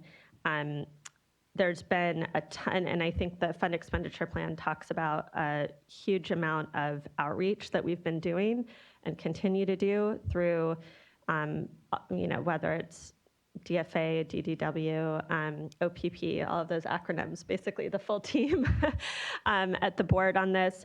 But, to the extent that we can, make it even easier to really have a clear way for folks that need assistance to be able to find that no matter where they go. I know we know where it is, but not necessarily members of the public always do. And just to that point, I think a lot of that also is not just on us, but on really what is an extension of us that are the TA providers on the ground, and just making sure that that outreach and communication that we rely on really that interpersonal interaction and specific outreach, that we're also capturing that, because I know we have that expectation, and I don't know that we're necessarily capturing that in at least the metrics I saw in terms of outreach and communication. But certainly the other piece that I'll just mention here is related to private wells and state smalls, which is I still feel like we don't have a great way for a layperson individual to figure out what is potentially in their well. We have really great interactive tools, incredible interactive tools. On our Gamma site, we have lots of different tools that have been developed. Some are contaminant specific, and I just continue to just want to flag for follow-up with staff on, is there something we can do that is that is really clear and tailored for individuals to be able to get that information, type in their address. And I'll just say for me, I couldn't figure that out easily. And if I can't, then that's an indicator that probably people that that don't have this background probably also can't. So I know I've mentioned that in the past, and that can be a follow-up on. Yeah, I think there's somewhat of a disconnect in our data systems, is that if we don't have sampling at that well, it's... Of course, yeah. It's We're more not the gonna at have- risk, right? We have all these analyses of what's at risk. We have the aquifer at risk map, right? We have these really great tools about risk, but it's not necessarily intuitive for a layperson to figure out, okay, I want to know what's potentially in my well. What should I actually be trying to monitor for? And we can follow up on that. That should be doable with a lot of caveats. Right, exactly, yeah. Yeah, if I can just chime in, because it's a passion of mine as well, on how we continue to get better at, and to the board member Firestone's point, connecting people to the right tools, and that there are many different ones. And but what I'll note is the Water Quality Monitoring Council is, is exactly charged with helping to do that, and have created a number of portals that are more geared toward general public. Someone really like a basic question. What's the basic question? What is the potential water quality challenges of my well, even if it hasn't been tested? And being able to communicate that in a more clear of an individual like web portal geared just for that question. And so whether it's beach water quality or like HABs, I think it's, it can maybe benefit from something similar.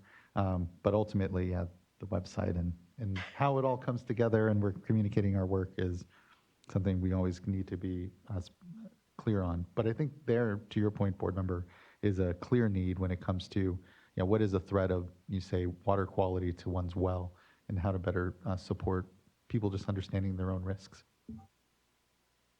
Yeah, agreed on that. And and just since just the last thing for me on website is just, I know this just came out the other day, and we have a longer comment period for stakeholders to be commenting on this, and we have an advisory group meeting and a whole bunch of process on this.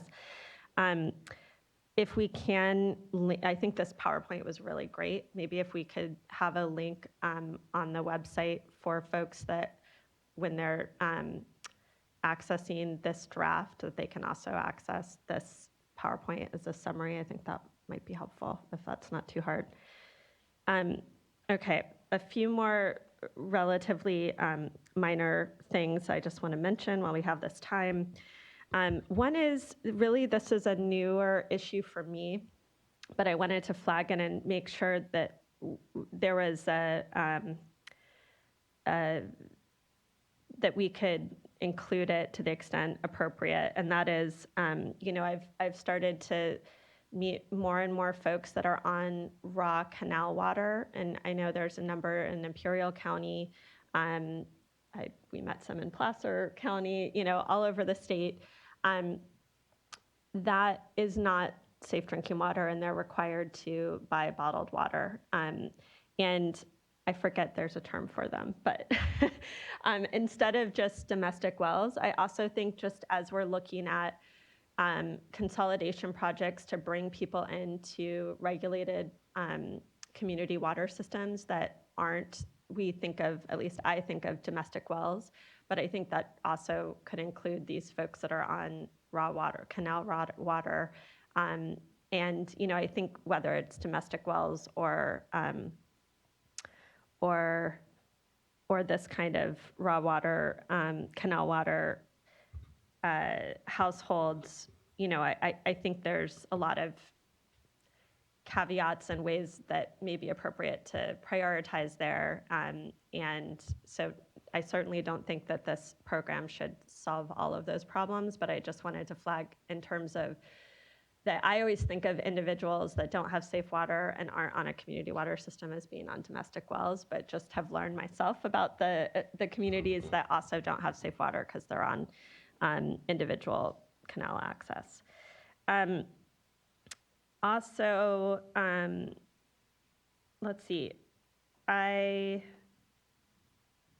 just one note, I mean, I know this, and I think this is clear in the metrics we talk that are in the fund expenditure plan, but we really are behind on administrators, and there's a lot of reasons for that. We've issued a lot of orders, but we haven't actually gotten them in place yet. I think we have like one, at least according to this. And so I know there's new legislation that may not have been passed and signed yet, but looks like it will be soon around liability.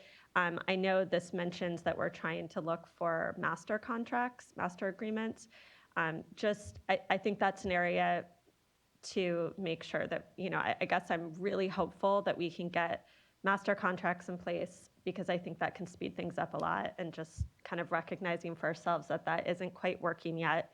It may make sense to revisit the administrator handbook at some point. I don't, so just flagging that. Also, just with the O&M assistance,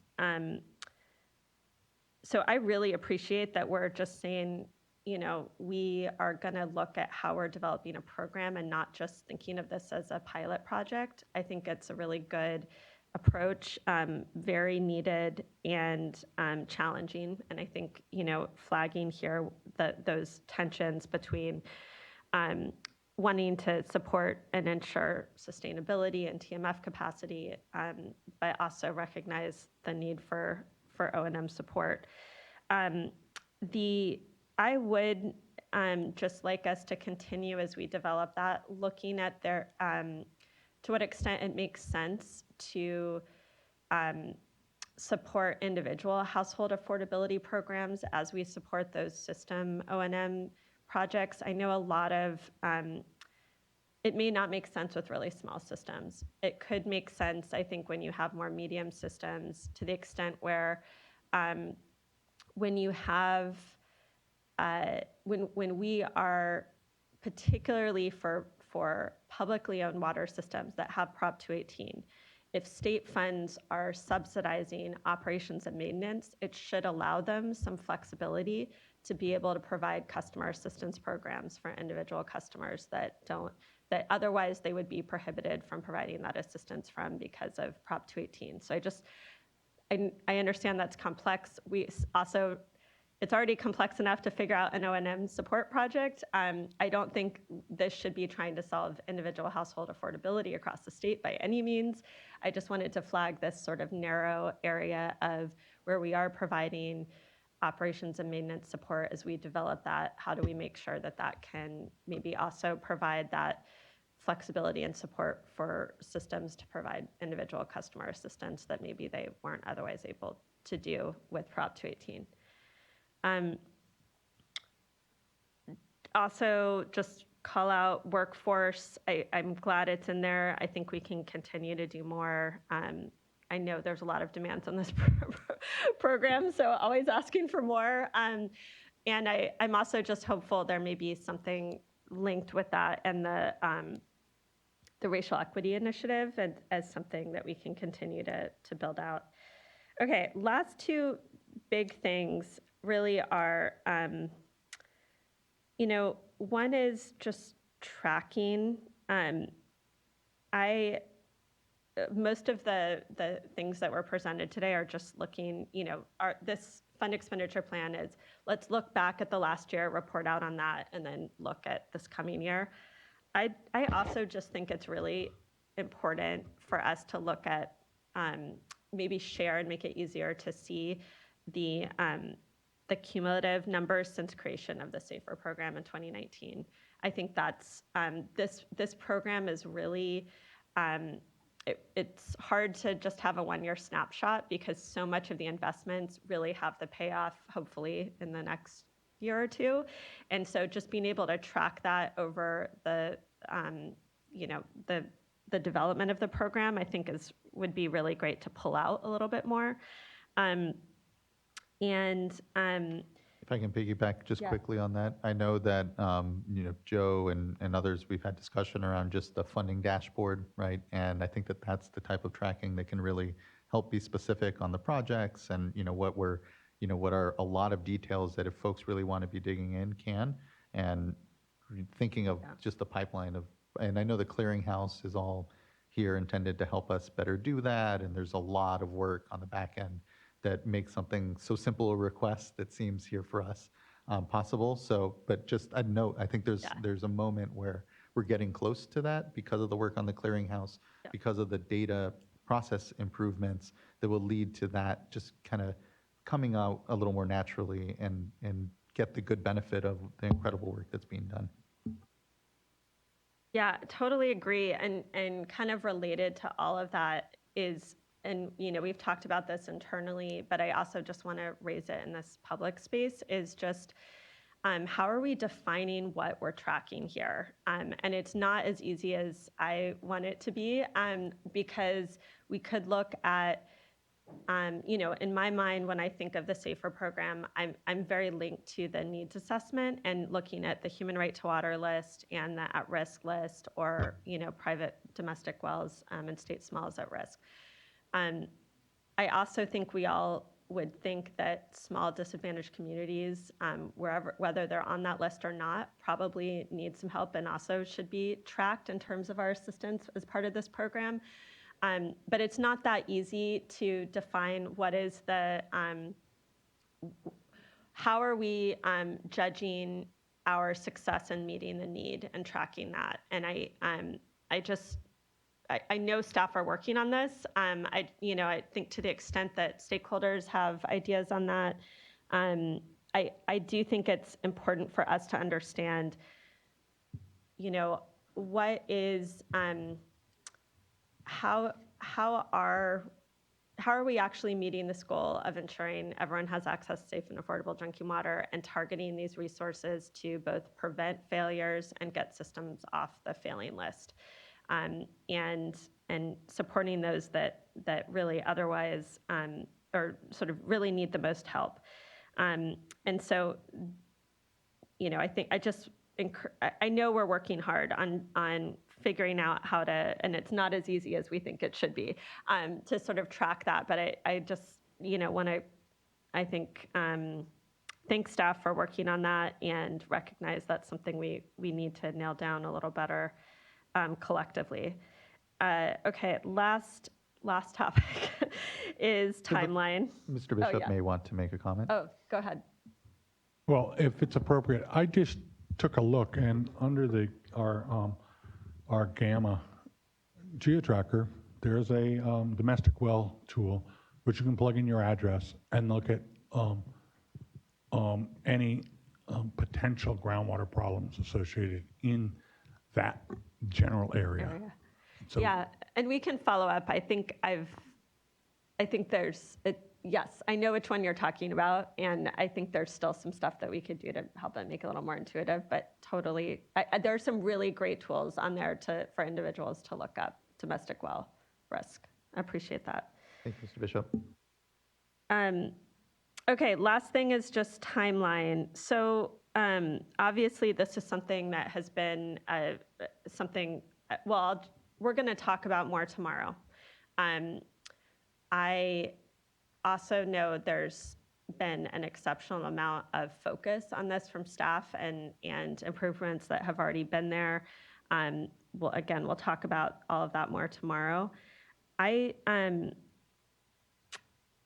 do think that one of the pieces that's really part of the SAFER program, that's less about kind of what we do and more about how we are approaching SAFER much more proactively, is just, really the tight coordination with Department of Drinking Water, Division of Financial Assistance, and our TA providers, trying to set forth really clear expectations on timelines and deadlines.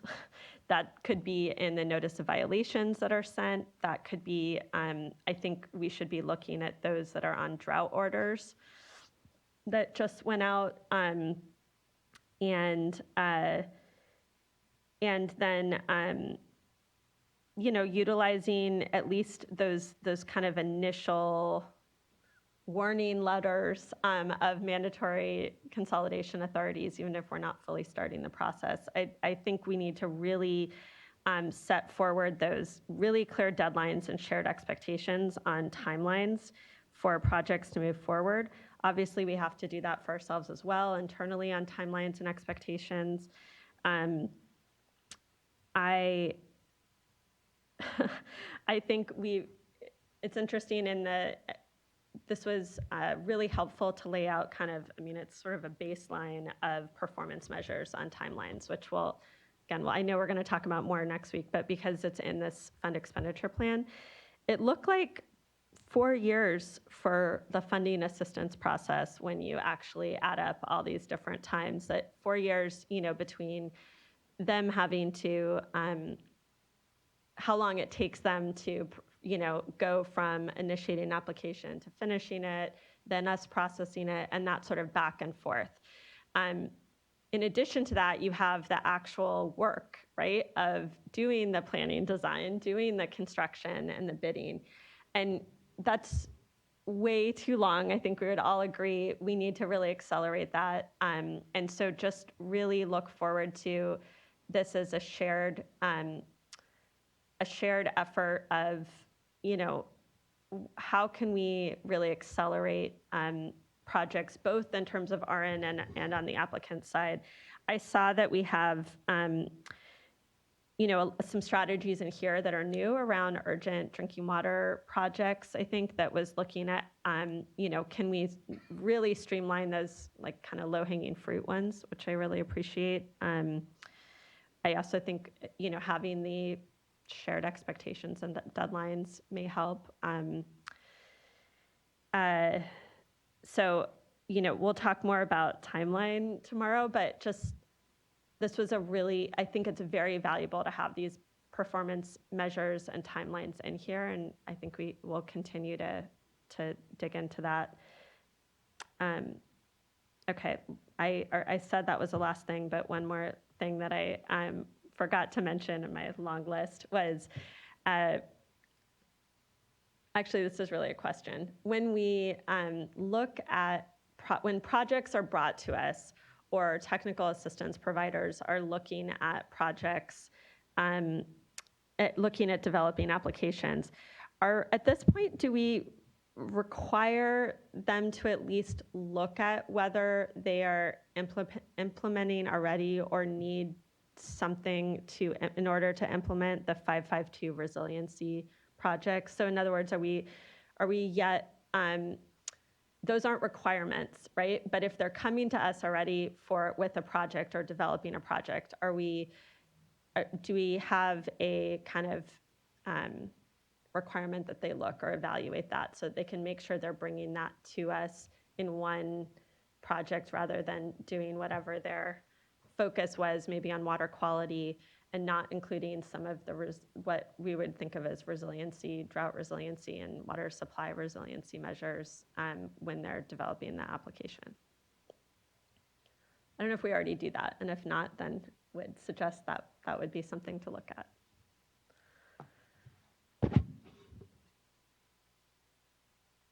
That's all. Thank you, board member, for the deep engagement as always. I don't know if there is anything folks want to comment on, but. Sure. I don't know if Jasmine knows offhand, but I know the 552 requirements are relatively new. I'll have to check with staff to see if we've, updated checklists. We've certainly, talked about expanding our program that we already have for backup power supply and that sort of thing, expanding it beyond where we had initially focused. But yeah, so we'll get back to you on that one. I did want to mention, and yeah, Andrew's still here. He didn't abandon us. But so for the administrators, we have, we have 2 master agreements. I mean, I understand having more would be great, and but we need to get willing partners. And so right now, I think the 2 we have. So one is an executed agreement. The other one, I think, should be sent over to the consulting firm any time now. And so I think they're kind of dipping their toe into being administrators and seeing how that works.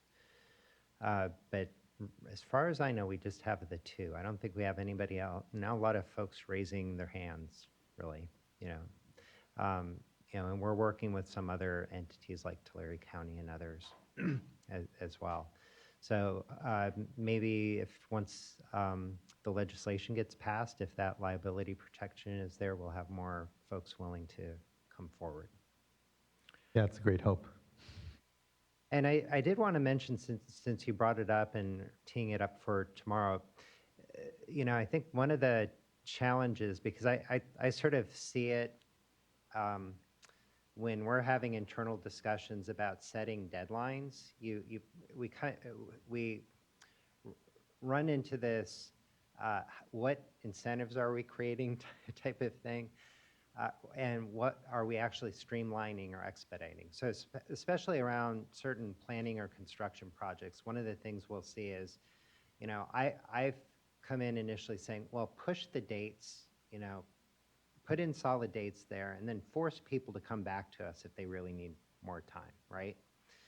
And so what inevitably happens is just about every one of those projects needs more time. And so then we go through more process, right, to amend agreements and add more money and that sort of thing. So one of the things we're looking at, and again, you can sort of question whether it's a wise way to go, is like actually building in some more time, understanding there will be things that happen, that come up, that, like you find out that the property acquisition you thought you could do doesn't happen, or, the well you thought was going to produce doesn't produce as much. So and as well as looking at putting in some additional budget to account for, we often see bids coming in high. And even that has some potential problems, right? I mean, if folks know that we're putting in more money, then, well, maybe the bids will come in more higher, right? So, and it's the same kind of thing on TA as well. I mean, there's some of that where I absolutely agree we need to have our mutual expectations, but we also have to accommodate, sort of the on-the-ground reality as well, is that a lot of times with TA, when they're first going in to look at these systems or do some planning, there are a lot of unknowns, and we have to accommodate that. So it's sort of a mix of like, how can we push things forward? And even on the compliance enforcement side, we're not going to start fining, these small water systems. They wouldn't be able to afford it anyway. So what incentives do we have to move folks along? that's part of what we're sort of struggling with ourselves. It's like, yeah, we all want to make it really clear. We want to get moving. We want to make it clear to ourselves and our staff and also to the water systems and to our TA providers. But how do we do that in a way to also with the understanding that there are so many unknowns and we want to be able to be flexible as well. So it's this real balancing, and I think it's going to be sort of, Definitely an is. iteration, and I think the best we can do, frankly, is just up our game in terms of communication and engagement, whether it's internally or with the TA providers or with the system, so where we see things that are slowing down or maybe chronically aren't moving forward the way they need to, is, we need to prioritize the extent to which we're engaging with those folks. Yeah, I appreciate that, this is very much a conversation that folks will get into tomorrow, and this is a really good preview into it because, again, the Safe and Affordable Fund and here the fund expenditure plan is part and parcel to, this focus on systems, how we actually deliver faster. And I appreciate your comment. I definitely appreciate the comments of the board member and appreciate your comments as well, Mr. Karkowski, because it is really a matter of where are those places that it is appropriate to say there needs to be, faster. We can do better. And I think what comes to mind are examples like digitization of the signatures, where that vastly improves processing it, but in a way that isn't touching those points that, to your good credit here, is sometimes a matter of you want the flexibility, but that flexibility then creates moving targets, and then and then so where best to provide those efficiencies. My mind continues to go to the clearinghouse. My mind continues to go to the way that I know folks are already thinking about the way we even track projects and communicate either to the project proponents or the communities that are coming for the funding or the TA providers that are in the system, where we are on that project. Is it in their court? Are we waiting for a response from them?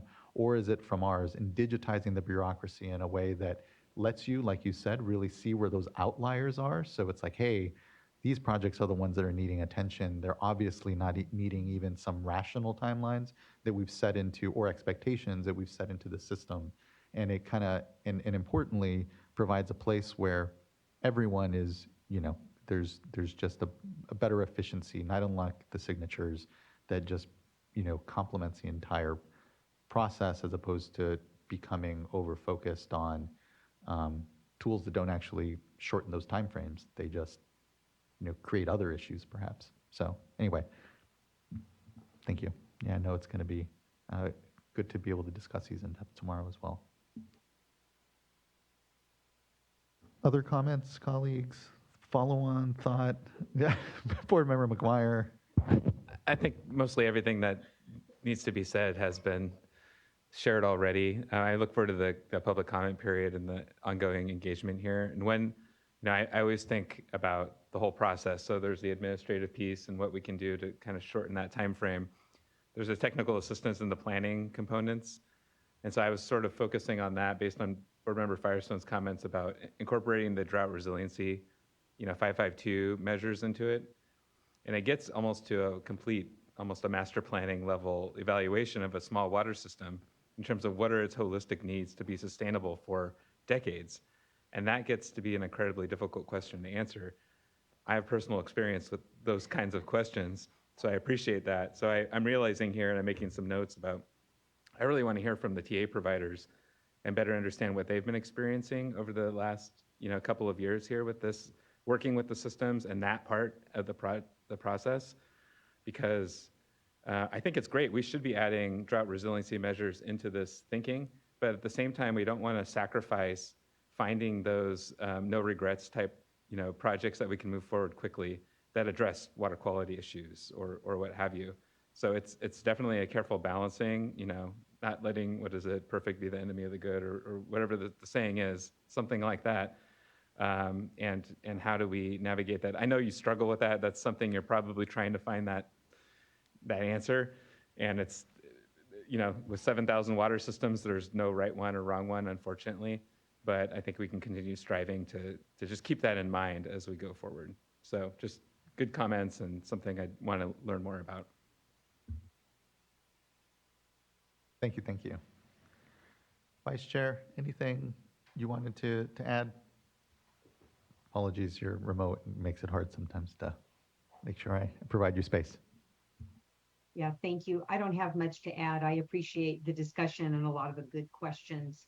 I just want to take this opportunity to um, let staff know of my appreciation for what they're doing. And I think that oftentimes we're just, especially with this program, because it's so important to us, we're moving so quickly and we kind of get mired in the details. And I think the audit has given us an opportunity to kind of stand back and realize, gee, maybe we're not telling our story that well, and that there's, incredible progress that's occurred.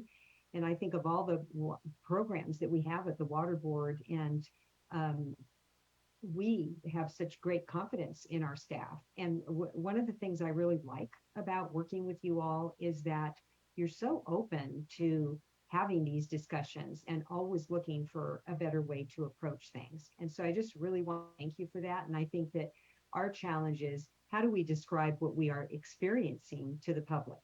And of course, looking at the tendency that we all have to get really focused in on the details, but I think always needing to figure out, like I like Board Member Firestone looking at cumulative numbers, because in time can just show progress, but then continues to, that's a really good idea. And I look forward, I see my internet connection is unstable, so I'll just stop there. I look forward to tomorrow's discussion. Thank you. Thank you, Vice Chair. Really good comments, and I completely agree. Thank you, all board members.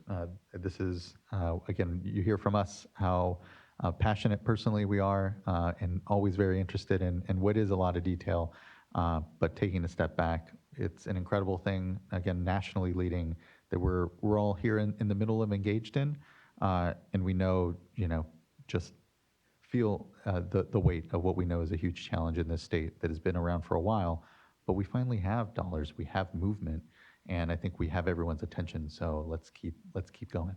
So thank you.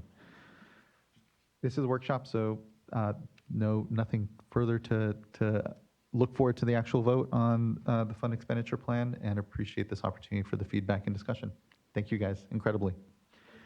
With that, we'll wrap up, and that concludes item number 6, and that brings us into the home stretch of a couple first board member reports. Item 7, we'll do our executive director's report, and then we will go into closed session for a bit and gather again tomorrow. But before we get ahead of ourselves, board member reports. Who would like to kick us off? Oh, thank you, Board Member Morgan. I just have one item. Last Friday, August 12th, I was the closing speaker at the CASA conference.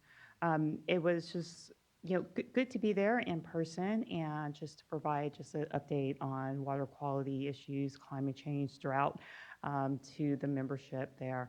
The one thing that I just like to note, I had several conversations, and throughout those that I spoke to, the agencies, they were all very complimentary of staff, and very appreciative of staff's engagement and openness to,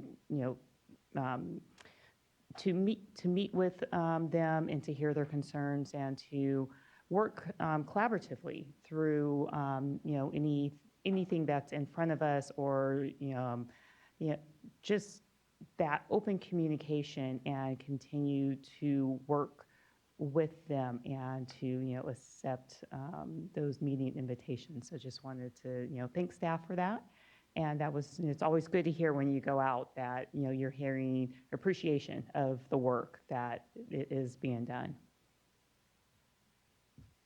Really appreciate you carrying that in. I quickly, looks like after the last board meeting here on the 2nd, attended some meetings of the Western States Water Council, particularly ones around water data. It was really great to be able to connect with colleagues in the western states at certainly a very critical time. Let's see. Additionally, then, I also was at CASA and appreciated being able to touch base with their board of directors, and also, heard a lot of complimentary things. So thank you. It was good to be able to be well represented here between the two of us, opening and closing at CASA, and at a really critical time, because it was just before later that week here. Last Thursday was with the governor announcing our water supply strategy to adapt to a hotter and drier California. Previewed that water recycling is going to continue to be a huge focus of our effort and our strategy to continue to combat the climate change challenges that we face, drought amongst them, certainly. So that was a good opportunity, certainly, to go out to see the Antioch desal plant, which we contributed through our state revolving fund support for, and DWR also kicked in some grant dollars. Truly an example of a project that here is adapting to climate change and has that mixed state support that we know helps contribute to affordability and ensures that we can actually rise to the challenges we have. So felt very fortunate to participate in that last Thursday. And I will not be here tomorrow and tomorrow, because I will be traveling this evening to Fresno and joining Secretary Holland and Senator Padilla and others from the state delegation to do some discussions with local leaders around the challenges that this drought is posing for so many of us. But then also going on to Southern California, where we'll discuss water recycling and other things. So thank you, board members, for just filling in. I felt it was a call, whether to make sure and prioritize this work. That's an extension of it, and felt we'll be well represented in tomorrow's workshop discussions and be able to contribute to that for us as well. That's all I have. Kick it over to Board Member McGuire. Thank you. I don't have a whole lot to report. There have been a lot of board staff workshops, though. I have, and all on issues that I care very much about. So I've kept fairly busy these last couple of weeks, just keeping up with the workshop workload. So I won't go into detail. You should all know what those are. I did want to flag that I did have an opportunity to go out to UC Davis to meet with Dave Fugino there to look at their Smartscape landscape area and learn about his studies into outdoor water use efficiency. And I know a number of other board members have been out there as well. So just flagging this for any board members or public that haven't been. It's really fascinating. And as an engineer, for me, it was great to lean in and learn about irrigation system design and actually figuring out how that applies in the context of water use efficiency ultimately. So I learned quite a bit about that in achieving Imwello and different types of grasses that can survive in different types of irrigation conditions. So I think I found it to be very informative, and you may as well if you have a chance to get out there. And I think that's it. Thanks. I'll definitely have to get out there. It is exciting. There's like all this innovation that's really being driven by I'm very fortunate for our academic partners that way. So getting out there, UC Merced, Joshua Veers, continues to say, we need to get you out. I know I need to really make the time. I'm glad you did. It's really great. Definitely. I have been doing a lot of work with media around the audit results and being able to help talk about, as the vice chair said, just talk about really what our program has been able to accomplish that wasn't necessarily captured well in at least the headlines of that report. And was able to join the vice chair with the Fresno Bee editorial board, which was really great. Talked to some reporters at the Valley Public Radio down in the Valley as well. So, and continuing just to looking forward to tomorrow to discussing some of the real substance there that I think is helpful, and also just continuing to lift up and help educate folks on how what is happening, how this program really works, what are the outcomes that we're achieving. So I just, to that point, Board Member McGuire and I are going at the end of the week to the Central Coast. It's kind of evolved haphazardly over time. Originally, we were going to, and we're still going to get a tour of Monterey One Water, which is exciting. And I know we've helped fund over time and just an opportunity to see how those projects work. And then while we were in the area, we decided to add on a few other things. So our meeting with community water centers, connecting us with some of the residents and communities that are working on a consolidation project, talking about their bottled water program. And then I think we'll stop by and see the UCLA pilot there that's on kind of a distributed remote package reverse osmosis system that we've been funding a pilot for, so that we can, while we're in the area, see some of the different work the board's been supporting and that communities are doing. So looking forward to that, and that's it. Thank you, Board Member. Vice Chair. Anything? Yes, all I have to report is that on the 11th, I met with the American Pistachio Growers Association, and they were in Sacramento doing the rounds at the legislature, and it was right after the governor's announcement, so well-timed to talk about aridification and some of the challenges and opportunities that we're seeing here in California. And then I too been following a lot of the workshops, and it's a busy time. Incredibly, it truly is. And just thanks everyone. I know it is a busy time, and it's good to be out there. I know we're continuing to be well represented by this incredible board. And to talk about well represented, Ms. Sobek, we're ready for your executive director's report. That concludes item number 7 in our board member reports. I don't have anything to add unless you all have questions. Seeing none. And just thank you for the incredible volume of work that does represent. Yeah, look forward to, as always, being able to digest. Okay, that brings us to the end of today's agenda. It will leave us in recess as well. We will go to closed session and then be in recess until tomorrow's board meeting, which will be conducted by, we just have to determine if Vice Chair would like to, or if someone here in the room will, but we'll figure it out at another moment. That being said, is there anything further, any magic words I need to say, Mr. Lawfer, before? No, for the record, bring us to public closed record, at least, I'll disclose that the board will be meeting on both of the items that are identified in the closed session agenda. They're both items from the Administrative Hearings Office. Thank you for that good clarity. And then we will be meeting in room. The board members who choose to will be in conference room 2550. We'll probably need a couple of minutes to get set up technically there. And Member Diadamo, let us know if you'd like to participate via video conference or just audio conference. You can contact me offline. Okay. Thank you so much. And so we will go into closed session. Thanks, everyone. And we'll be back tomorrow morning here for the rest of our agenda, which, again, I really appreciate everyone. It'll be a great discussion. So thank you. Talk soon.